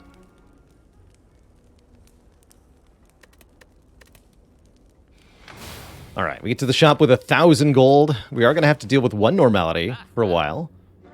Purity could help with that in a pinch. Although it could be a little difficult to line them up properly, because we have to get the normality in hand and then play Purity. Ori with Singing Bowl is definitely worth buying. At minimum 10 health. First and foremost, remove 1 normality, though. Yeah, Frozen Eye actually helps quite a bit. That's true. Frozen Eye 1 normality is very manageable here, because we can often discard it with Scry. Let's see what we got. Second Tranquility Plus, just lucky. This will also help me find a Wrath card. Another Empty Mind's good. There's the Prostrate I wanted, and it's even upgraded. Oh. Oh, yes. I will take 2. Ragnarok is back.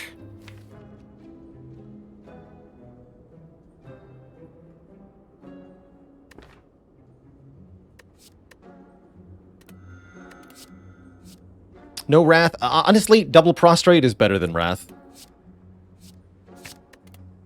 I think I want Third Eyes now. Just Lucky's good too. Let's take Sources of Scry. Excuse you. So let's buy this, because that's going to be worth... I don't think I need the Purity. I think we'll be able to discard the Normality in all the situations where it matters. How likely is Art of War to ever do anything? Very unlikely. How about Ancient Tea-Set? Very likely. That's going to help a lot against the elites prior to the heart. Want another Fairnavel? Nah. Panache could be actually pretty good damage. But not against heart it won't be. Okay.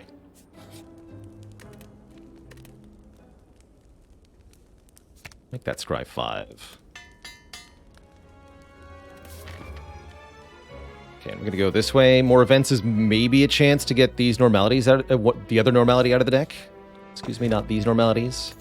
Letter Opener is going to do a lot of damage. We got major skill spam going on.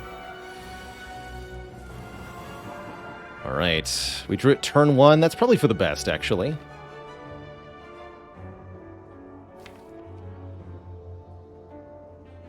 So now I can kind of plan my turns out in advance if I want to. I'll just prostrate vigilance. Is what I would like to do this turn. I could also take damage for Centennial Puzzle. Seems pretty good.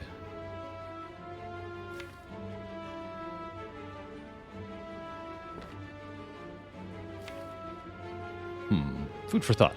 I guess the question is, how far down do I want to draw next turn?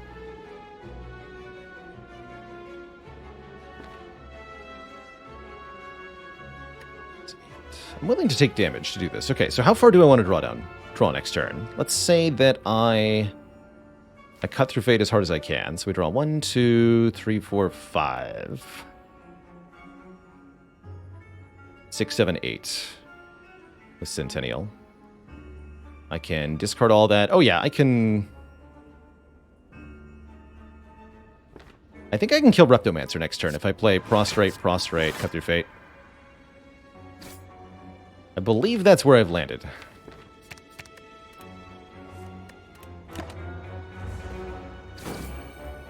That's the power of the Frozen Eye.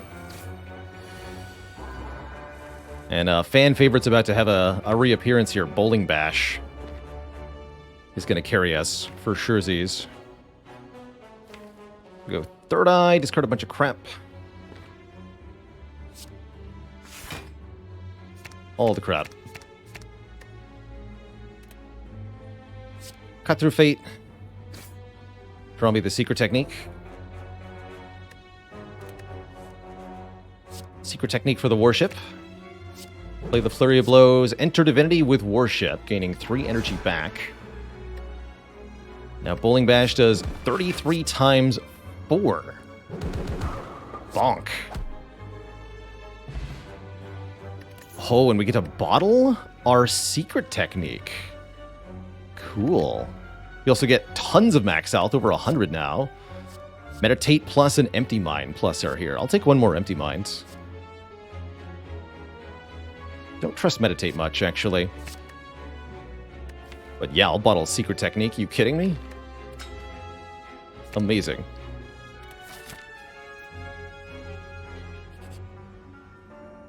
Our friend Don is here. We can don the red mask to gain even more money. We're going to be rich in Act 4. Come on, merchant. Double Orb Walkers.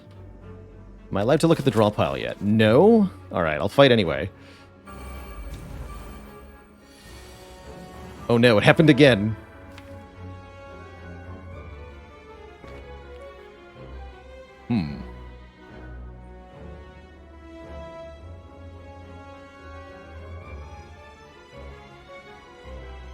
Yeah, I kind of regret not buying Purity. That would have been a really good Secret Technique find. We could just get rid of it here. Fight Donu Deka. At least we're not fighting Time Eater. That would have been pretty spooky. Alright, so we can go Divine next turn. Guess we mostly just want to block this turn then.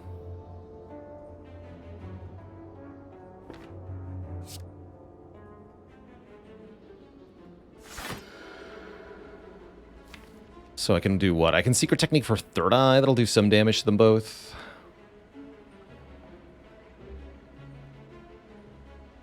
This is enough, right? No, it's... yeah, because we'll have 2, right? Yes, turn 2. Yes, that's enough. Okay, yeah, Secret Technique for Third Eye, then.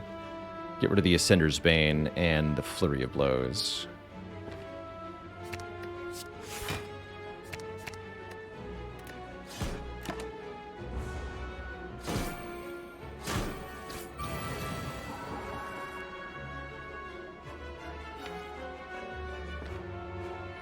Oh boy, you two are screwed. Look at all this energy I've got.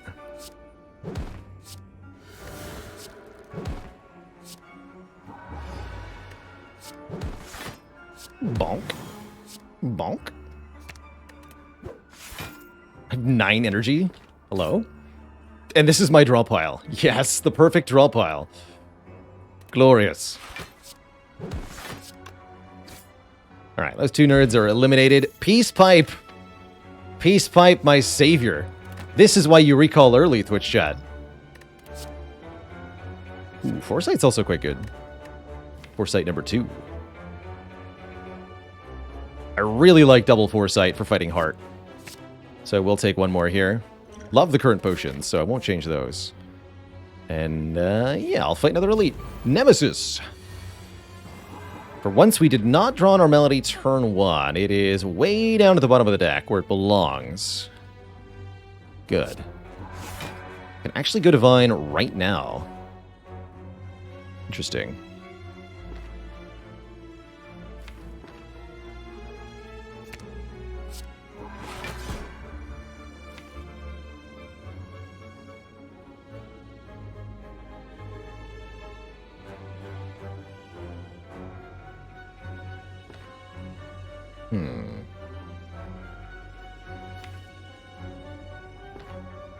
So you want to cut through Fate, then Empty Mind.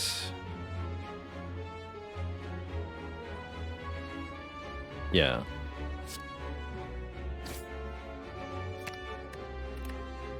Then play Worship.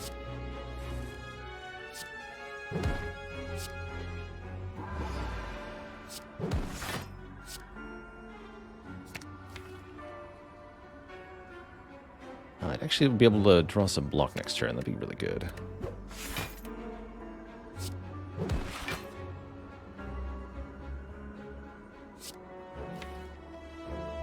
Next turn could be really tough for us.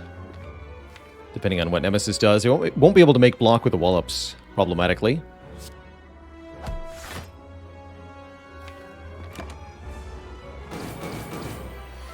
Haha. Son of a gun. Okay, that's gonna be tricky then. That's gonna be a tricky one.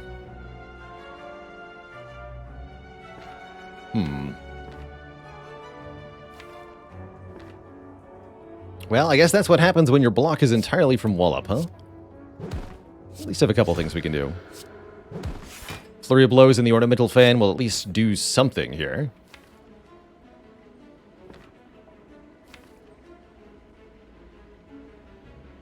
Well, I don't want to draw the Tantrum.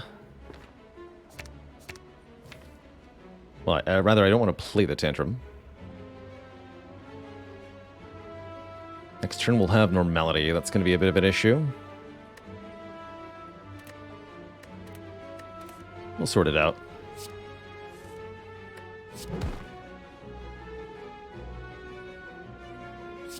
Just take a relative ton here.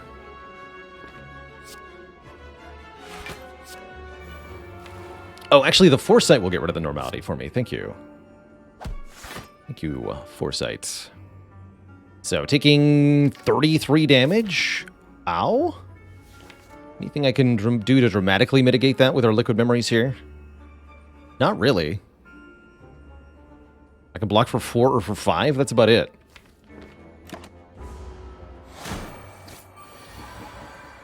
Ouch.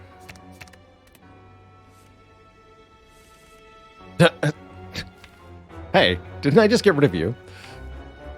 What are you doing here?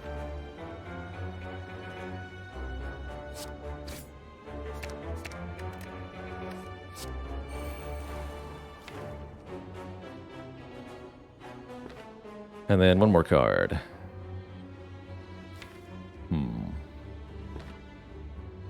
What do we want to draw next turn, I guess is the question.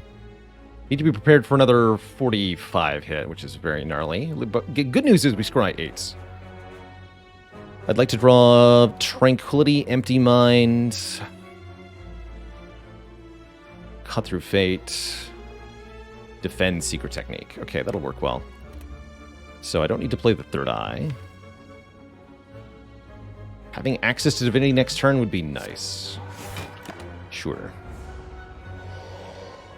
Ideally, we kill 2 turns from now. Okay, thankfully we don't have to block super intensely here. This looks like it'll be fairly manageable.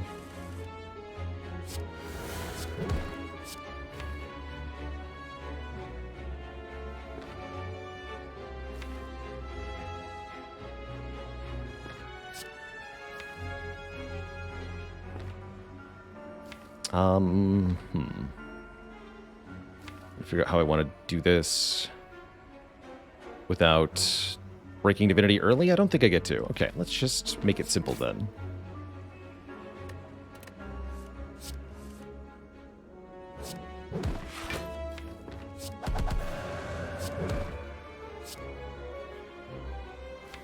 Actually, this managed to avoid it, so perfect.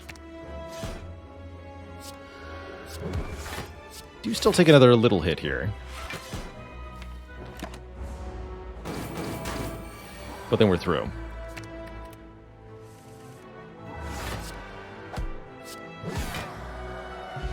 Get the golden eye. Oh, man. Whenever we scry, we're going to scry for 2 more. That is truly obscene in a deck that's got many sources. We have third eye, just lucky, 2 foresights, 2 cut-through fates. Yikes. That's a lot of extra scry. And the unceasing top, which will let us draw cards by emptying our hand. Very potent with the Frozen Eye. This is a... Oh, man, and another foresight. It's a very fun synergy set of Watcher draw effects. Now we almost want to weave. I don't think we want another foresight.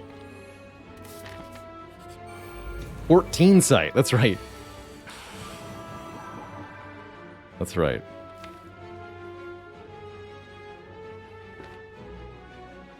This does 33. Good enough for me. Bye.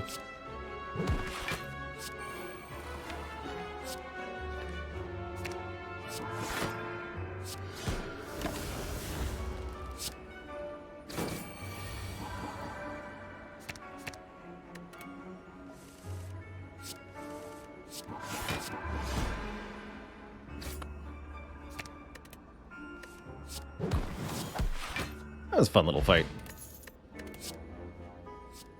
Scry 7? I mean, yeah, I'm going to take that. Crush Joints is actually also very good because we currently don't have a way to apply Vulnerable to make these wallops hit even harder.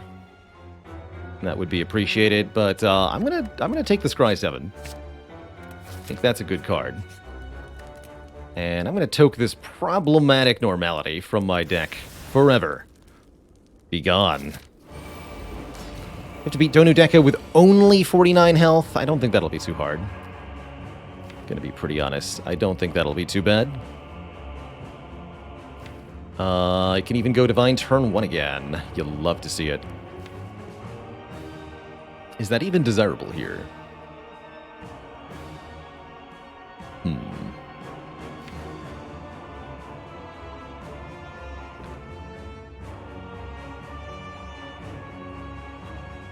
Kind of. Chroma! Thanks for the 4 months. Many appreciations upon you.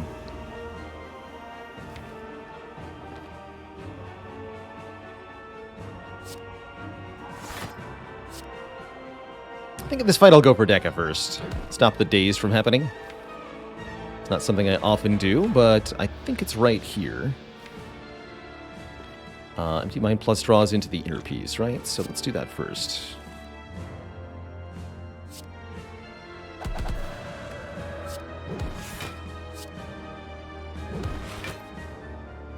Don't even need to leave Calm. I don't want to draw that next turn, though. Good lord. Seems bad.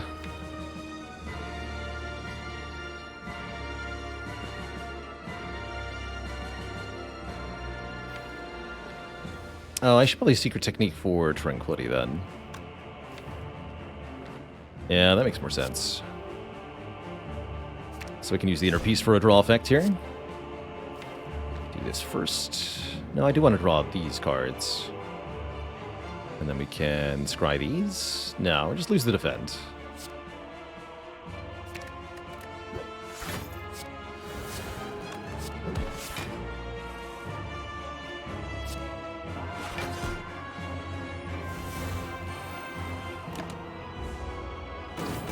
Alright, with scry 10 per turn, we shouldn't have too much trouble making stuff happen.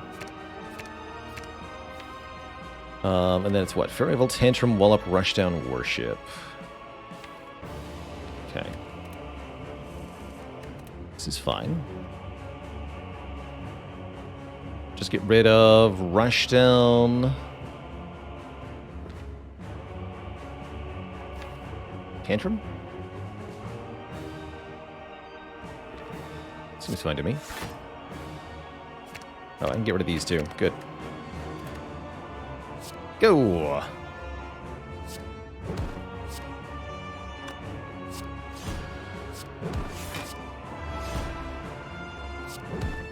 Bonk. More bonk.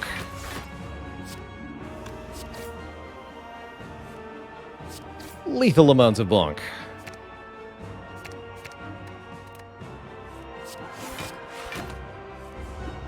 That's right. We're out of energy there. I couldn't have played that, but yes, I do have an unceasing top. Always a good reminder. Back into Divinity here. Heck yeah, I am. Discard this. These are good.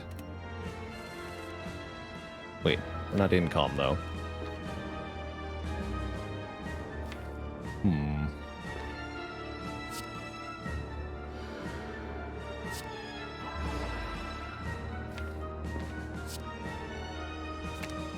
I did that wrong.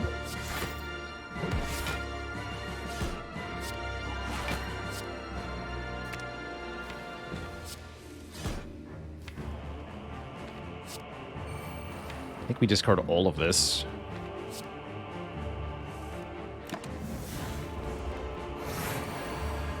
No, keep the wall up at minimum here.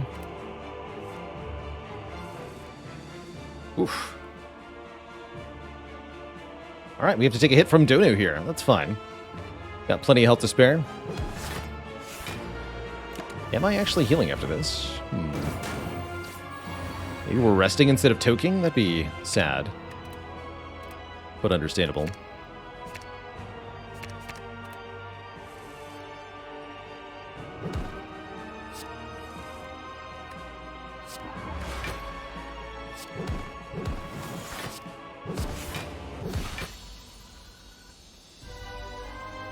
Two thump, but deep pulsing dread could be felt throughout the room. Is this the heart of the Spire, the source of these bliplaps? Deal 1507 damage and ask ye self, have I been here before? Is this the corrupt heart of the Spire?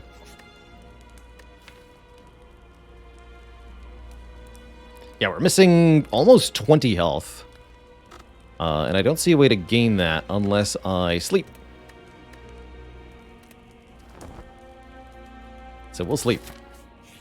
981 gold. There was a waffle in the shop. I'm sorry I doubted you, Twitch chat. I actually thought we'd seen it earlier this run. But yeah, I'll buy it anyway. 111 max health. That's the perfect amount. Could have had one less strike. Oh well. Actually, let's remove a defend. Yeah, they summoned it for me. They knew what they were doing. Cut Through Fate's good. Shackles is okay. Bird-Faced Erin's good. Blue Candle would have been funny with the normalities, but that's not happening either.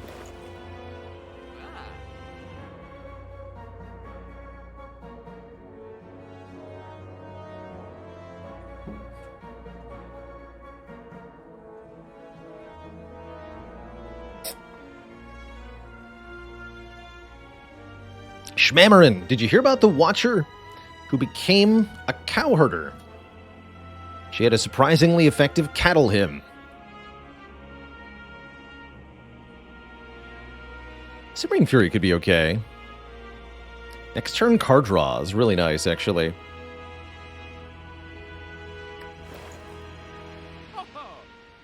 Take one Simmering Fury.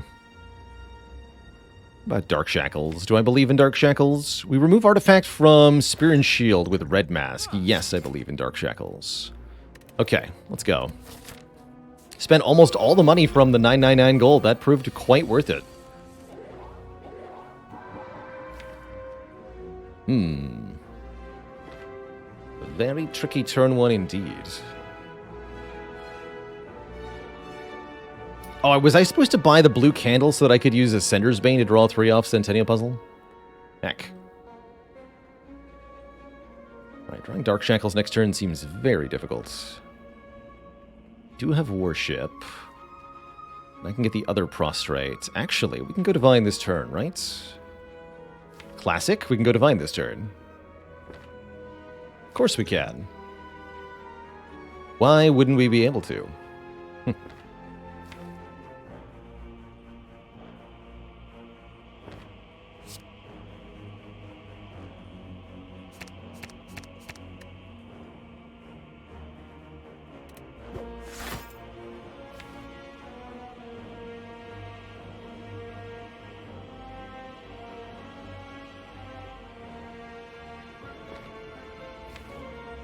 So we cut through fate, discard this. Yes.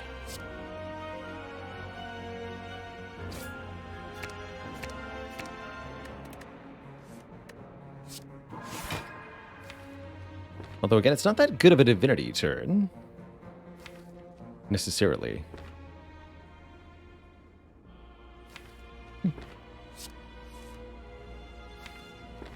I could also draw for... Oh, if I interpiece, I'll draw the Prostrate. But I discarded the thingy, right? I can still Fearnovel interpiece. But I can't Secret Technique the Fearnovel. Shoot.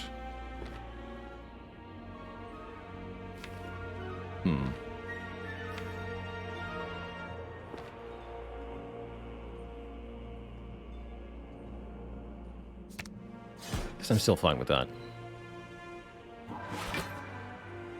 We go wall up, strike. It's not the most amazing turn. Could do Divinity Bowling Bash next turn instead if I wanted to, but then I'm not blocking fully this turn. Doesn't seem quite worth it. 39, 21, 21. Could probably finish you off next turn. Am I scrying at all here? No?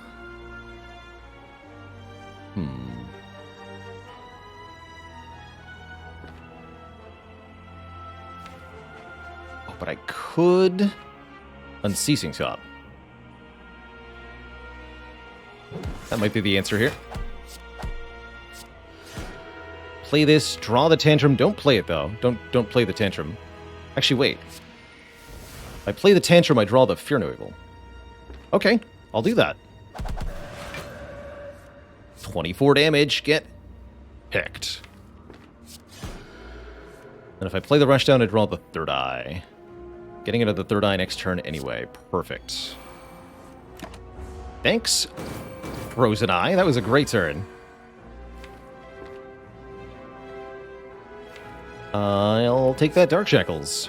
Boop.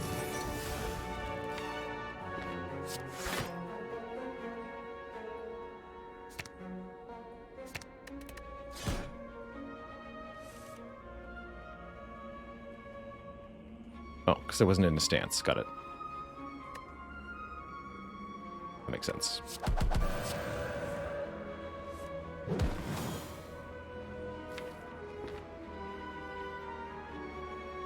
That makes sense. We might get attacked for a little bit next turn. I can always Secret Technique to escape. All as well. I was all Unceasing Top. Unceasing Top wouldn't have been able to do it if I didn't have the Frozen Eye. I would have been talking about how we'll dead draw the Ascender's Bane or something. Would have been too afraid to do it. No way. What do I want here Secret Technique-wise? We have how much mantra? 4.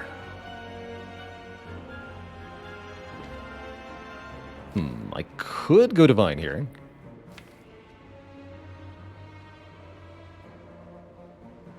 That sounds good.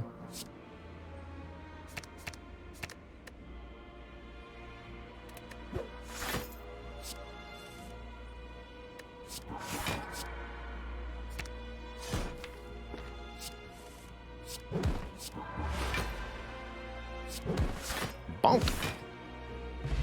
Our last 2 relics. We really didn't get a whole lot of this Black Star, just 3. The Sundial and the Akabeko. Sash Whip is a really nice way to mitigate the hearts. You don't actually have any renewable status effects, though, do we? No, so I don't think this is actually that good. Got lots of health. Bear in mind, this is Philostone Heart, so it's going to hit extra hard. It's a little scary. Take 2 more health. Go to 113. That's a lot of health. I would very much like to get Foresight in play this turn. The more Foresights I can put in play, the better, in fact. I like Vigilance, Inner Peace, Empty Mind to draw to them.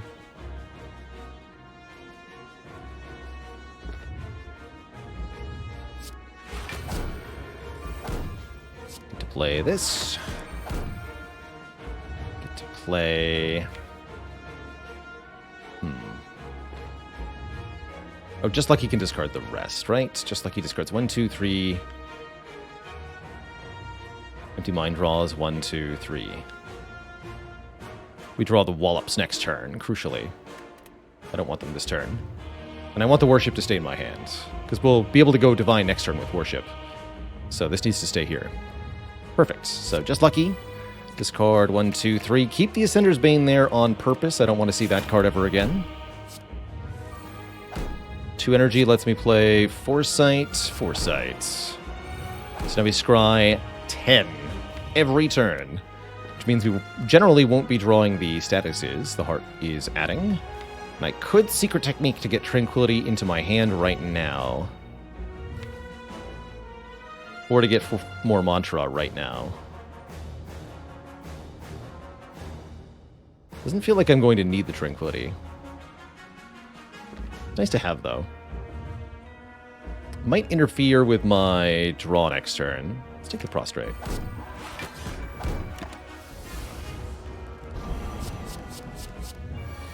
Okay, big hit is first.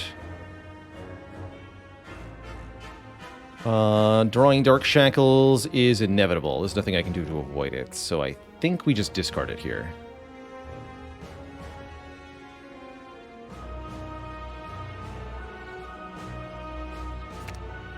But we get 4 out of the 5 statuses discarded. Lose that, keep these. Nice.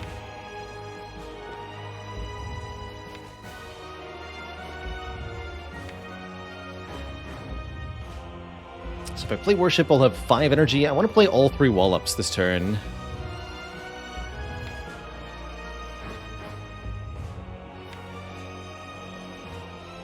So I need to Tranquility.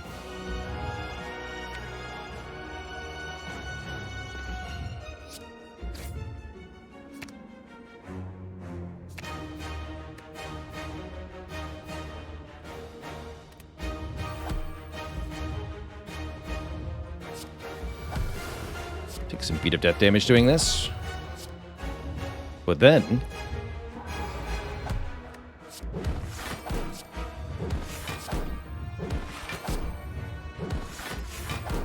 the Blocketer. And actually, I think it would be really valuable if I drew these 3 cards with Empty Mind Plus. The reason for that is, currently at the start of the next turn, I'm going to scry these 3 cards. But if I can get them out of the draw pile, the next turn I'll scry the entire... I'll scry the full 10. And we can see what we're drawing properly. Means we don't get Rushdown in play, but I'm okay with that. You could also play Rushdown, but I think it's far more valuable to get the proper scry for next turn. That should help me find Dark Shackles on this turn. This is the turn we must draw the Dark Shackles, and we totally do. Good. 1, 2, 3, 4, 5. Perfect. Good. Alright, we go Divine again with Worship next turn. Huh. What am I trying to do here?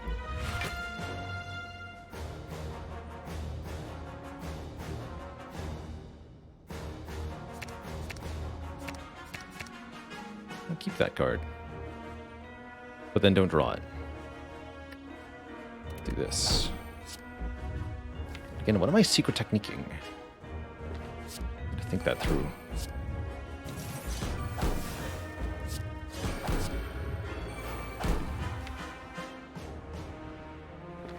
Take a prostrate here.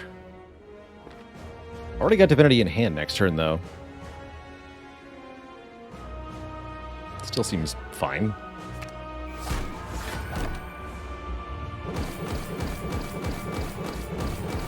And we still have Divinity in a jar, too, of course. This Ambrosia and this Liquid Memory is here in case we need them.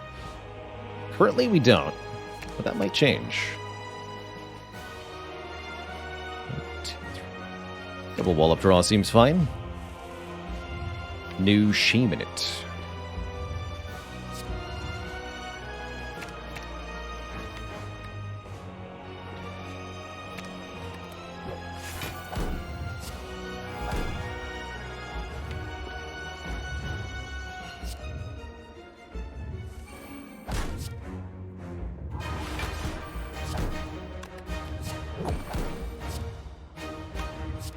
Should be able to do a ton of damage this turn. Might even be able to sneak in another warship to get us ready to go back into Divinity next turn.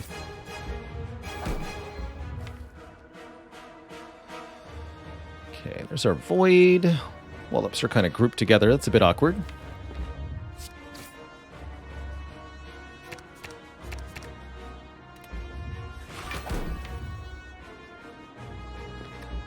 Let's get rid of some of that garbage. Fear Unable could be good next turn. Shouldn't have kept the follow-up, though. We'll scry all 10 of these, though. So we do have double Wallop. And with Warship, we'll be Divine next turn. Perfect. These Divinity Wallops really carrying most of everything we're trying to do. What do I want here? Wallop, Cut Through Fate. Prostrate. And I guess the follow-up. 1, 2, 3, 4, 5.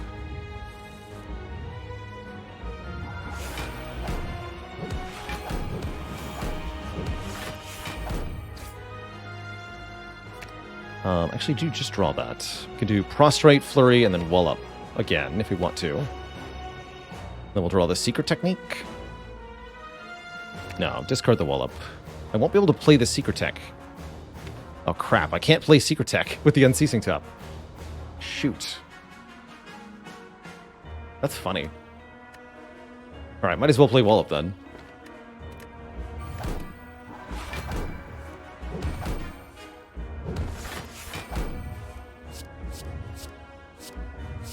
There are no skills in my draw pile, which disallows me from playing the card. Oh, this is another attack turn.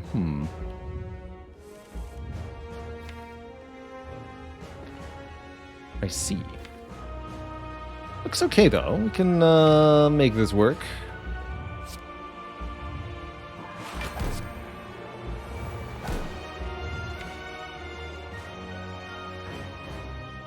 I think. Kind of spooky, actually. This is probably where the potions are going to have to come in.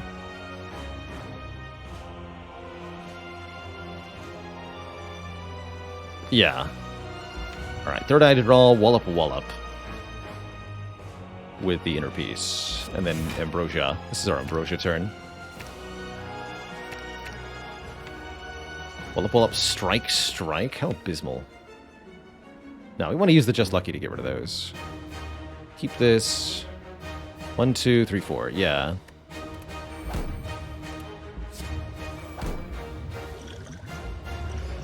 Enter Divinity Stance.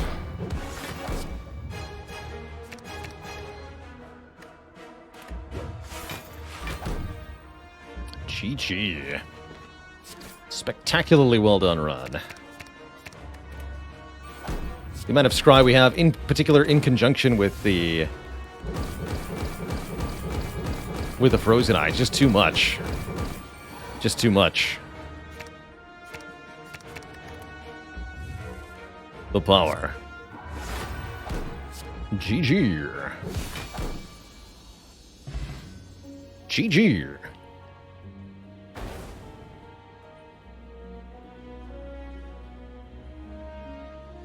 Not too bad, my Twitch chat. Not too bad.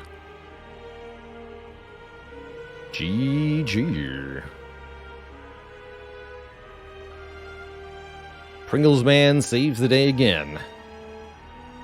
This is truly an absurd card. Imagine if there was a relic in Slay the Spire for the other characters that said, whenever you draw cards, draw one more. That's kind of what GoldenEye does. Not quite, but kind of. GG. GG.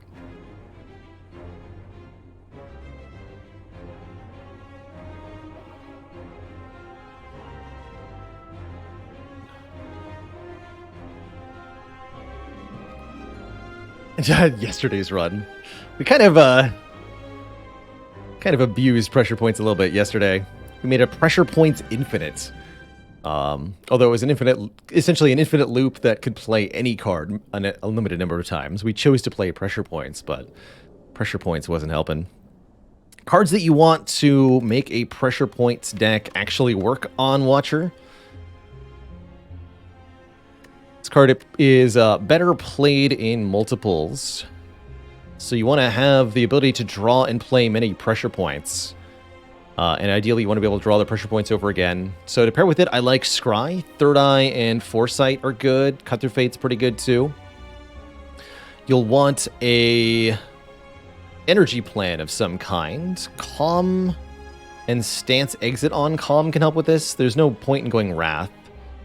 You could enter Divinity just for the energy, but you're wasting the triple damage, so that's kind of awkward.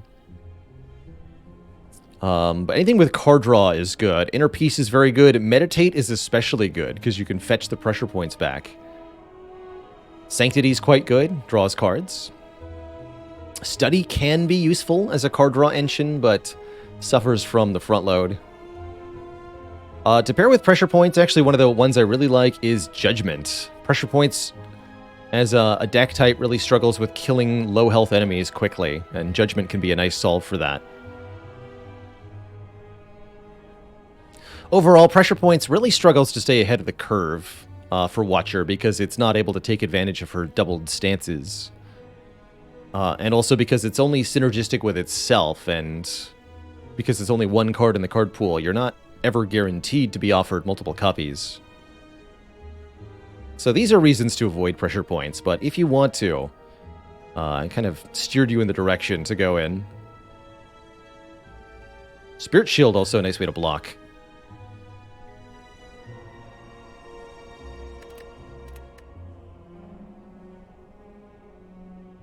Yes, Pressure Point's also a good deck to take the card Like Water in. I agree with that. Pressure Points is so bad. Why is Claw so amazing? Because it's 0 cost. Claw is a card you can play many copies of per turn, but ultimately Pressure Points at 1 energy per play, you're quite limited. This is also why Rampage is not good, is because it costs 1 on Ironclad. Rampage. This card increases its damage by a flat amount. Kind of same way that Pressure Points does, although Pressure Points does it a bit faster.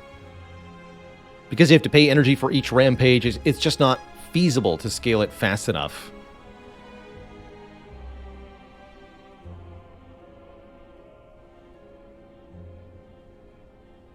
But Claw you can play many copies of, thanks to being 0 cost. Especially because Defect specifically has a lot of ways to return 0 cost cards to their hand. Hologram, really good draw with Skim. All for One, of course, returns every 0 cost card. And Watcher just doesn't have any way to do anything like that with Pressure Points.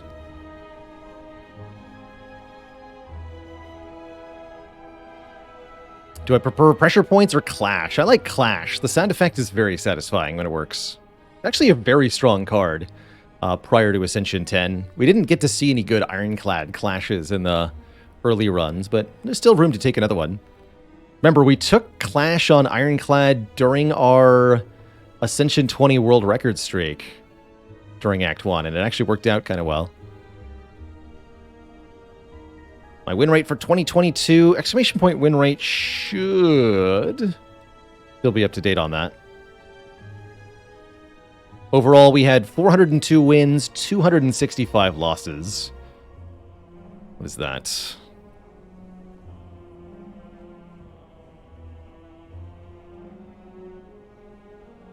For a total win rate of 60.26%.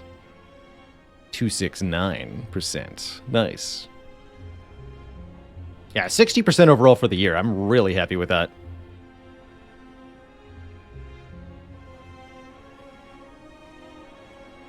And the win rate is properly tied to the first profile only. So our ladder runs aren't contributing to that, because those aren't A20. Again, we're talking Ascension 20 heart runs only when we speak about my win rate. Generally speaking, I don't have a measured sample size for anything else.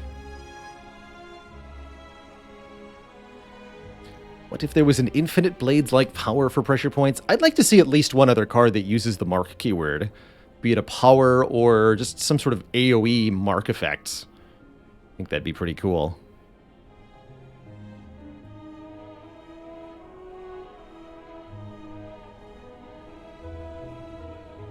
Anyhow, Twitch chat, let's see. I do want to change up the rotation, and I definitely don't feel like trying to force 2 more runs down today. So, I'm going to stop at 3 runs for our ladder challenge.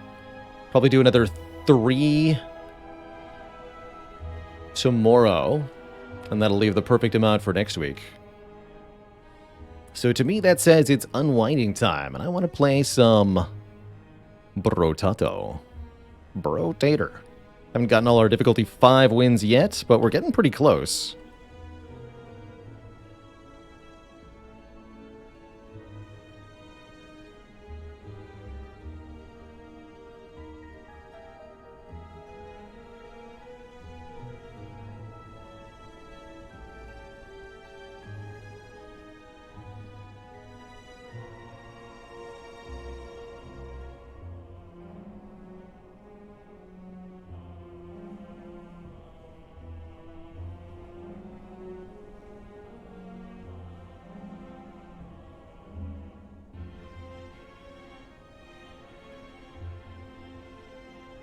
Am I still into the Breach? We've wrapped up everything I wanted to do with Into the Breach. I might try to cross Secret Squad off the list one more time before I head away, but that will depend on the timing and such. I haven't felt particularly motivated to revisit it. So I'm feeling pretty concluded with Into the Breach overall. Potato time. Wait, that's not it. Potato time. There we go.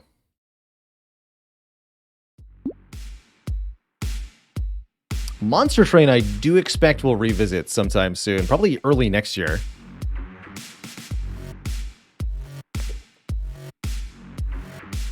I think it's time for Monster Train to come back around soon.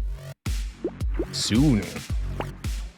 You haven't seen it, Twitch chat? Brotato is a Bullet Heaven style or Vampire Survivors style game where you play one of currently 30 characters with different builds and stat mods and try to survive 20 waves of auto-spawning enemies. Oh, is Technical Fried Rice on? Let me actually give him a follow properly. I would like to do that. Return the love.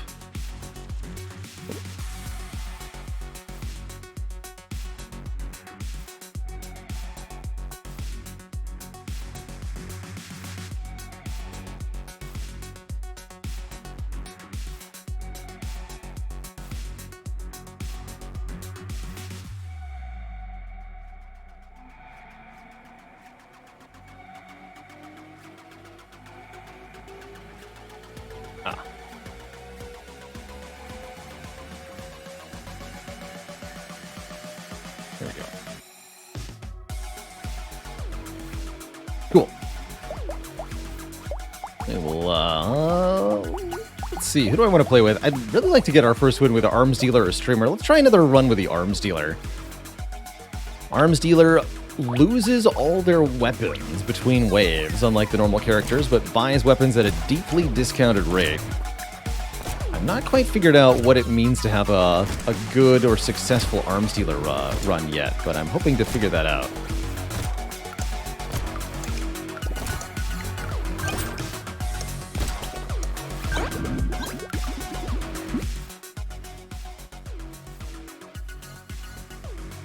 So every time you level up by collecting enough materials, you get to choose a stat up.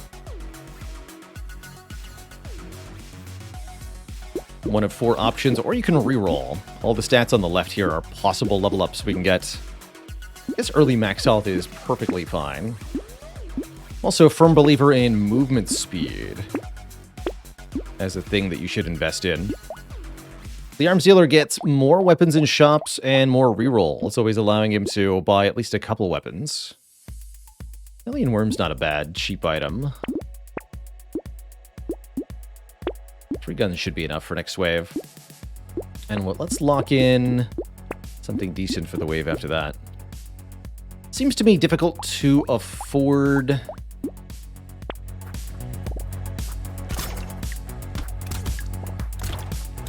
passive items on this character when your main focus is buying enough weapons to kill the next wave with your money.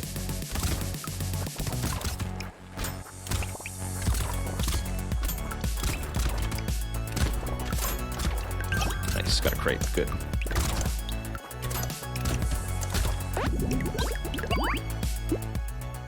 Minus speed, get out of here. Do not like the mutation item very much. +1 range damage does not seem particularly worth it to me. Let's invest further in the harvesting stat of this character. Harvesting gives us money and experience at the end of each wave. I'll take a steroids. Bit more max health, never hurt anybody, right? Picking items like the Cyber Ball might be a way to build for this character. Items that provide passive damage without requiring our stuff to be involved? Sure, and I'll buy the Broken Mouth too. That gets us a free reroll for purchasing everything. Lets me lock in 2 weapons for next wave. Explosion damage. Sometimes we'll have explosive weapons, sometimes we won't. I don't think I'm going to do that.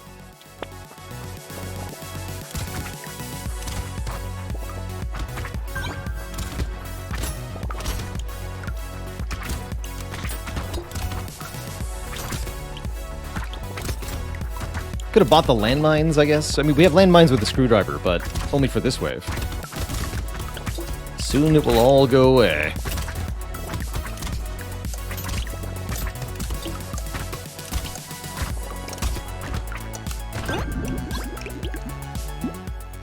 Alright, I think luck stat's also quite important on this character. Luck improves our ability to find crates from trees, also improves our ability to... I guess I will take landmines, sure.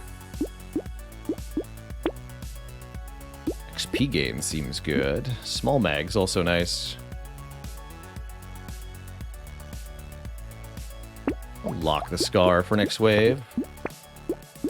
Take a Ghost Axe for this wave. Let's go.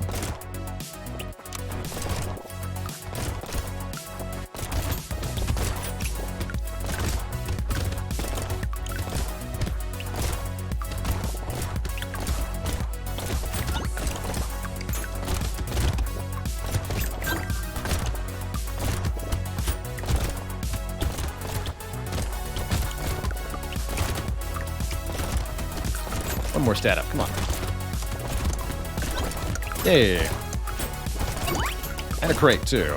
Good stuff. Crate containing Insanity. Crit chance. 6% crit chance for 3 damage. That seems like a good trade to me most of the time. Could take Engineering here. Invest in the stuff. I'll take 3 lifesteal instead, though. More landmines. Okay, now we actually have good reason to invest in Engineering. Buy that for another free reroll. Now we're only getting guaranteed 1 weapon per shop roll. That's starting to get spooky now. A rock and a stick. Together at last. I don't think I'll buy the Ghost Scepter. Nor will I pay 6 for this reroll. Let's just go.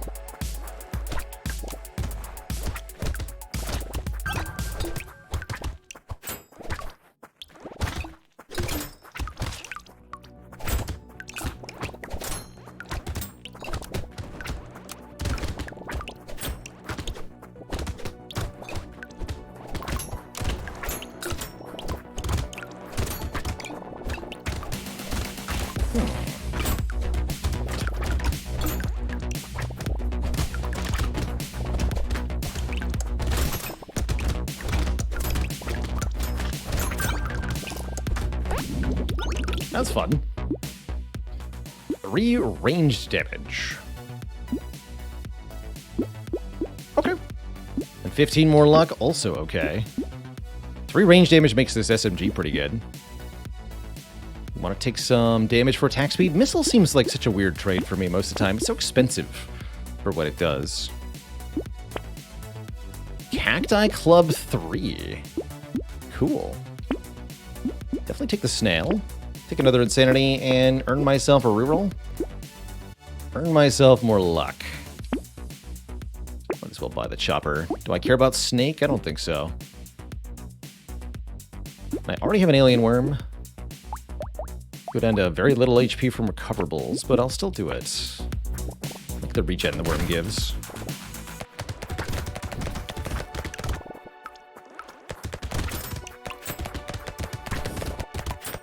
Oh, the Cacti Club projectiles go further than I thought they would, actually.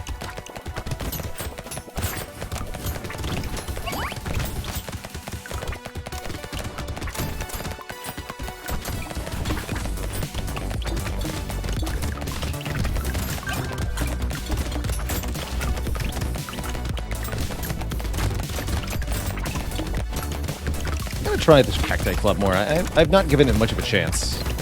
Kind of assuming it was bad. I'm seeing potential here, if you can scale the damage right.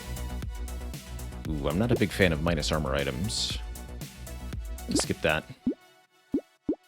9 max health seems like good survivability, as does 9 speed, although 12 damage also very tempting. I think we need some speed.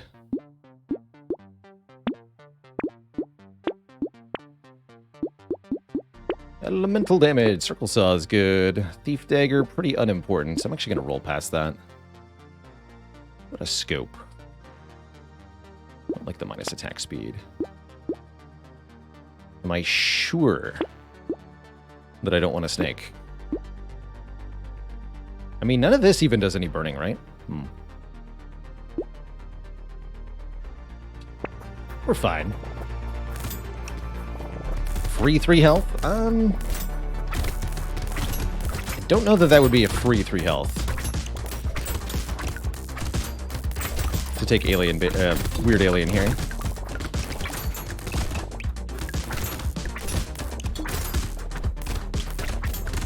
This wave can get scary.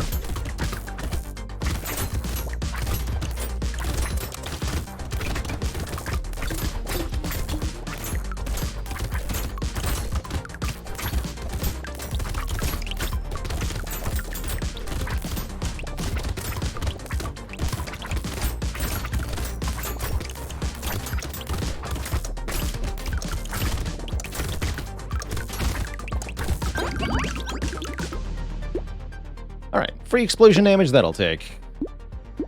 Are doing a little bit of regen. I don't know about that, though. Armor seems more broadly useful. Take 2 armor. Alright, there's a Cyclops worm. We'll take that. I'll also lose 1 of that armor to gain 16 harvesting. Seems like a good trade. And I'll buy the Claw Tree for the free reroll, if nothing else.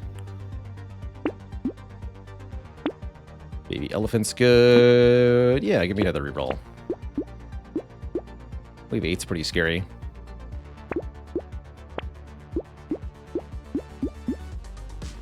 Laser gun spear.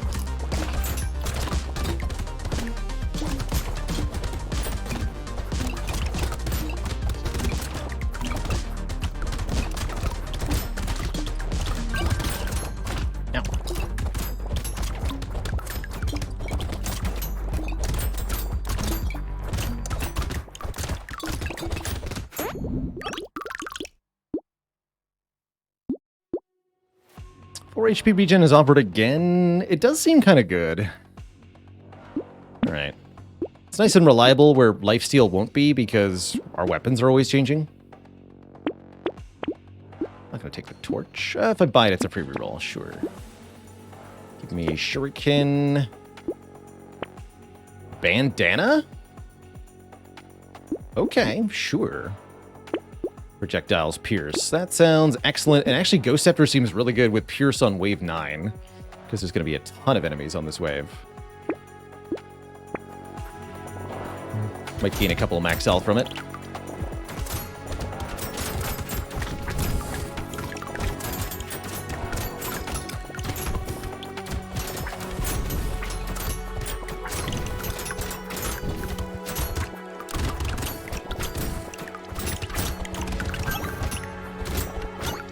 There's one.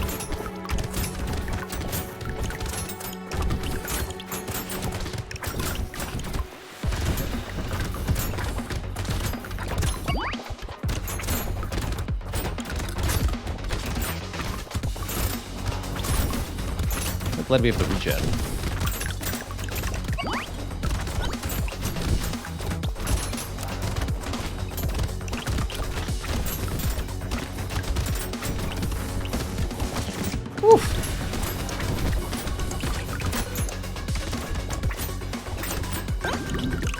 Didn't die.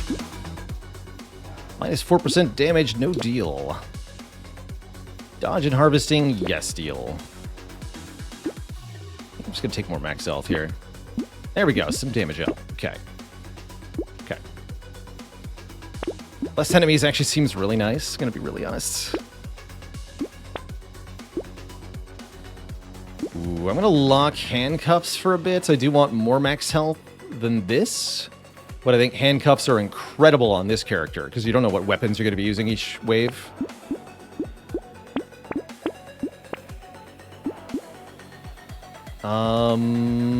Probably want the nuke launcher for the elite. Would be my guess. Hold on to those for the moment. Is this like Vampire Survivors? Somewhat, yes. You're trying to evade an enemy horde while your character automatically attacks the enemies with several different kinds of weapons. So definitely similar in that vein to Vampire Survivors.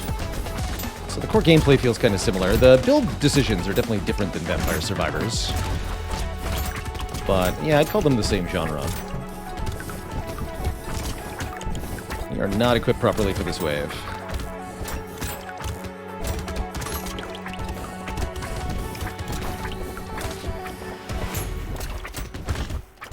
Oh dear.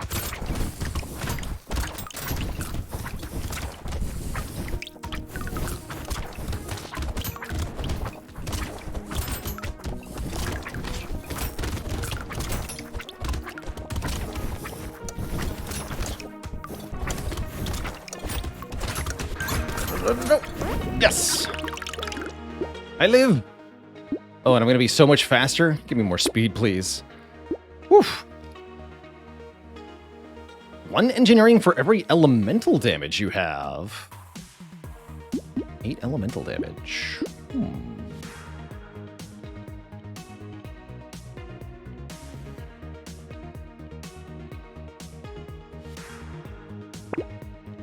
$65 is not very much max health to cap at. I'm gonna do it though.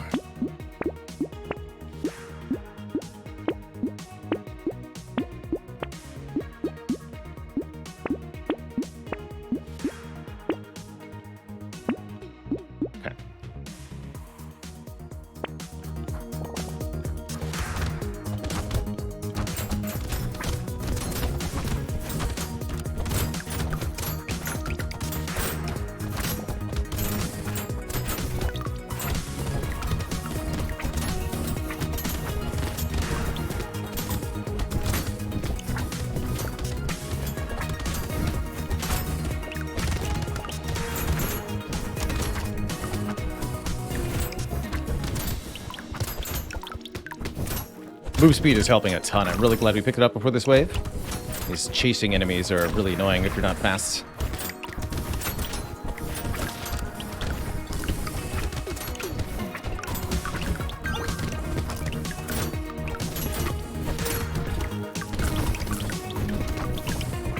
Get him, landmines.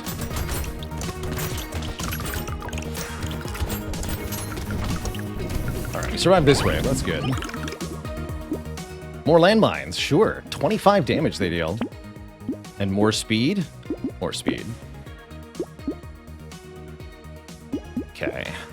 Elite this wave. We're definitely taking the nuclear launcher. I wish I could afford bowler hat reasonably, but I don't. Heck it, I'll do it. And just give me some other weapons. Like that one.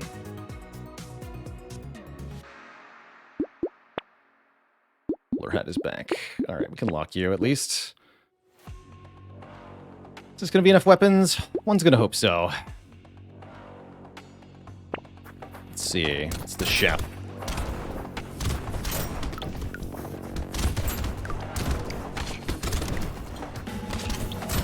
Don't attack very often. Oh, jeez.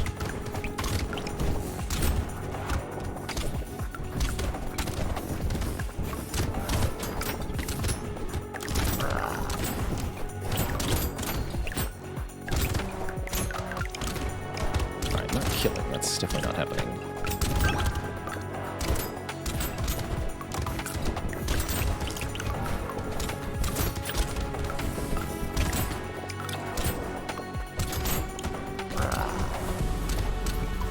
Now the frenzied slashes at the end. These are quicker, but easier to avoid, at least. Especially with their move speed. Ouch.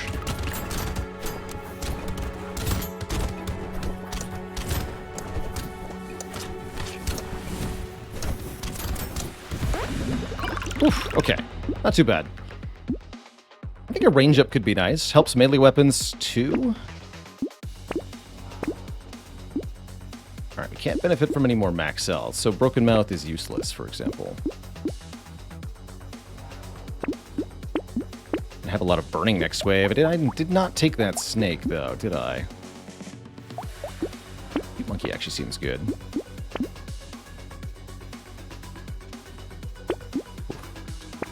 Definitely struggling to stay relevant here.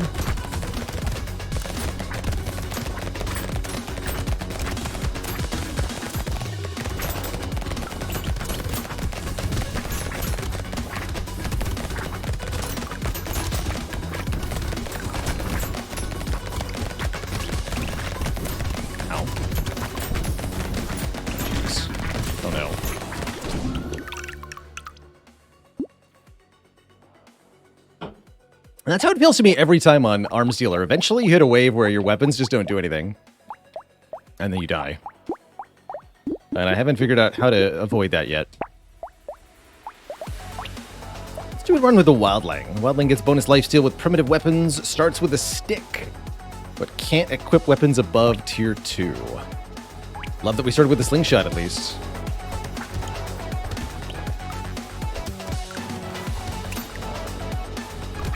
Found Arms Dealer to be the hardest character to D5. No, Streamer is.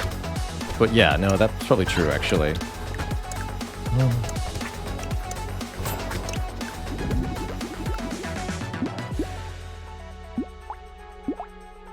Okay, just minus ranged and elemental, and melee damage, rather. Harvesting in trees, I like it. Cacti clubs are primitive, huh?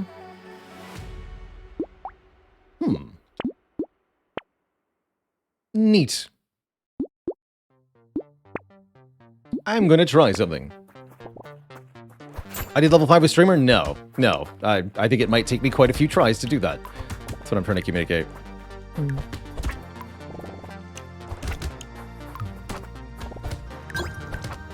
Or I might not even win with Streamer until they change how the game works a bit more. Who knows what's next for an update? Not me.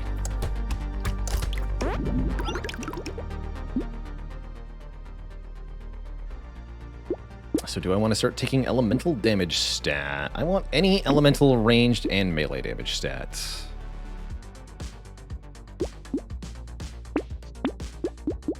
We're doing some fun things today.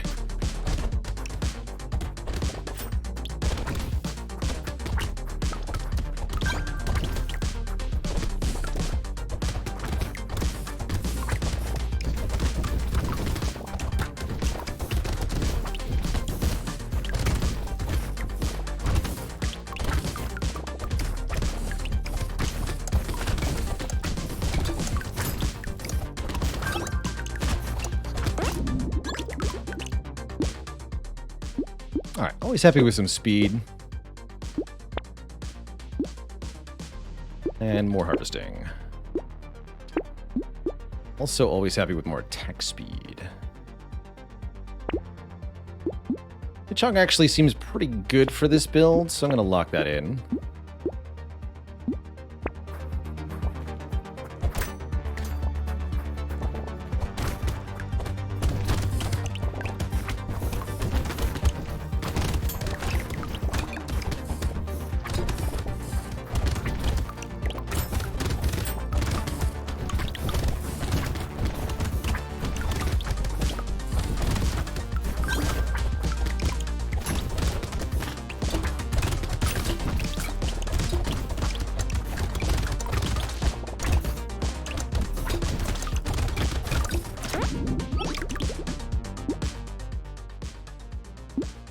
But it's more ranged and elemental damage that I care about. Let's grab a bit of armor.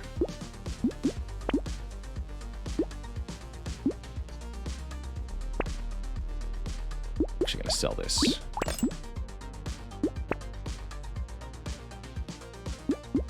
Whetstone's pretty good. Bit more lifesteal.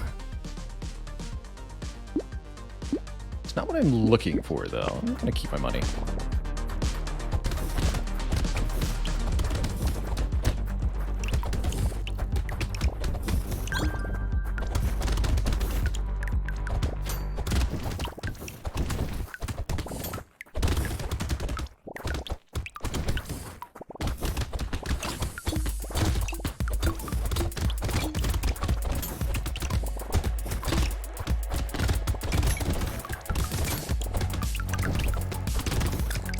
Get cactused.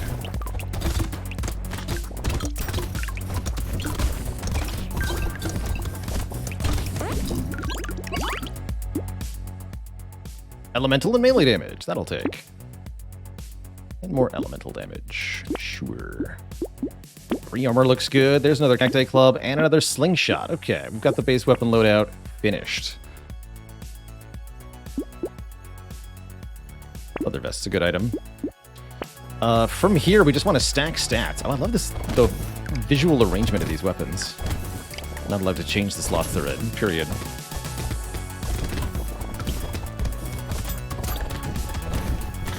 And the goal is to create a whole bunch of projectiles that are constantly bouncing everywhere, getting us lifesteal, since this character has a huge amount of lifesteal with these primitive weapons. And we want to make each individual projectile do as much damage as possible. There's a couple ways we can get that to happen.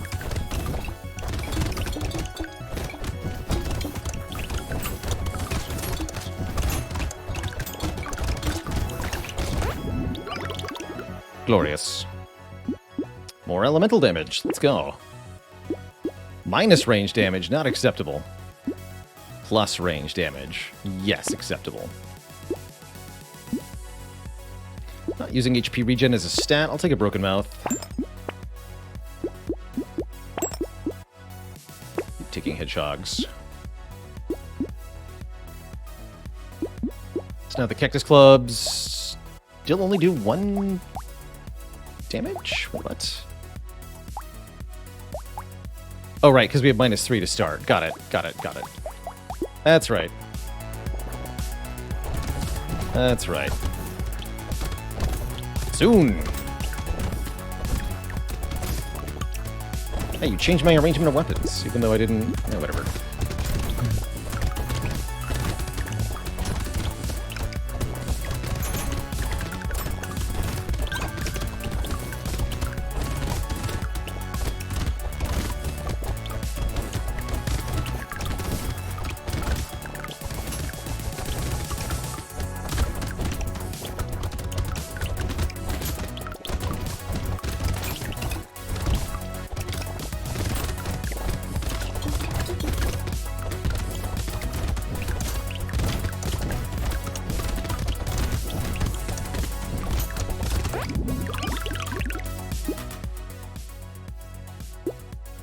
Do I care about luck on this character?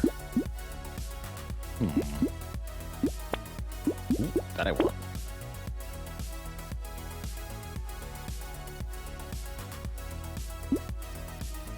minus range. Max health's good. Take a one muscly guy. Cacti Club 2. Ugly Tooth's also going to be really good here. Lostock is... I don't know. Nice way to get luck, I suppose.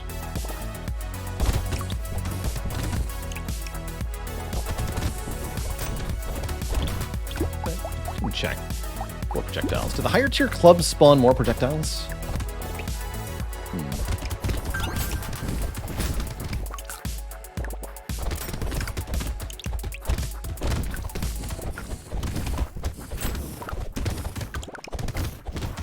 Yes. Jeez.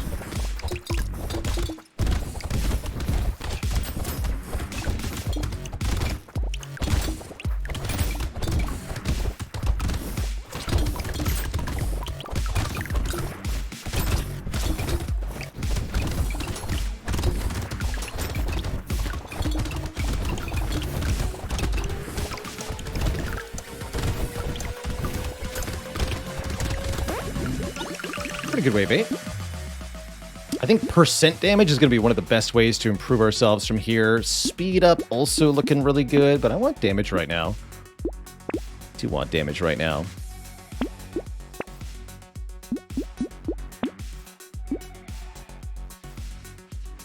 This is range damage? Sure. Wave 9 should be super easy for us.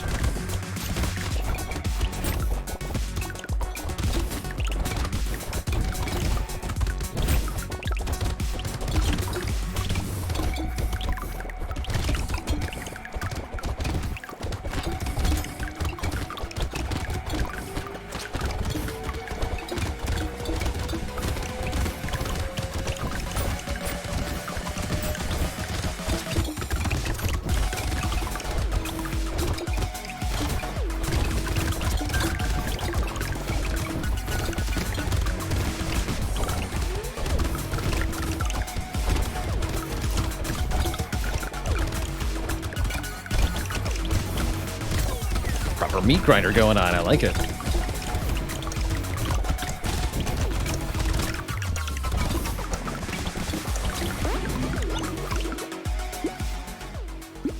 Three range damage. That's what we've been looking for. And 12% damage. Here we go. The killing power is going to start to really ramp up now.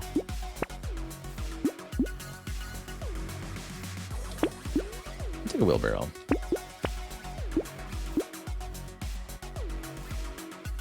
Chance. Times 2, times 2. Eh.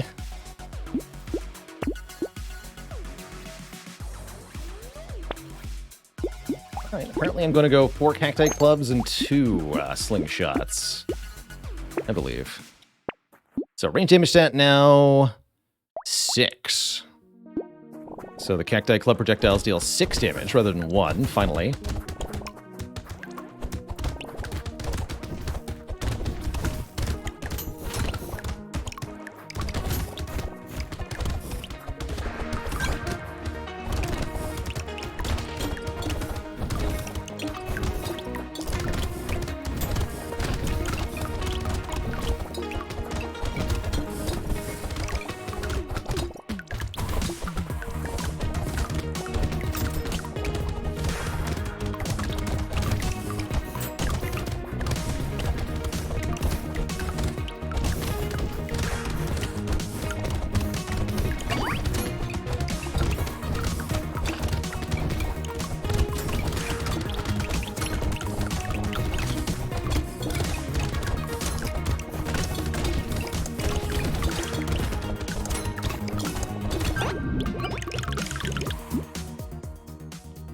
Sure, I'll take more enemies.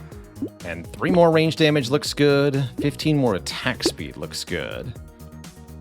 Like, really good. I'll take a little bit of luck. Speed and lifesteal. 10 speed is probably too good to ignore. So is armor. Can we beat the chef? I don't know.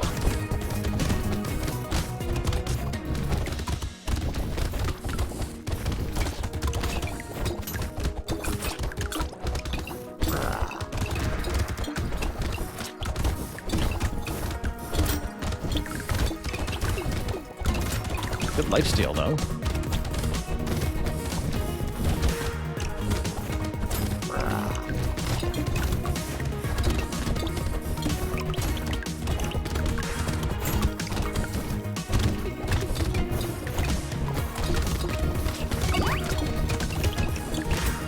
Oh.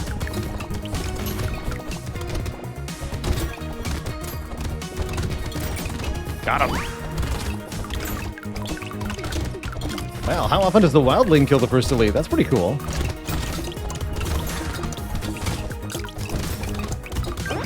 GG, nerds. -1 range damage, bad, but I like the dodge and harvesting, so I will take a B.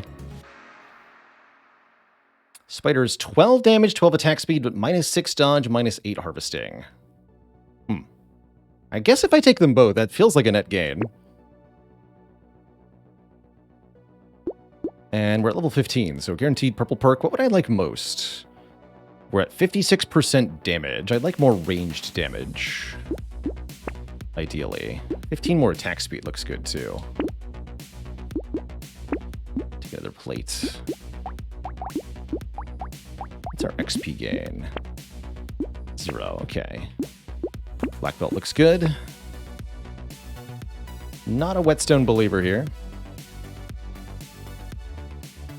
Flaming brass knuckles might be good, though. That's a lot of burning damage. Nah.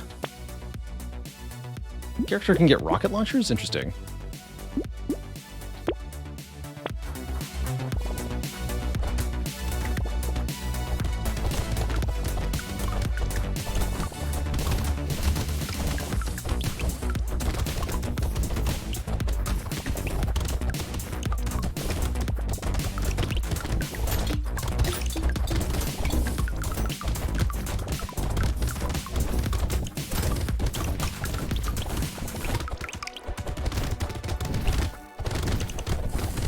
The blanketing.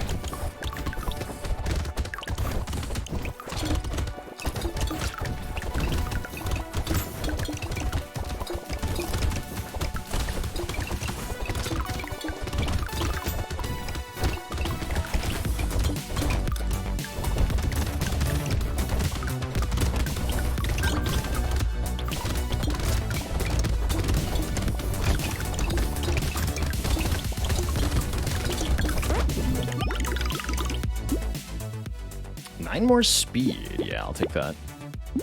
Triangle of Power gives us bonus damage until we take damage. That's probably worth it. Not taking Mastery. I will take more armor and 1 more range damage. Good old lens. What's the damage on the Cactus Clubs now? 9. 9 is the damage the spikes deal. Not to mention the initial hit.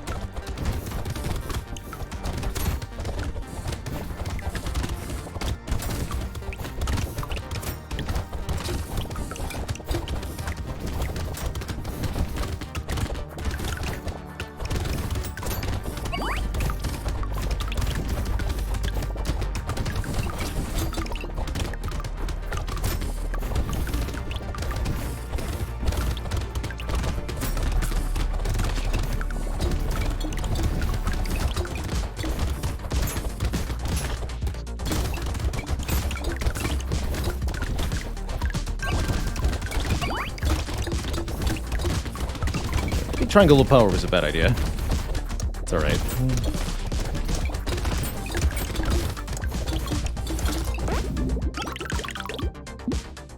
More elemental damage, I'll take it. More armor, I'll also take it. 12% more damage, I'll take it.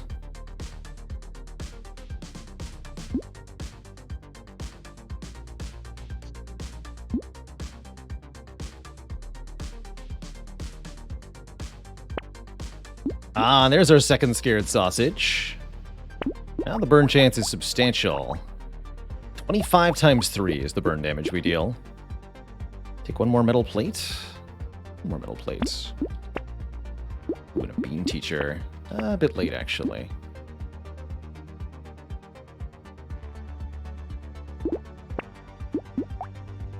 %, damage, got it. Okay. Still doubt the triangle buy? Yeah, I agree. Triangle was not a good purchase. Ah. Not on the Wildling. Wildling's got so much healing.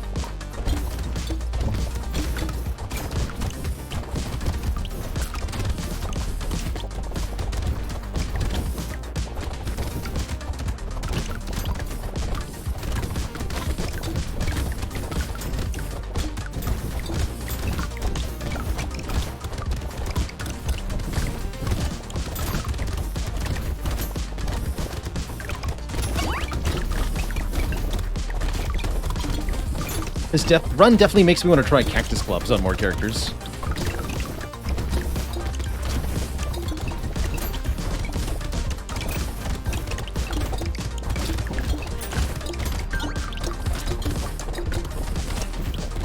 Ow. Ah! Alright, we lived. 15 crit chance, 50 range. Sure. I won't say no to that. Max health is actually kind of going down over time. That's curious. The Horde wave, next wave.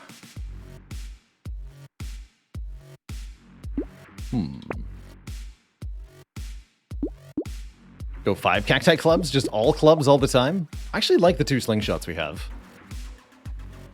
Or lifesteal could be okay. Let's finally get that. And I'll take 1 missile.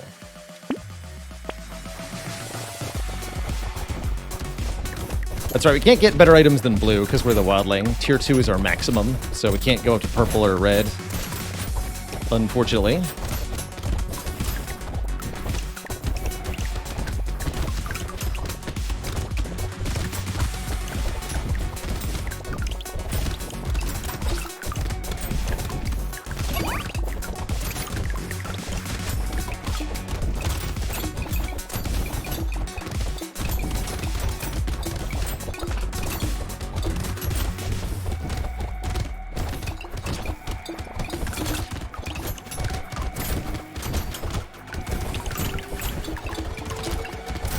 So it's very clearly apparent from this wave especially that the projectiles from the Cacti Club are per enemy it hits. And wow, can it hit a lot of enemies at once.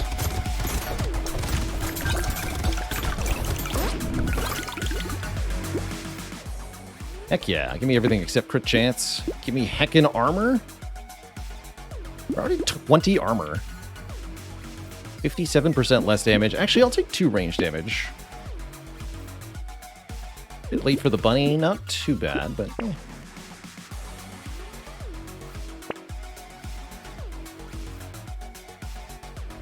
One more? Blah, nothing I can use there. Do the projectiles crit? They can, yes. If you pay attention, you should be able to notice that happening. Yeah, I saw the crit for 22 currently. Another one.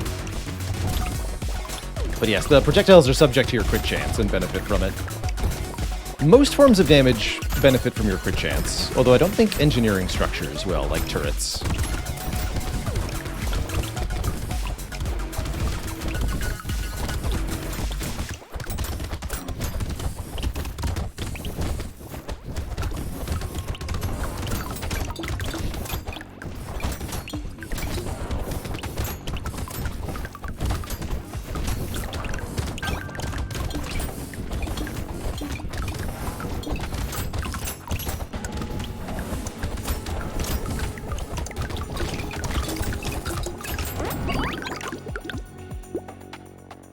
Nope. 9 more speed. We're currently at 25. That's definitely not enough for the late game. So we'll take a little bit more. We've got an elite next wave. I bet we can kill another elite. If I get a decent damage item, especially Vigilante Ring, you're not it. this is already going to pay for itself, actually. Sure. And one more. Fin? Finito. Double fin. Alright, we're fast as heck. Means I should be able to dodge around the projectiles of the chargy thing.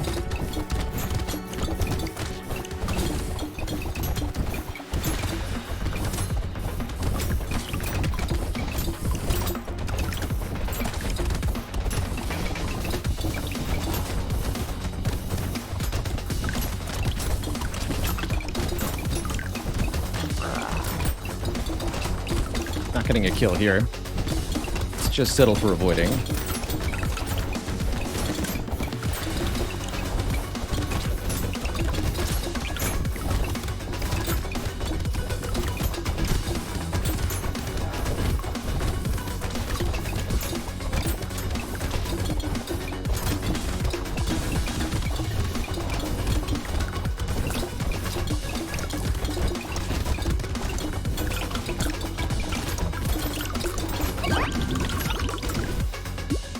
More armor. And more range damage. Tractor, you're too late. More armor? 25 armor? Heck. Tonic's good. Attack speed, crit chance, range. Things I don't have.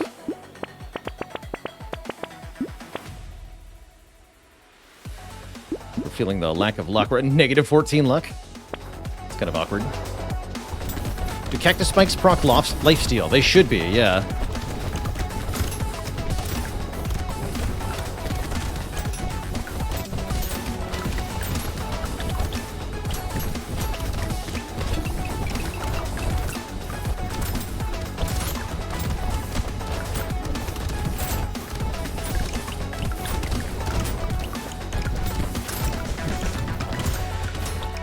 They should also proc the burning from the scared sausage, which is what I'm hoping they're doing most of the time.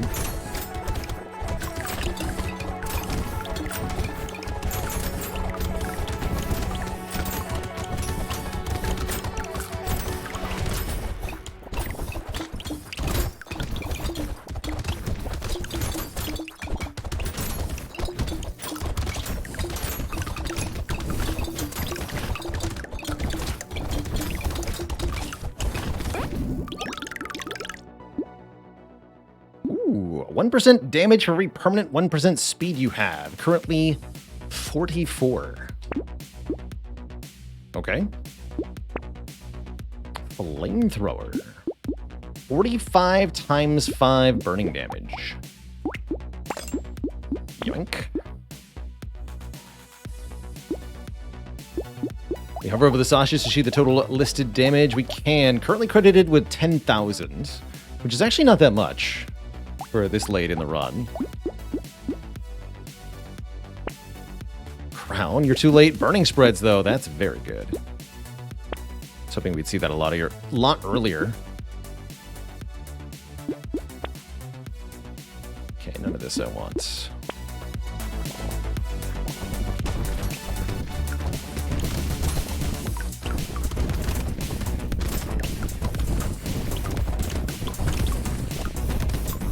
And the flamethrower burning spreads to nearby enemies, too. That's, toasty.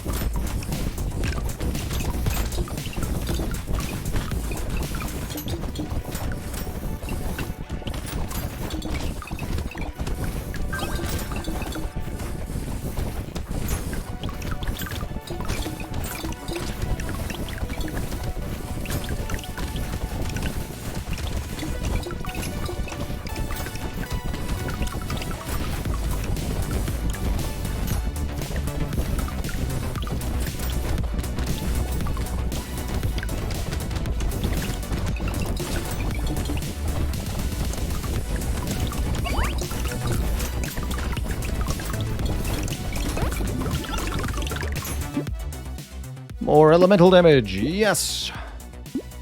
Take some more max health. We're actually quite low for the final wave. It's max health too. Bandana. Projectiles pierce. That sounds hilarious with the cacti club, so I'll take it actually. Also take 10 crit chance for -1 armor. That seems like a good trade. More max health. Ooh, and handcuffs. 8 melee, 8 ranged, 8 elemental damage. What a perfect time to find that. Now the Cacti Club deals 24 damage per projectile. 65 times 5 on the flamethrower. Holy crap. And the Scared Sausage will inflict 56 times 3. Promising.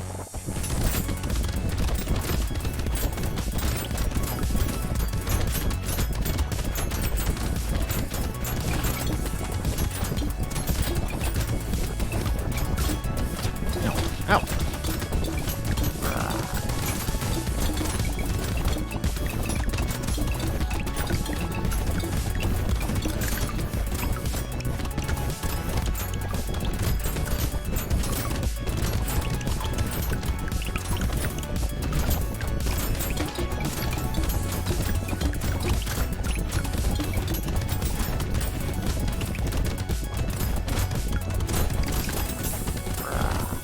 Ah!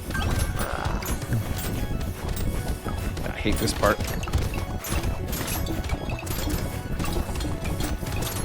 Here you go.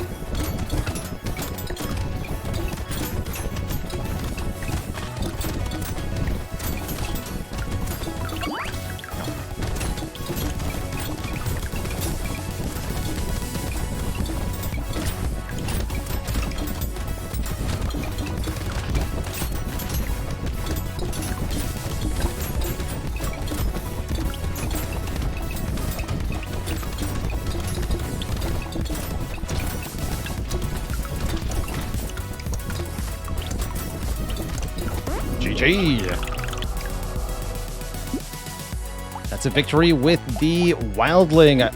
Seems to me the strength of the Wildling is the combination of 3 max HP from having 6 primitive weapons and the free lifesteal from the character's special ability. Actually pretty good. GG. GG, Twitch chat. Another one crossed off the difficulty 5 list. I want to try Ghost next. Ghost gets bonus damage with ethereal weapons. Weapons that permanently scale your stats when you kill enemies with them. Also gets a huge bonus to dodge. But minus 100 armor means Ghost takes double damage from just about everything, and can't meaningfully gain the armor stat.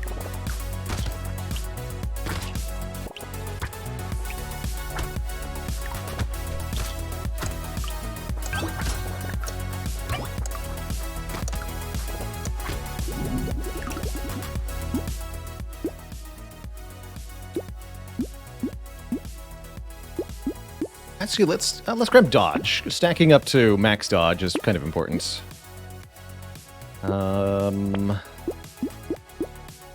Getting lots of flints is also important.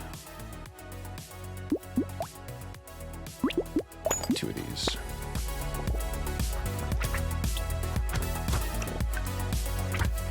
Yeah, Ghost is kind of subject to the randomness of dodge, which is a little unreliable.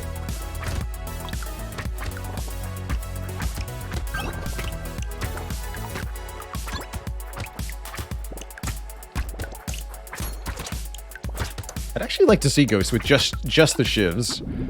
Let's see if we could make that work. Get some speed. Ooh, minus armor. Hey, early wheelbarrow seems really good on this character. Shall we lock in 1x? Probably a good idea.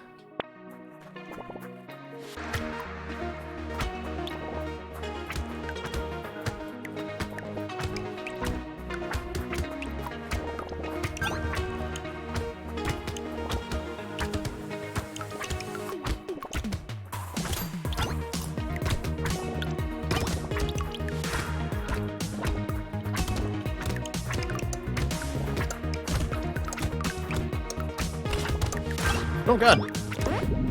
Right, Ghost. More dodge. Yes. Also more harvesting is good too. And more dodge. Getting to the dodge caps. A good way to make Ghost feel less miserable. For sure. weak insanity, too. I think that's quite good.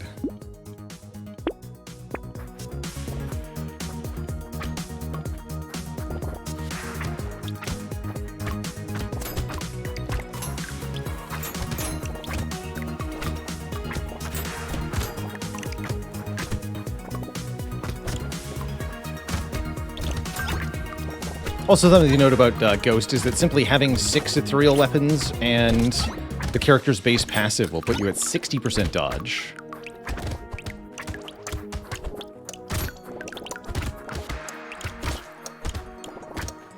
But if you don't invest in your max health, you can get one shot really easily, which is undesirable. Highly undesirable. Hello? Can I have ghost weapons, please? I guess they don't have to be only ghost weapons, but I really want to be on this character.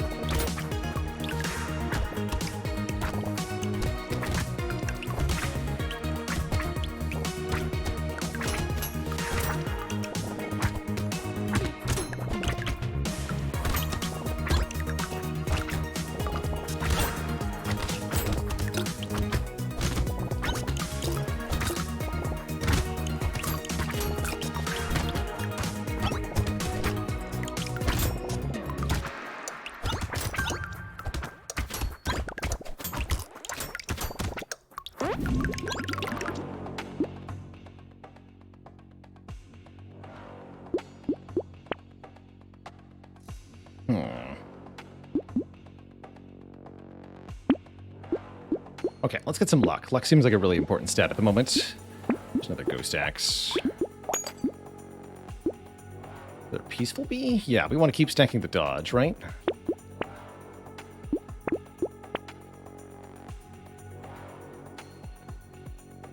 Okay, there's a scepter. Flamethrower's interesting. I'm gonna lock that in, actually.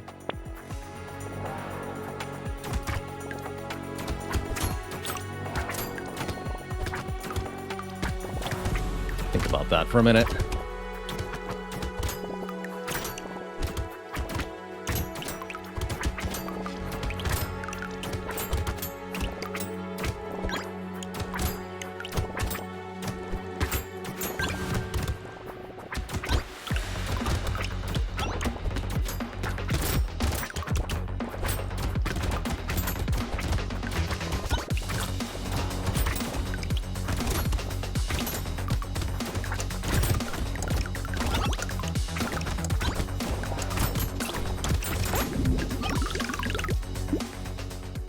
Okay, let's get some more max health. Oh yeah, burning spreads, super going flamethrower here. Let's do it.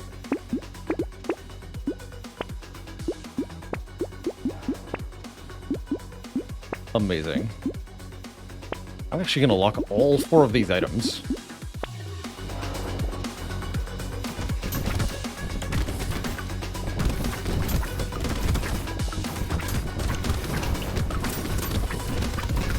So the flamethrower will slow down our ghost weapon scaling, but the idea is it's going to let us kill more stuff overall.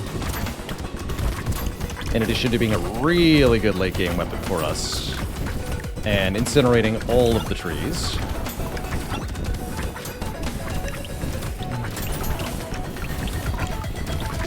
It's also a weapon that's going to benefit from all the stat ups we're getting from the other stuff.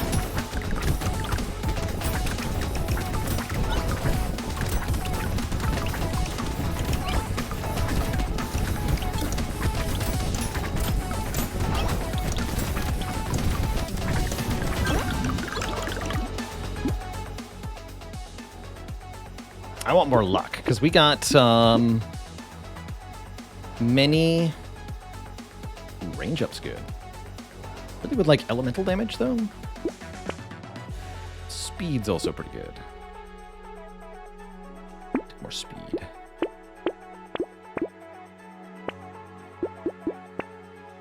A reeking pog, dude.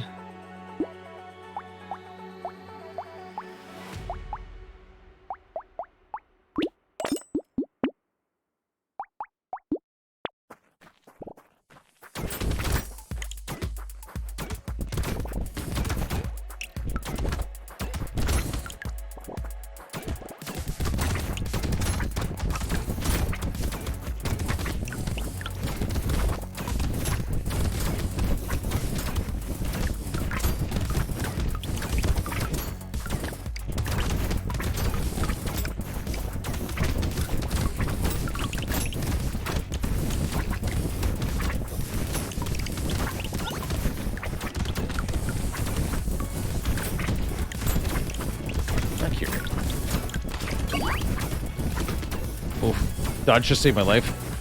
Should be dead.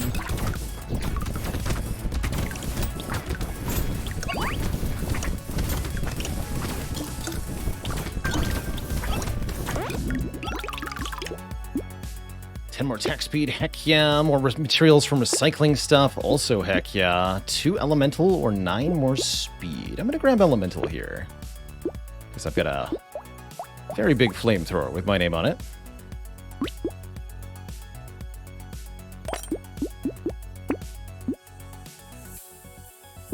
This is good too. Alright, wave 9. That double flamethrower is going to be pretty hard for the melee weapons to get kills, but we'll try.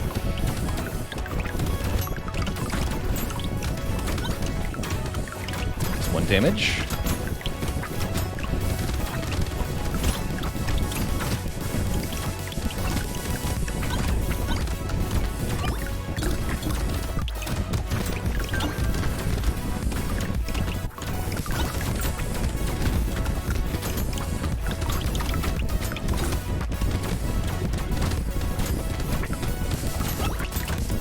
Yeah, don't run into the treasure goblins. They will hurt you.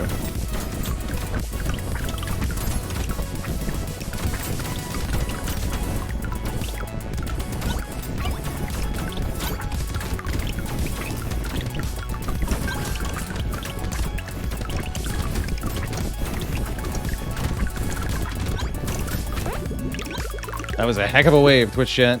More dodge. More elemental damage. And is lifesteal good? I mean, with 2 flamethrowers, it's gotta be, right? I don't think I want a medical turret. Scared sausage doesn't seem important. Wheelbarrow seems good, though. 53 harvesting currently. Fuel tanks, excellent. This is also elemental damage? Sure. Couch is here. Now, a Triangle of Power is very, very good on Ghosts. Because you very rarely take damage on Ghosts. Don't like the range down to the blindfold. I will take 5% more enemies, though.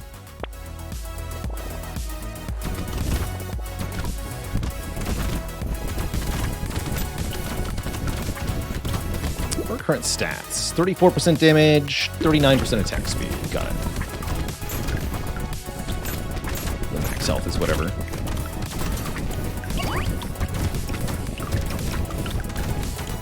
It's a good run to get some bags on for more materials. Expect to be seeing several crates per wave pretty soon.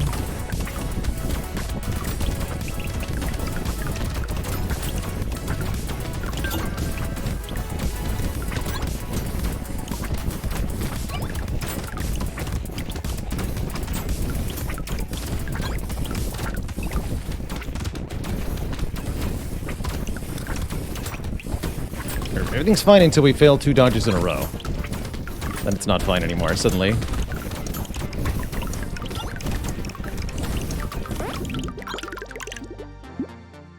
That's good. 5 crit chance, 15 range. Yes, we could also get 100 materials from it.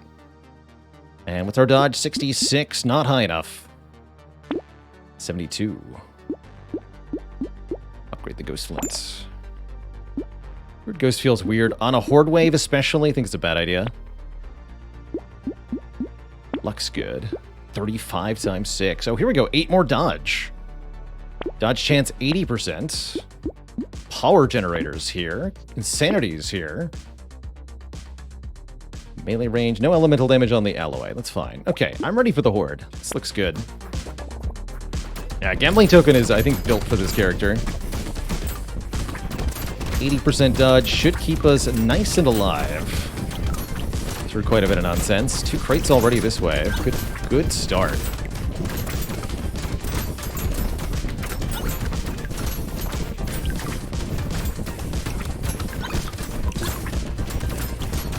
Oh shoot. Oh no. And there's 80% dodge doing absolutely nothing. GG. That's how Ghost goes sometimes. Lame Swift, thanks for 4 months of support. Have I played Hades? Asks Canine Mancer. You bet I have. Lots of Hades. About 200 runs, 200 hours on stream.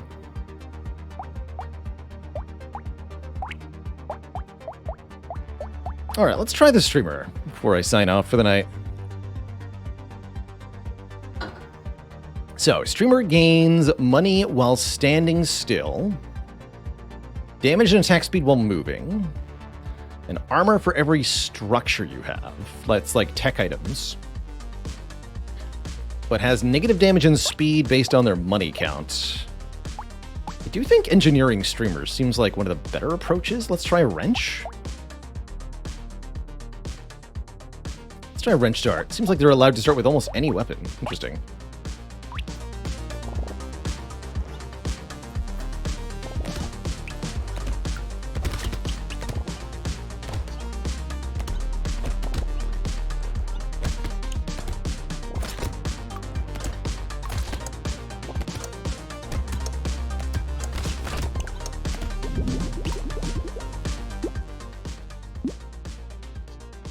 And that's giving me more armor.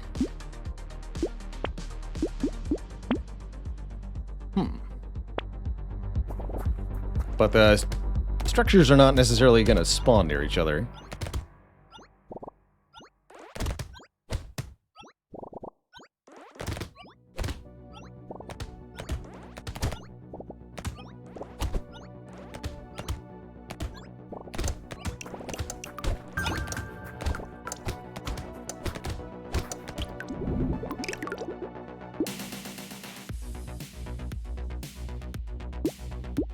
No idea what stats I want initially on this character. Luck seems like a good start.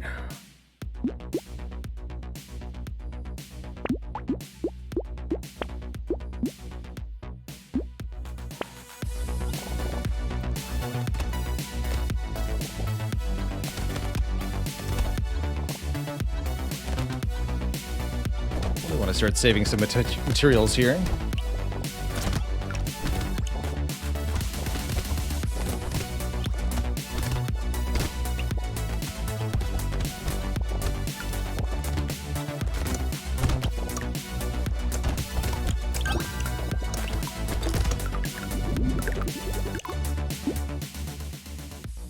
Let's grab engineering. And I think I'm going to wait one wave on this. Try to get some more money next wave. Since the streamer is percentage income. More money you have. There we go. Now we're getting +2 per second.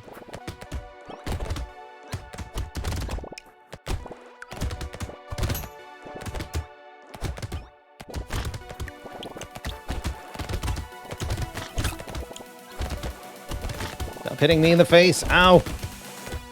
I refuse to move. No, I'm going to move.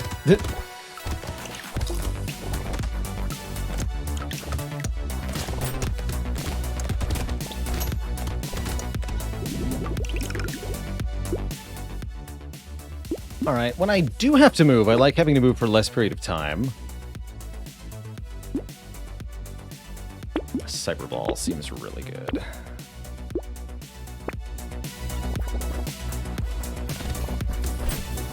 Is we may not always have a defensive location to defend here with all of our turrets. Not playing the engineer character who's guaranteed to have them spawn near each other, after all.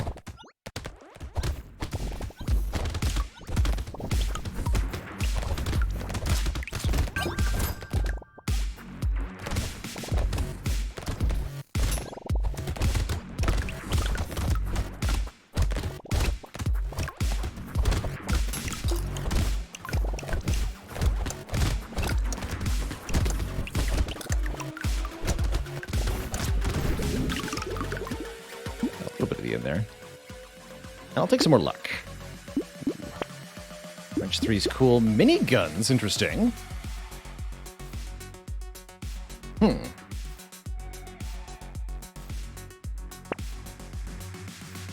Lock that for now.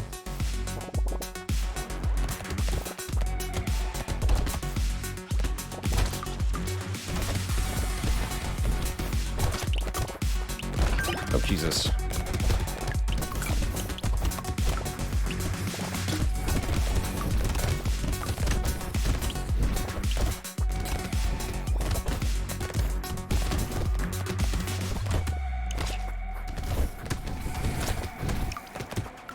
No, I'm too rich. I'm getting slower. Help!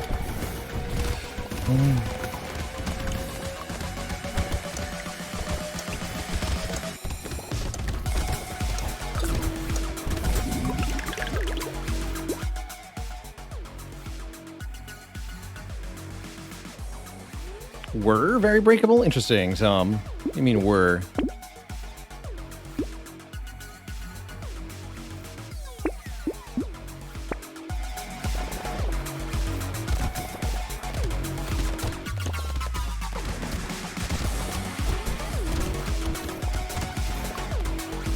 Fixed it, got it.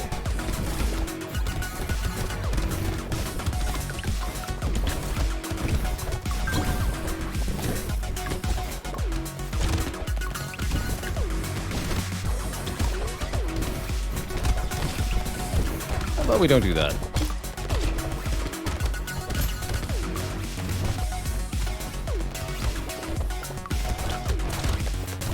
So slow.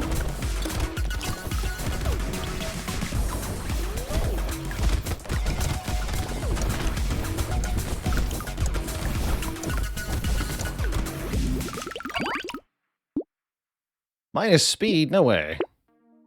More luck. Medical turret seems like it'll help, too. Scales with my engineering stat? Sure.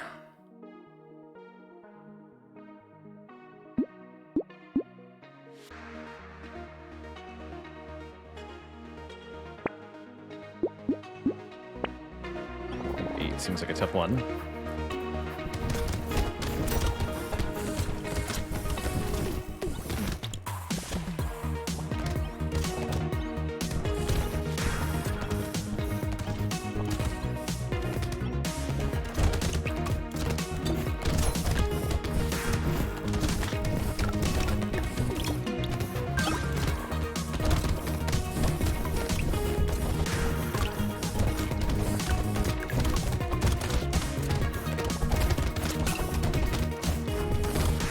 Healing gun, shoot me! Don't miss!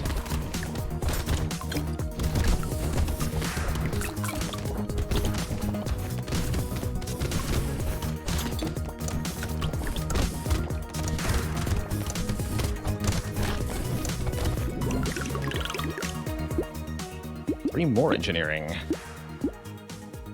Neat.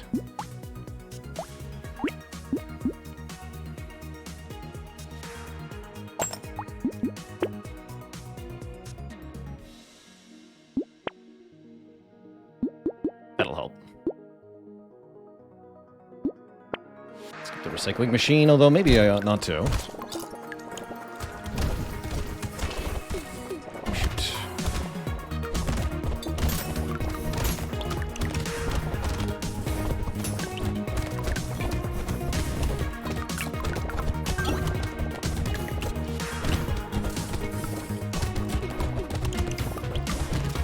Seems like it might be really difficult to stand still on this wave.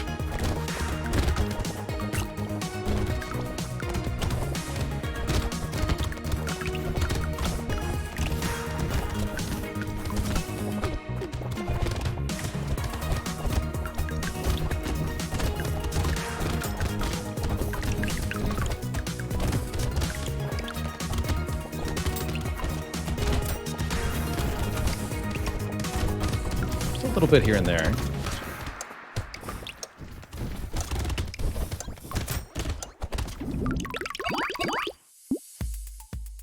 Not doing elemental damage. Luck's good, though.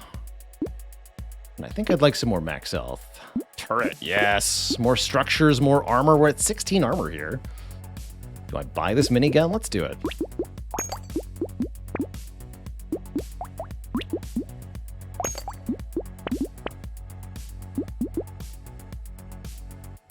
I have no idea if that's a good idea. Let's find out.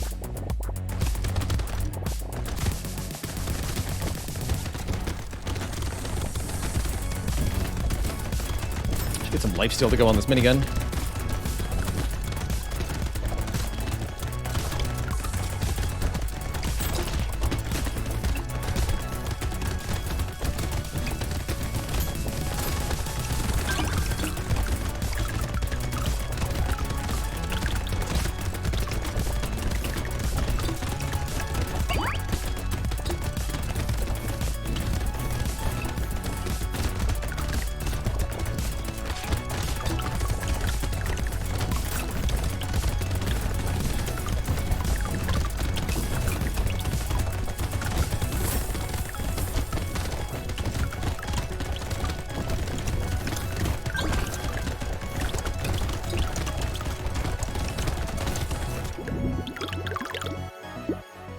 Knockback. Yes, that makes the minigun worthwhile. And there's some lifesteal.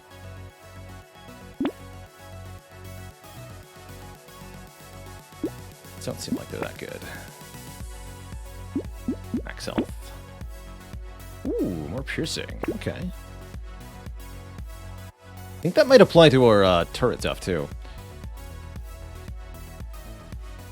Is wisdom any good? I doubt it.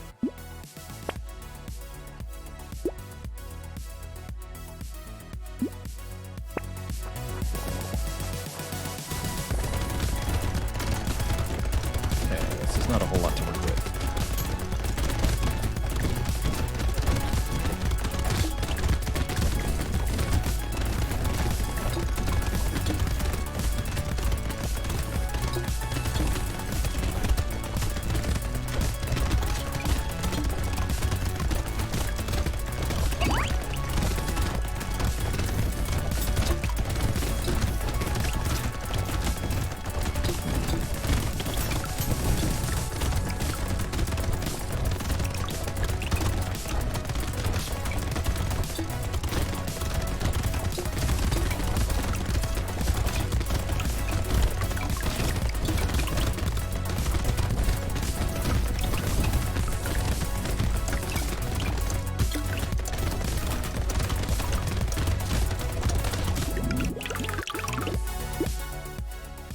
Nope, I want lifesteal.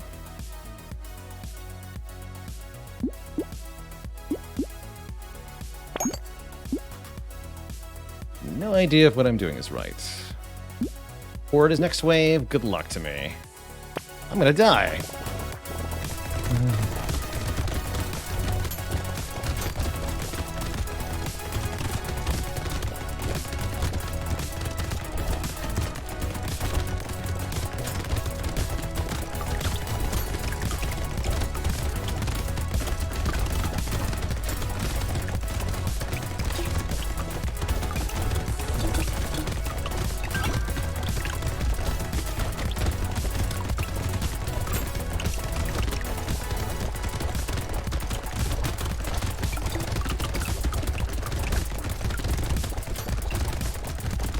I'm going too slowly. Help!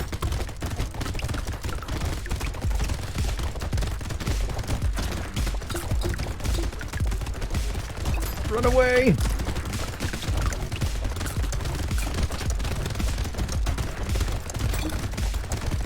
Not 100% sure how it was achieved, but we are alive.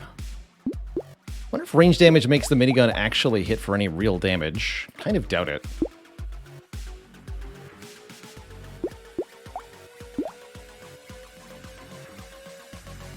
Although if I have 40 attack speed while moving, it will.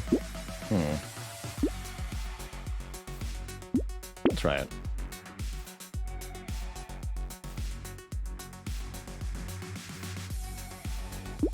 Pick up this SMG.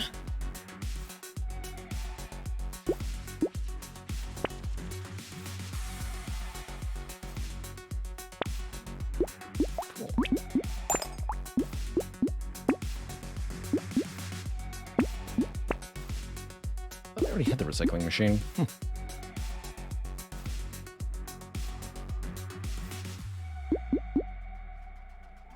is not the one with 2 trees. Okay.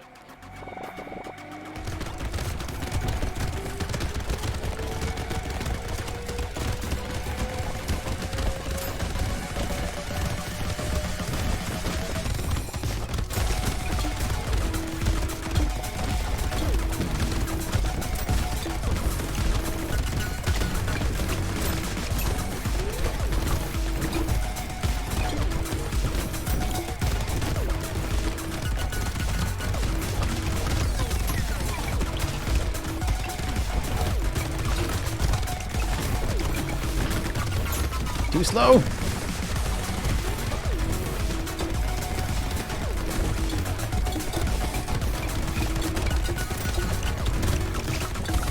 The dodges, though. Nope, too slow. Too many materials. The speed penalty. Yeah, we're at negative 12 speed when I died there. Speed penalty from picking up materials during the wave, getting us killed there ultimately. GG. GG. All right, Twitch chat, that's going to have to be the end of things for me today. It's been a wonderful, wonderful time streaming for you all. Be back tomorrow for our final stream this week, getting into the teenage ranks of the ladder streak. I am going to throw a raid on over to Tactical Fried Rice. Let's see if I can spell this right. Tactical Fried Rice _ who is playing some Brotato. I hear they're one of the best at the tatorin', and they threw us a generous raid the other day, so we're going to give it right back to them. Please enjoy the continued Brotato action. Thank you so much for tuning in, everybody. Hope you have a wonderful, wonderful night. Sparrow, Fireworks, Tom, That's Your Blood, Midway Monster, Little Biker Nana, and everybody else. Thanks so much for watching. Ta-ta for now. Till later. I'll see y'all next time, folks. Toodaloo.